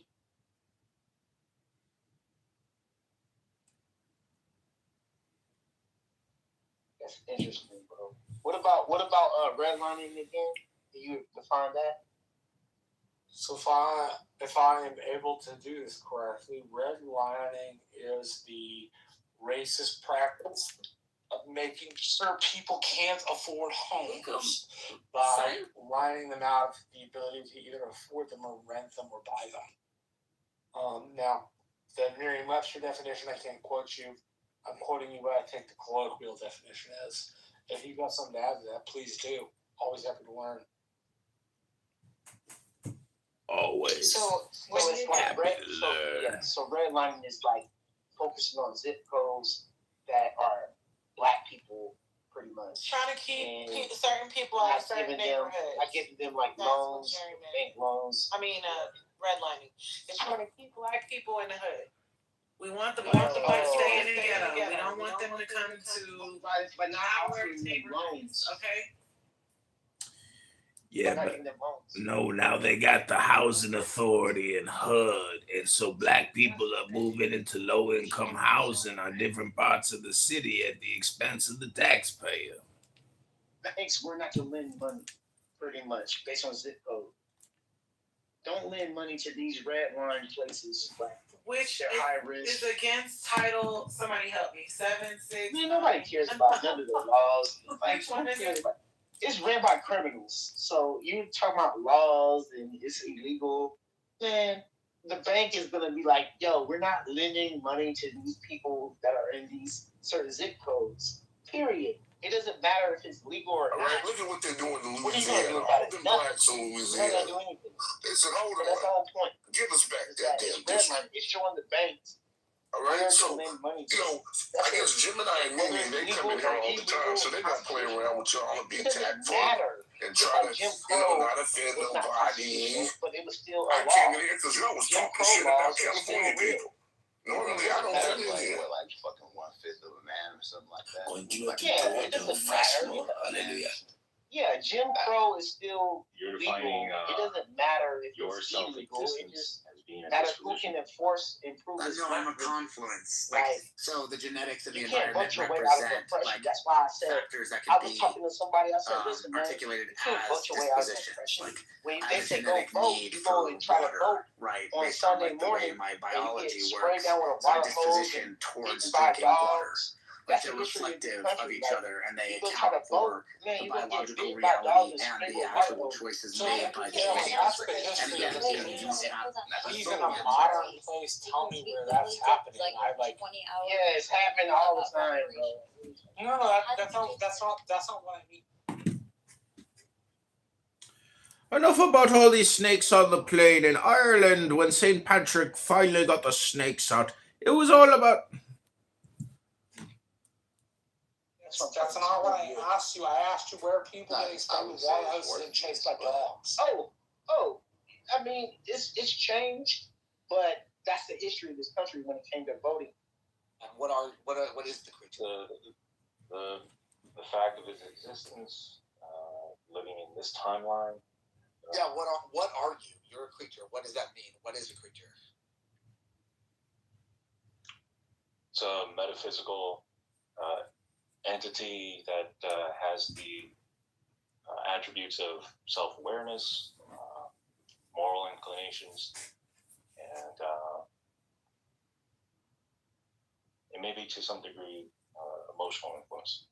Yeah, so you're a creature that's aware. That's fine. The awareness isn't gonna, cause anything. But inclinations would be another word for disposition, right? So any inclination you have is just you are a composite of these inclinations. Mm-hmm. Right. So if that's true, then how does my argument not just follow from that? Because I'm not constrained to making choices that conform to any of my pre-existing dispositions. But you said choices are made by an agent. An agent is, as you just said, is just something that's aware. That is a confluence of you use the word inclinations, but I think we can substitute dispositions for that. If that's what you are, then it's just dispositions making choices, in effect, right? is selecting from these choices. So what feels like freedom to you and to most people is the competing, is the competition within your mind, your awareness, right, of these dispositions. That is what libertarian freedom is. It is an illusion, right, where you self-reflect on this competition amongst dispositions. Can you better define what you mean by competing dispositions? How are they competing for one another? To be a creature weighing the options and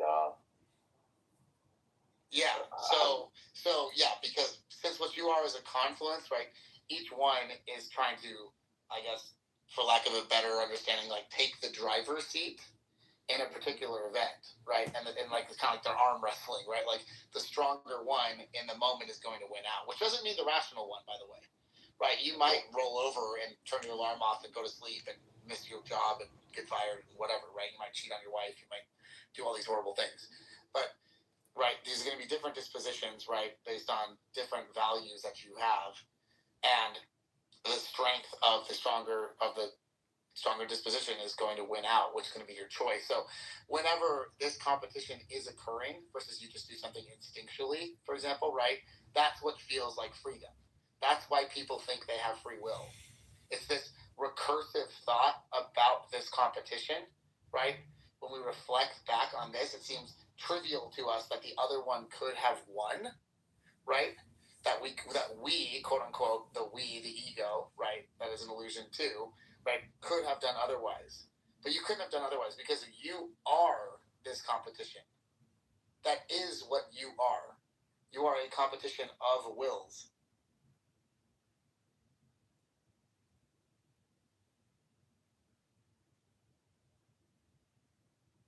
I suppose it's possible, but the problem with your deterministic way of looking at free will is that you're not able to account for the dispositions or choices that Brett from black voters. Oh, okay. So what you're referencing are the Southern Democrats when they were hosing down black people, right? I just didn't know why they were Southern Democrats hosing them so bad. They were doing that in the 1960s. I mean, Jim Crow, the era of Jim Crow, it was all about suppressing voters.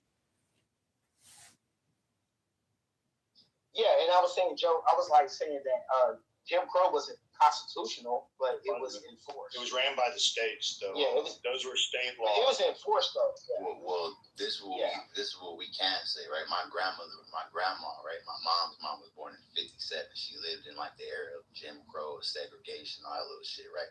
But she was not no slave, right? But I do have, my second great grandmother. She did pick cotton. She was from Alabama, right? So when you're talking about American history is a vast majority of different history, depending on where your ancestors are from, and it's not the same history. Hello. Yeah, my history. Go to StrugGleMariville.com. Kentucky. This is Maryland, Canada, John Kitover. It's 1:37 a.m. CST. We are listening to the President Trump House. They did have slaves, but they fought for the Union. It was called Bloody Like Kentucky. and share this video. Family was tore apart. Brothers were killing brothers over it. It was ruthless. My family did not, though. My family's always been poor.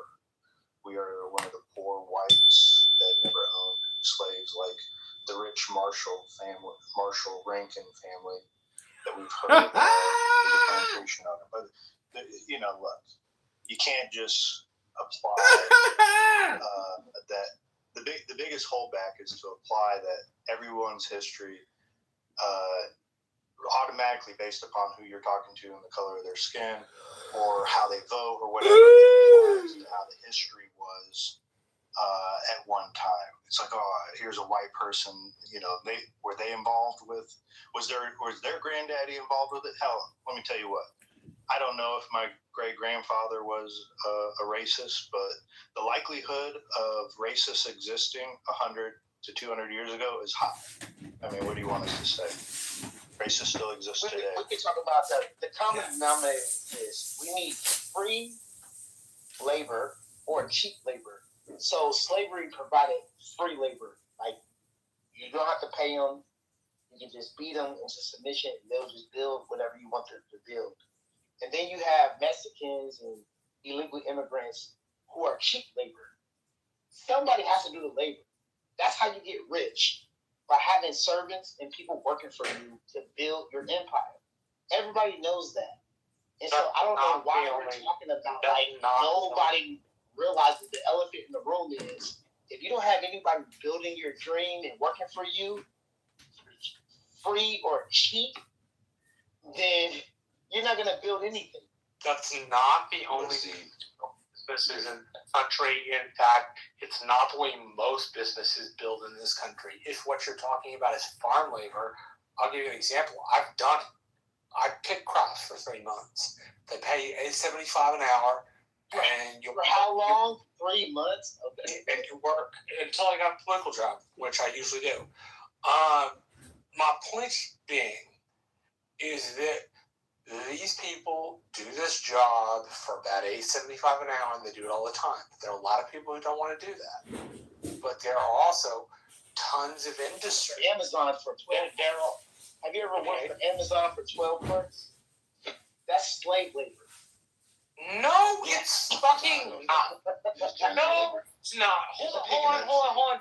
Right, no, it's not. When you use the term slave labor, please bother to be accurate, because words mean things, right?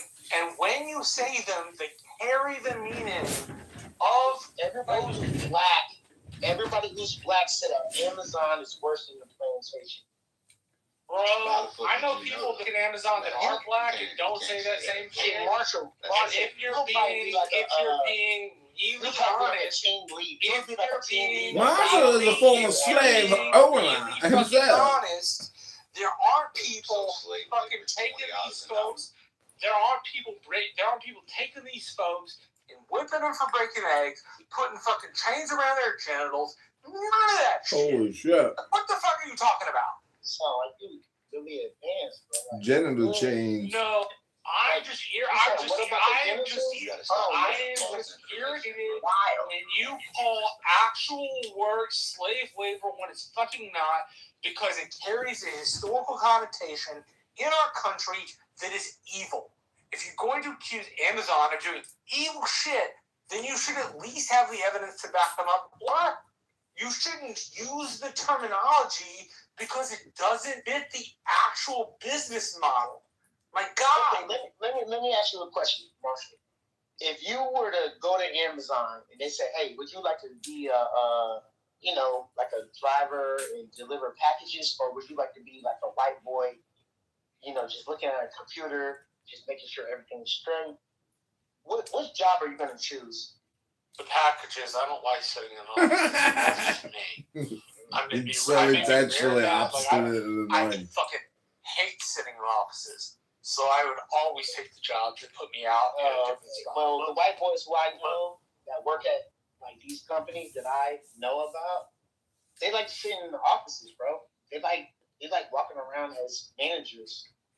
And this is where affirmative action. Listen, did you know that affirmative action has been ended? Like, there's no company that's obligated to hire black people anymore. Like, affirmative action is something. Let me do a follow up. Hold on, Galen. Before you go down affirmative, that's opening a new thread. Let's stay where you're at. Let me ask you a question though. I want to have dialogue with you. The history is important to us, but it's good to look forward to the future with the rise of AI, which largely is going to affect many white collar office jobs. No race is pun intended or anything. That's just what it's called. Office jobs held by white people. Go ahead. Yeah. It's not black. What do you think? What do you think's going and now with all that cheap labor that you referenced, it's going to be being done soon, largely by automation, computers, robots. Yeah, so what are they going to do now when it's going to be a vast majority of Americans if we continue to fight over the past rather than looking at what's facing in the future? How are we going to be able to get through this with the rise of AI? Yeah, so when you say we, you're talking about white-collar jobs. A lot of white-collar jobs are held by, Caucasian males. We can all agree on that, right? So the thing is that it's going to affect a lot of Caucasian males, and they're going to be like the white middle class is going to be very, very, very down bad. And they're going to understand how the country actually was using black people as a subject to understand like the tolerance of taking, how to take away certain privileges and resources. And so now that's been perfected, now the middle class white people are going to now feel the wrath of the government and realize the government is not only against black people, but it's against middle class white people. Well, listen, I think we've been feeling that wrath. Yeah, the government is a sovereign entity, the sovereign power. Trump just said he's going to import over 500,000 Chinese people. You told Xi Jinping that. And why are Chinese investors buying land near military bases? Why is that okay? And a lot of farmland. Why? Why are you okay with Chinese investors buying American farmland? Why are you okay with that? Yeah, that's nothing. Why are you okay with that? Why are y'all okay with that? Bro, we're $39 trillion in debt. Next to military bases? Now you trust Trump? Who are we $39 trillion in debt to? Who are we in debt to, bro? When they say $39 trillion in debt, who are we in debt to? Most of it ourselves. Answer that question. About 30 cents on every dollar to China, about 10 cents on every dollar to Japan. If you really were an international competitor and you wanted to fuck us up, what you would start doing is selling U.S. Treasury debt, right? Which would then make it so that the U.S. couldn't finance other things. But we owe over 50%, over 50 cents on every dollar to ourselves. You'd have the debt is not been this high. Yes, to ourselves. Every American has something like $250,000 in debt. Not that's an estimation because I'm $450,000. Don't take it as an exact fact that it's $250,000, but it's above $200,000. You know what, Marshall? Sure. I'm gonna add you, bro. I gotta talk to you in the back channel, bro. And as far as other countries, there's no such thing as debt when you have the strongest military. What are they really going to do? Man, the strongest. Well, of course there's such a thing as debt. The British Empire was once the strongest military on the face of the earth. When the pound devalued and fell out of So it was the 1964, Roman Empire. it became the U.S. dollar. So spending more than you take in, spending more than you can borrow, spending more than you can pay back, always fucking matters. Marshall. There's never a case where it doesn't matter. Let me ask Marshall, who's the last president that left with surplus when he left office? Bill Clinton in the federal budget. Exactly. And who after that was the Republican president that caused the largest deficit?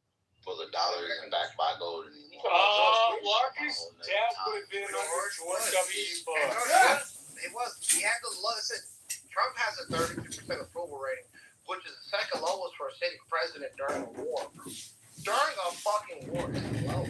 But also, Bush had a lower percentage because he was even more unpopular. What I'm saying is this. Yeah, but you gotta think about 9/11, with Al Gore in 2000 with Al Gore. What happened now? We went and invaded the country. Hold on. One second. Why are we in war now? Don't compare it to 9/11. What the fuck? No, what I'm saying is that 9/11. No, listen to what I'm saying. Is that back in 2000 when George Bush was trying to run for office, he was running for office as president, and Al Gore won in Florida. That was like, and then guess what?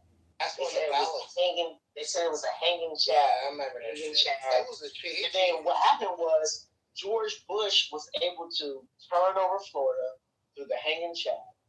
And then once he got in office, guess what? The World Trade Center. So now, watch this. Now looking back at Dick Cheney, Israel. I'm sorry. and all of these things. No. It was. The war in Iraq. The war in Iraq didn't have anything to do with now. Don't Marshall. Yeah. Stop. You know that. Listen, that's disingenuous. Bro, you're talking nonsense. No, it's I'm not. telling you, Terrorists were a bunch of fucking Saudis, Afghanis, and Egyptians. Don't do that, man. That had anything to fucking do with it. Here's what I'm doing. I'm walking you guys down through history. I know you're supposed to. I should be blessed to have me in this call right there. 9/11 loose change. You should be blessed to have me in this call right even entertain this. But what I'm trying to say is this, is that in 9/11 would not have happened if it wasn't for George Bush being president. So what I'm trying to explain to you is that George Bush did everything his dad told him to. George Bush was a stoner that didn't even want to be president. That's not true. Bin Laden's spot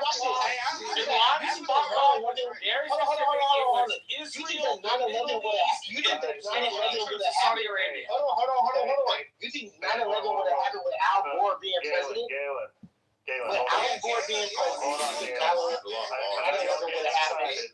Can anybody get a work other You think that 9/11 would have happened with Al Gore being president? Hey, hold up. Mod is speaking. Look, one mic. I know this is a hot topic. One mic. We're going to go with Galen, then back to Yo.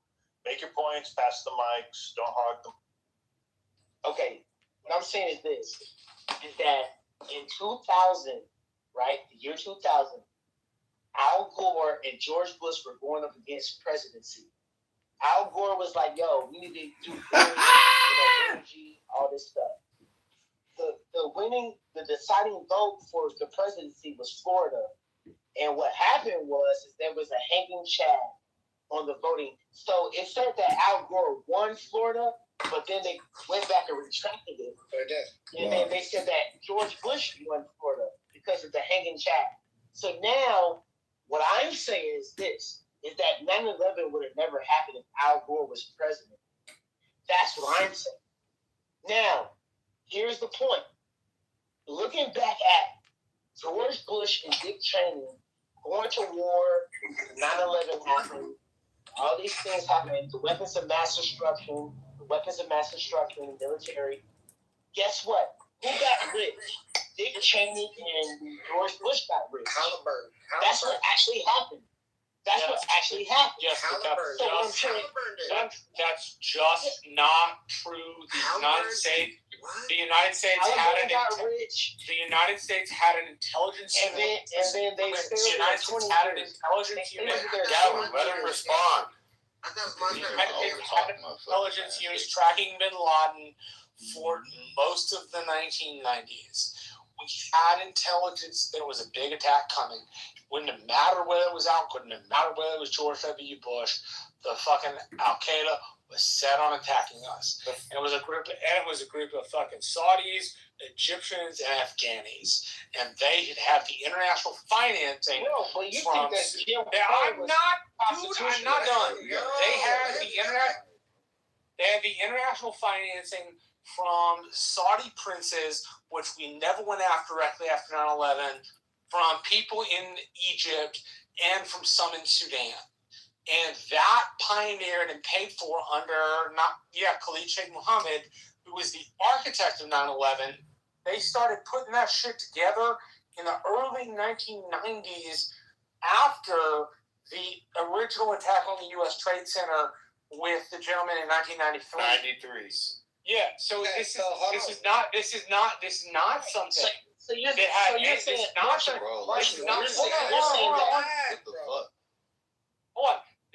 something that had to do with who was president. It was an attack that had been in the works for a decade. So guess what? It doesn't matter who was president, right? that means that they had intelligence on the attack prior to the attack, right? And guess what? The thing is this, though. There are certain people who knew, who didn't go to work that day, right? Who were there every fucking day. But for that day, they just happened to not show up. Just told them not to go there. And then for some reason, they talk about the Twin Towers, but they never talk about Building 7, which is directly behind the Twin Towers. How the fuck did that blow up? Was that? I don't know, but that doesn't mean it was rigged, which is what you're. It doesn't mean it was rigged, which is what you're fucking insinuating. What I'm saying is that are you saying that Marshall? Building 7 was there, and the thing is, it was incinerated for what? I'm talking to Marshall. And what it does. Marshall. Yes, I'll answer your question. Yes, I'm saying it didn't matter. Are you saying that are you saying that 9/11 would have happened with Al Gore being president? Yes, because the attack by Khalid Sheikh Mohammed had been designed in 94 and 95. And they'd been putting financing to work for 6 years prior to the 9/11 attacks. Right. So why did George Bush fight against Al Gore so hard to become president? Like, it doesn't make any sense. Wait, why are you connecting with him? They don't have anything to do with each other. No, I'm saying, you're saying that it doesn't matter who was president. 9/11 was going to happen anyway. That's what you said, Marshall. Yeah, so I'm confused. I'm confused as to like what fighting for the presidency has to do with that. I'm telling you, it would not have happened if Al Gore was president. And I'm telling you, it had been in the works for a decade, and it absolutely would have happened because there wasn't anything. Okay, all right. Because there wasn't anything Al Gore or George W. Bush could have done. I was there. Can I listen? I was there. I remember when Bush said, "This is because right." You know, we were there in Desert Storm to invade Kuwait, and you know, Saddam Hussein was always the target, even though Osama bin Laden was the one who blew the towers up. He was in Afghanistan, but for some reason we invade Iraq. Right? A sovereign country who we didn't, have no beef with at that time. And a lot of things that people don't know about Iraq prior to that shit. Yes, but you're connecting two things which are not connected. Well, hold on. George W. Bush connected them in the trying to get the American people behind it. But the two attacks were not connected other than that tangential explanation. So why bring it up? So why invoke your father? And his that's not what I'm saying. I'm trying to tell Marshall. Hold on. I'm trying to tell Marshall. Why do Americans gotta die for Israel? I told him question. Why do Americans gotta fucking die for Israel? We didn't fucking die for Israel on 9/11. We died because they fucking didn't like us. You want to invade Yemen. You want to invade Jordan. We're not invading Yemen or Jordan, and nobody ever fucking said that. You're literally setting up properties in the West Bank. You're trying to sell property as separate. No, I'm not, because this is what it comes down to. This field goes all over this clubhouse room. When she said the goalpost is being moved really quickly. The goalpost is like Shaggy and Scooby chasing a ghost. Bruh, right now, bro, like, Marshall, I'm telling you, bro, if Al Gore was president, 9/11 would not have happened, bro. And I'm telling you that with all due respect. Marshall, if Al Gore, that's why Al Gore was trying to fight so hard to become president. And you're saying that, you know with 100% certainty that if Al Gore was president, 9/11 would have happened. Are you crazy? Dude, no. Hold on. Let's engage on the substance because that's let's engage on the substance because that's not what I said. So if Al Gore was president, hold on. Dude, hold on. You got to engage with the substance because that's not what I said. What I said was the Al Qaeda attacked the United States in 1993 at the World Trade Center bombings. That shortly after, in the spring of 94, into 95 and 96, Khalid Sheikh Mohammed planned the attack on the World Trade Centers, meaning put together the plan for it. They then spent the next 5.5 to 6 years getting financing for that plan. So the plan was in existence long before George W. Bush or Al Gore ever decided to stick their hat in the ring. My point is not that Al Gore would have been a better or lesser president. No, I didn't say that. I said that the president would never happen. Okay. Well, then let's address that with what I just said. You need to engage with substance. What I just said was, this had been a plan in the works for at least 7 years with a total financing time period of about 5 years, right? That means that it wasn't George W. Bush and it wasn't Al Gore, it was Al-Qaeda planning on their own timetable when they were going to attack us and who. They decided on 2001 as a thing. It wasn't because George W. Bush was the president that they attacked. It wasn't because it wasn't because it's not. No, I didn't say you should. I didn't say you. You know what? Hold on. I don't know. No. Let me ask you a question. Hold on. You need to engage with the substance. Rich because of You need to engage with the substance of what I said, not what you wish I can get rich because of 9/11. Bro, you need to engage with the substance. You need to engage. No. You need to engage with the substance. The substance is. No, I'm telling you, the substance is that these people planning and financing these attacks for the better part of 10 years. You need to engage with that, otherwise your point of view doesn't make any sense. You're not making sense though, bro. It's like saying, Trump just made the cartels a terrorist organization, nigga. Right? No, I'm talking about George Bush. Me and this man Marshall are talking. Dude. If they decided they wanted to do some shit, they can do it. How would we fucking know? We wouldn't. That's the point. You wouldn't. I'm trying to shoot the fade with Marshall right now. In the office. If they wanted to do something, they'll do it. No, it does matter who's in office. That's the whole point. Because I'm trying to tell Marshall. I told Marshall, I said, who got rich over 9/11? George Bush or Al Qaeda? George Bush and Dick Cheney got rich over. I mean, Al Qaeda became the government for Afghanistan after. So Al Qaeda did not. The Taliban did. There's a difference between. Bush got rich. Hold on. There's a difference. Dick Cheney got rich. Hold on.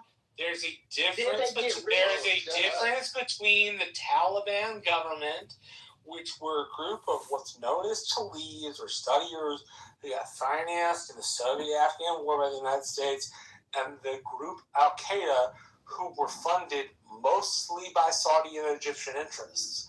Right? Al Qaeda comes out of the Afghan-Soviet War, Bin Laden leaving and participating. But Al Qaeda is not the official government of Afghanistan and has never been so. Mullah Omar, the nominal Taliban commander, gave Al Qaeda sanctuary in Afghanistan after they were kicked out of Sudan. Right? So they were never a major part of the government. They weren't a major part of the government during the war, and they're not a major part of the government now.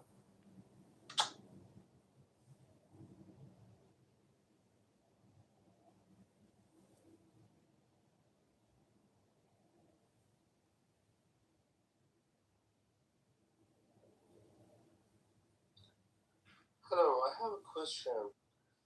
If I want to send an email to Mr. Trump, is it any email address available, or you have to put a message on the White House? So what you need to do is you need to go to the White House website. I get it for 4,000. Is that right? Yes. My best suggestion, if you really want to get a message to the president, is find somebody below the level of president to send it to.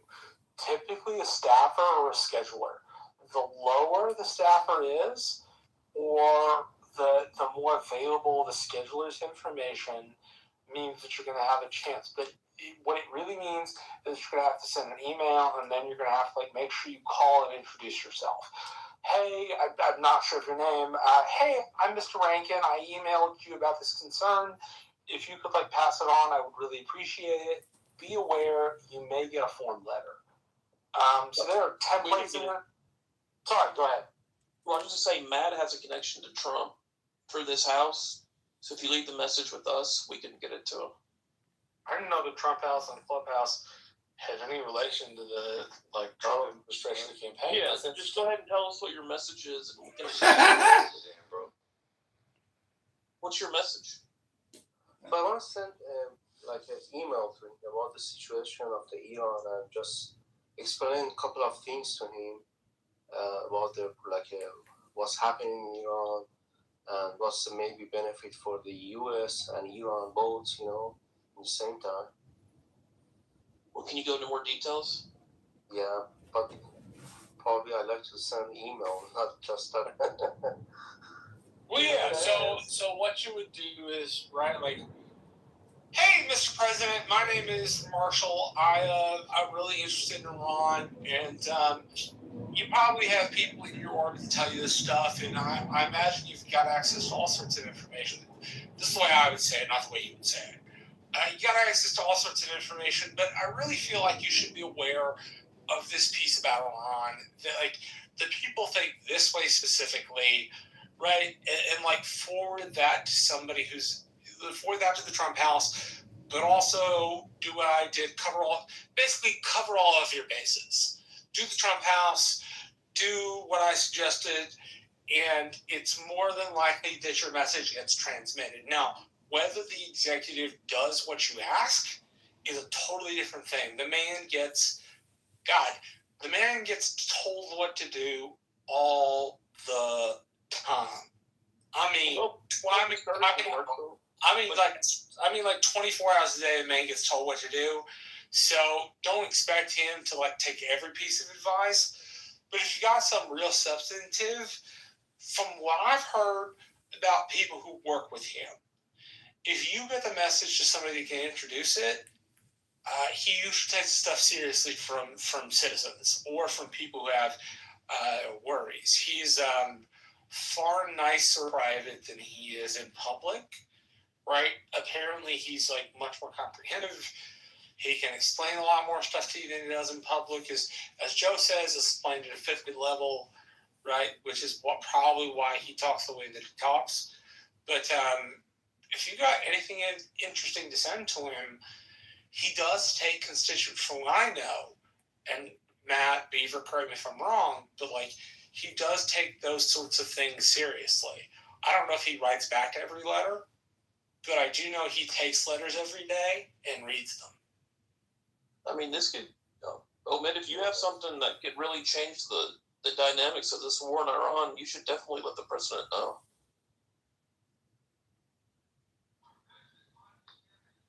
Okay, thank you very much, sir. Hey, Beaver, I sent you a little message, but I just want to say this real quick. So I know a couple people in here heard me saying that I'm from a founding fathers descent line. But I went down the rabbit hole, but I'm a confirmed fourth cousin, 7 times removed of Jared Ingersoll. So, dude, that's fucking ass. That's some badass shit, man. Yeah, and I'm also a mogul myself in the music industry. And what's unfortunate is that we got written out of history because for some weird reason, but my second great grandmother was basically half white and half French and black somehow, but her mom made it to the French Huguenots as well. So it's just a lot of stuff that I've covered from the ancestry rabbit hole, but Story Scout verified this connection. You ever read about the French Huguenot massacre in Paris? Well, I don't know if it's in Paris, but it's in France. Did you ever read about that? They slaughtered. I have to look into it. Dude, they slaughtered something like 30,000 Huguenots in a day. In a single 12-hour period, they killed 30,000 people. It's insane. Right? The ability without a firearm to kill that many people in a day is just astonishing. Crazy, man. But I think this history, like something like that. This was a connection that was gate kept, right? And I also went down the rabbit hole and seen that the Church of Latter-day Saints was lying about. They were trying to really what they really did. And I haven't really exposed the story yet, but I am going to break this story in soon enough. But they were trying to commit genealogical erasure, and what Ancestry's DNA Story Scout did was found the error that they were trying to hide. So I know the whole tree. So even if Jared Ingersoll's, because I popped up on their ancestry. So I'm also related to the Baldwins.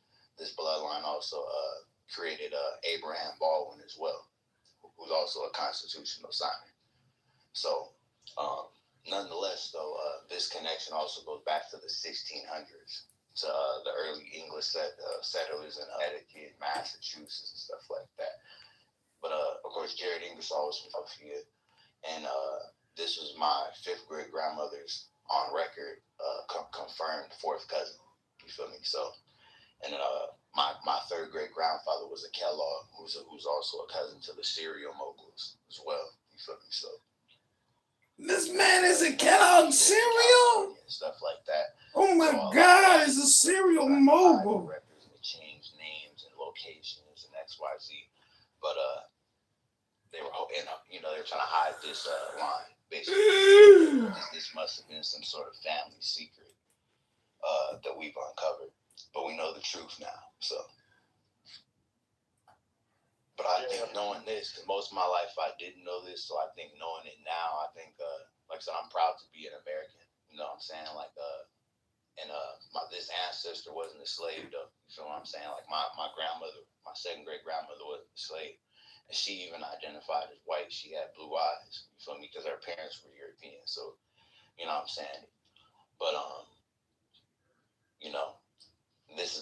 this was the history they tried to hide, and this is actually my grandmother's father's mother on my mom's side. And I've met my grandfather. He passed in the early 2000s in like 2004, but I met him one time too. Young Jay, do you come from a family of any descendants of Creole? Yeah, I actually got some Louisiana family. I actually do. Is that comes from the line of the lady you're referencing? No, interestingly enough, so the Kellogg's lived in Mississippi, and that's where I guess she was born at, I assume. But after that, I'm assuming they also moved to California because it's a census record and stuff like that. It says that, and her mom was a Lafayette, so she was like a Canadian French woman. She was from Whiteside, Chicago, Illinois. I think everybody on this motherfucking app. Kellogg, he was from I think Westminster, Ohio, or something like that. I have a question about Creole. Just based off, I don't know if it's the same. I don't really do a lot of history, but I just stayed up one night recently looking up those little islands by Alaska because I like traveling to places, remote places and shit. And I guess the natives from Alaska and Russia, like on that little area, were called Creole also. I mean, I don't know if that's where. I don't know how people get anywhere. I'm just curious if it's the same people.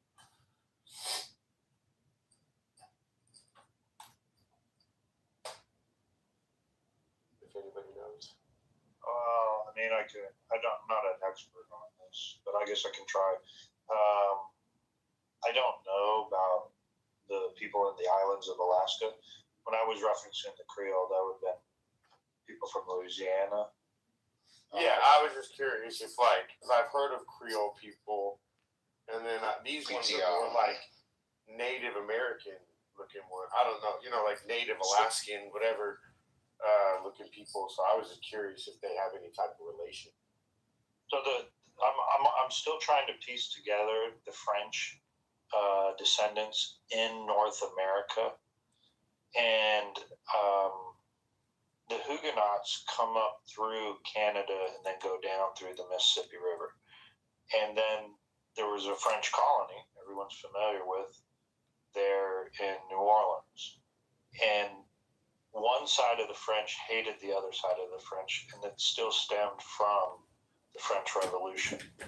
And it's always interesting talking to people that have French relatives and where they lie, trying to figure out where they came into North America based upon how their families shook out after the French Revolution.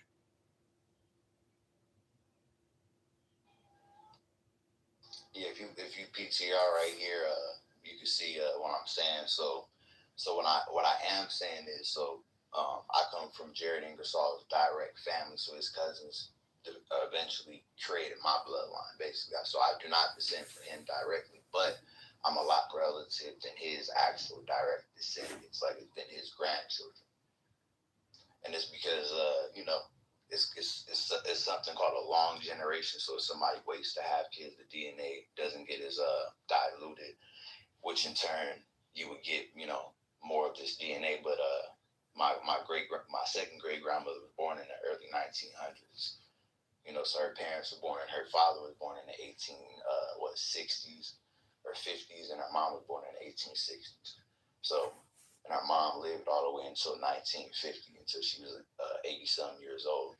And they also lived in California. You feel me? So, we seen the census record. That's how we know. You got me wanting to do one of the DNA things. Yeah, you never know. And I also asked Ant, the AI that I would choose, I choose Google Gemini, but I asked it how rare is it that you would find something like this, and really, statistically, most people that test would never find out that they're close to somebody like this, or like an actual close in that kind of way. So this is kind of like a cool, fascinating piece of history, right? And most of my life, I didn't really know this, but when I went down the rabbit hole and I went on family tree genealogy, which Ancestry is also partnered with the Church of Latter-day Saints, right? But Ancestry doesn't care about race and whatever. It cares about the truth, right? And what you can do is alter biological history. So like I was telling somebody in the chat, life comes from life. So although that I'm more African today, I do have full European ancestors. You know what I'm saying? So, and they weren't, this wasn't something that had anything to do with slavery either. Because my grandmother was the only child. So, but I do think because she was mixed and certain things, they used different aliases and different little stuff like that to stay under the radar. And plus, because her father was a Kellogg, they probably didn't want to, his cousins were out in, Michigan or whatever, wherever they were at, becoming serial moguls. That he probably didn't, want the pressure of that family name to, weigh them down and just kind of, pressure them in any kind of way. But that same reason is why they tried to erase this out of history. So you gotta go down the rabbit hole. You gotta see, who the people in your DNA matches are your family, and it is some kind of connection to these people, or you wouldn't share DNA with them at all. So it's worth finding out.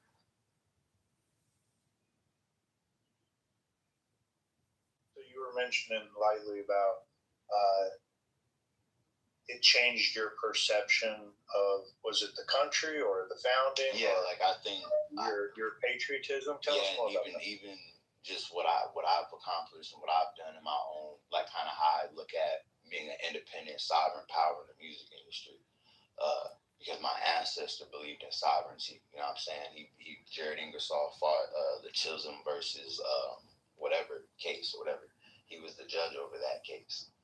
You know what I'm saying? So he believed in independence and the government not having so much control over the people, and I could agree with that. And I see a lot of those similarities. And me and him actually kind of look a little similar. I can tell that we're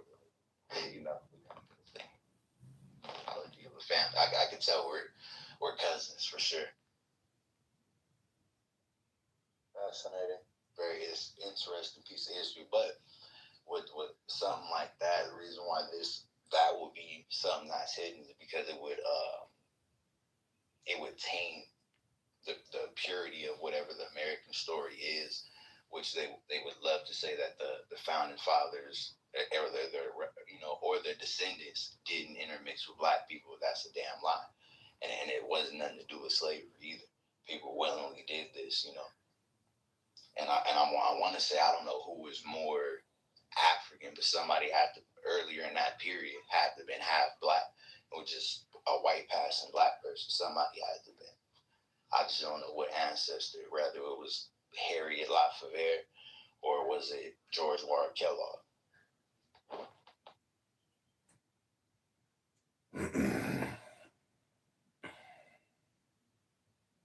How far you made it? Oh, go ahead, sure. Yeah, I was gonna ask, AJ, PC, bro, how far you made it back in your French? You navigated through French yet? Or you haven't chosen? I think so. What I have done, because I have my ancestry, like my raw DNA put inside of my heritage as well. So I have looked that name up also. You can search these names inside of the search bar and see if any DNA matches come up. I have found some Lafayette that still live in France. I haven't reached out to him yet, but I look forward to soon. Approximately what year did you make it to on your French lines? I mean, well, as far as this relation to this person, to Jared Ingersoll, we trace that back to the 1600s, to early English settlers. So we trace this back like to before America, pre-colonial America, you know. Mm-hmm. Gotcha. So I want to know your reparations cut. Shit. Hey, look, even if it did, I could get inside of the the descendants of signers, and then my fifth great grandmother, her father was a World War I veteran, so I can get into the Brothers of American Revolution. I have the paper trail to prove it, and the DNA verified facts to prove it.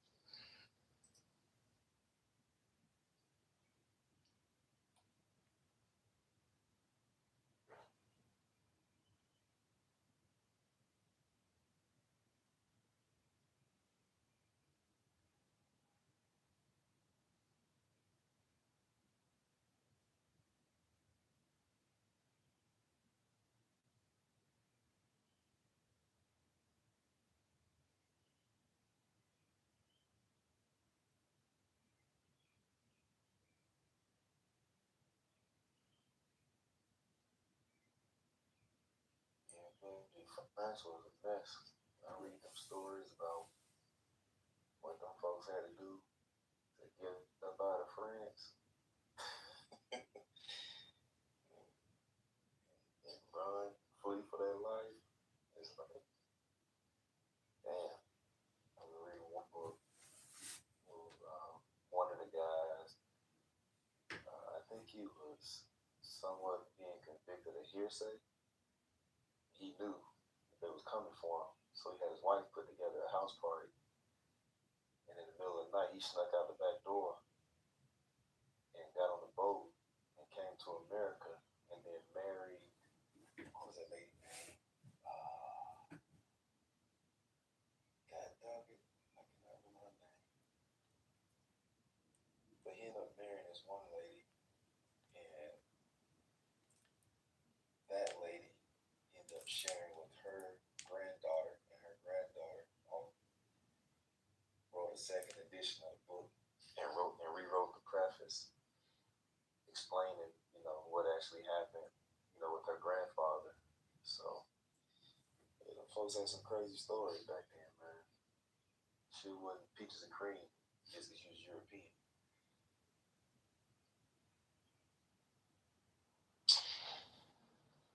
All I'll say is, man, it's worth doing the history, man. Do your research, man.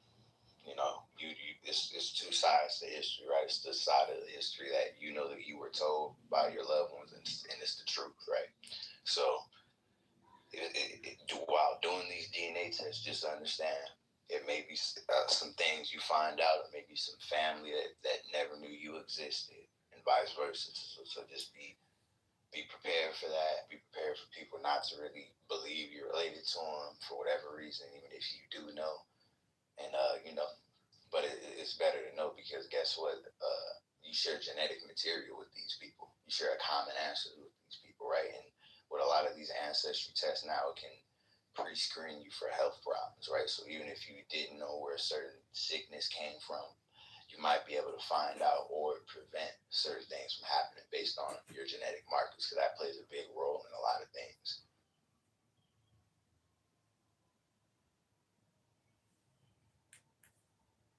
Yeah, I'm down. I definitely do the genealogy. I'm not really a fan of the DNA test, but the using the records to find family members. I mean, we're just talking about matches, right? Like what I was bringing up with Ancestry Story Scout. That's basically an AI that if something within your biological story doesn't make sense, or if just something doesn't make sense, maybe a time frame with what Ancestry Story Scout is going to do is find the best biological solution that makes logical sense, right? Because So you took your DNA test results and threw it into AI, into that AI, no. and approved it? It does it by itself. Oh, okay. But see, like I said again, most people that take these tests won't find out that they're a close relative of like a Constitution signer. Because like I said, I don't descend from Jared Ingersoll himself. I descend from his close family. So I have that same foundational DNA that he had. Is what I'm saying. Yeah. But I'm also more of a closer relative to him genetically also than his actual direct descendants. Because the generations removed is a difference between, 50 to 100 years. So somebody that's like a fifth cousin, 4 times removed, they're like 200 to 300 generations removed from me, or wherever my common ancestor is with this person. So their DNA is a lot less, original compared to the DNA that I have, if that makes sense. But the point of the matter is, no, man, it don't make no fucking sense. I don't know what you talking about, dog. His closest living relatives, and like I said, this is just something that got genealogically erased, but we corrected it. Right now I'm just taking a little break because I know the Church of Latter-day Saints is kind of in the hot seat right now. So I'm taking a break before I break the story, but it's coming out. You know what I'm saying? And and hopefully this ends racism. This story. See, it's cap, but you can't argue with biological history and genealogical history. Facts. So what do the Mormons have to do with it? I'm just curious. Because I work in solar, so I guess like manage these like Behind the Grave, all these different sites. They manage these sites and give these sites the API information that it has, and even if it's false information. So it's people on there that they call them fucking like contributors or something, right? But these are people that have no fucking direct relation to you or none of your ancestors, that will change stuff about your ancestor to disconnect you from these kind of prestigious lines if you do have a connection. Yeah. This is what these people do. The reason why is one, so you don't know the relation, and two, maybe so you can't ask for some kind of inheritance if you want to submit it. If you were entitled to one, they wrote you out of inheritance. You see what I'm saying? So it's just shit like that now. And the reason why I know they're in the hot seat is right when I expose all this and I ended up in a back and forth through email and stuff like that. And they're trying to tell me that I'm not. I guess you got to be 5 generations from the person. I'm like, well, motherfucker, this is my second great grandmother. I'm not talking about somebody else. I mean, yeah, even though I was born in '97, my grandparent was born. My great grandfather was born in the '30s. He was born in '37. You feel me? So that's not that far back. And I met my great grandfather. I met a lot of my great grandparents. They said you had to be some old, some young. For what? For me to, I guess, manage these memorials. Yeah. For me to manage these memorial graves that's posted on these sites, but the people that's managing these sites have no direct DNA verification to these people. And see, these kind of prestigious families, they have money to do shit like that, to have researchers disconnect. Best believe when we took a test in 2020 or whatever, they see me pop up on their radar. And this family also has historical gravesite burial plots as well. You know what I'm saying? So it's deep. And I think it's in what I want to say, New Haven, Massachusetts, somewhere in Massachusetts, 40 miles outward. You know what I'm saying? Somewhere out the way. But the point I'm making is you ask why would they do it? Well, the question is why wouldn't they? If this was always a family secret or something, maybe that even though they knew their ancestor did it willingly, they might not have been proud, right? So they're like, you know what? If they were just hoping that this line didn't thrive and survive, but we're here. That's all. Yeah, they're Mormons, man. Mormons love nation. Just as somebody who not only deals with them texting me all the time, trying to get me to come to church, but like, they're just really on point and they're very persistent and they're all about what they're all about. Like, I have some sales guys that in the solar industry. I'm in the operations side. I was an installer, but once I got to management, I started meeting salespeople. Showed up to one of their parents' wife's dad's house or something to check it out, to do a ground mount system there. And they had 3 ADUs. And each ADU was just a room with like 12 bunks all on the wall, like military buildings. So they just like come out here from Utah to California, sell a bunch of solar, and then go back. So it's like they're just in there selling solar, collecting everybody's information. They want you to come to church and be your friend and shit. Like they're very on the rise. Yeah, this is no game, and see, when I break this story, I'm also going to bring up the fact that they tried to lie, right? The Church of Latter-day Saints, because they were behind hiding this information, right? And it's funny because their own AI, because they're partnered with Ancestry too, still discovered this. So I'm sitting here arguing with somebody on fucking Family Search or whatever, and they're like, "Oh, you made a threat to somebody." No, I didn't. I told this motherfucker if they don't stop lying, I'm going to report it. I'm not making a threat. I'm making you a promise. You're disrespecting a founding father's descended line. It's not going to end good for you. Period, point blank. Because guess what? My second great grandmother deserves her real story to be told. You know what I'm saying? Not a fabricated story. They're trying to connect her to some people from fucking Texas. We don't have no connections to people over there. And then the people there saying where her parents were born in the fucking later 1800s, like 88 or 18, whatever, they would have been kids themselves. There's no way biologically they could have had her. So that was the first lie, that a DNA, one of these people that detaches people from these lines does. You know what I'm saying? And see, they probably already knew that someday we would find this out. And I think the Kellogg family as well, because we're connected to them. I think they recently sold the brand like 5 years ago, probably around the time where I took that test, when they sold the brand. So like I said, it's a lot bigger than what you think. Of course, it's historical erasure, and there's also genealogical erasure by record. So that you gotta go down the rabbit hole, find the records, find the matches, see the names, all that, And if you don't see it on one platform, you can go to another one and take a test there, or put your raw DNA in the other one, and search those names over there. If you see something, then that tells you what you need to know, right? And then see, it's a lot of family secrets. So that makes sense. Hey, I have a question for Pepe or Beaver or any of the mods. Are you guys there? I take it not. Bro, comparing me to Hitler is weird. I don't hold the same views, not in the same party, don't think the same thing. Like, I don't understand. I asked you several times nicely. I don't understand why you have to compare me to these people when we argue. I never invalidate your ideas, and I don't compare you to evil people. It's just a little bit weird. All I gotta say.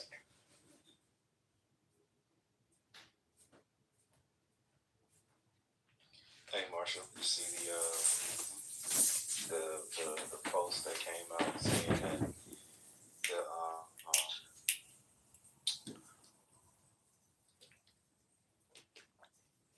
the money was flowing from there to the United. It's not the United Nations. It's the damn global forum. You're not talking about the Nazi government funding the League of Nations, which would have fallen apart before the Nazi government was ever replaced. Is that what you mean? No. I'm talking about like some of the current events. Oh. Today. Yeah. I was watching hold on, let me I'll get back to you. By the way, I really appreciated that old book.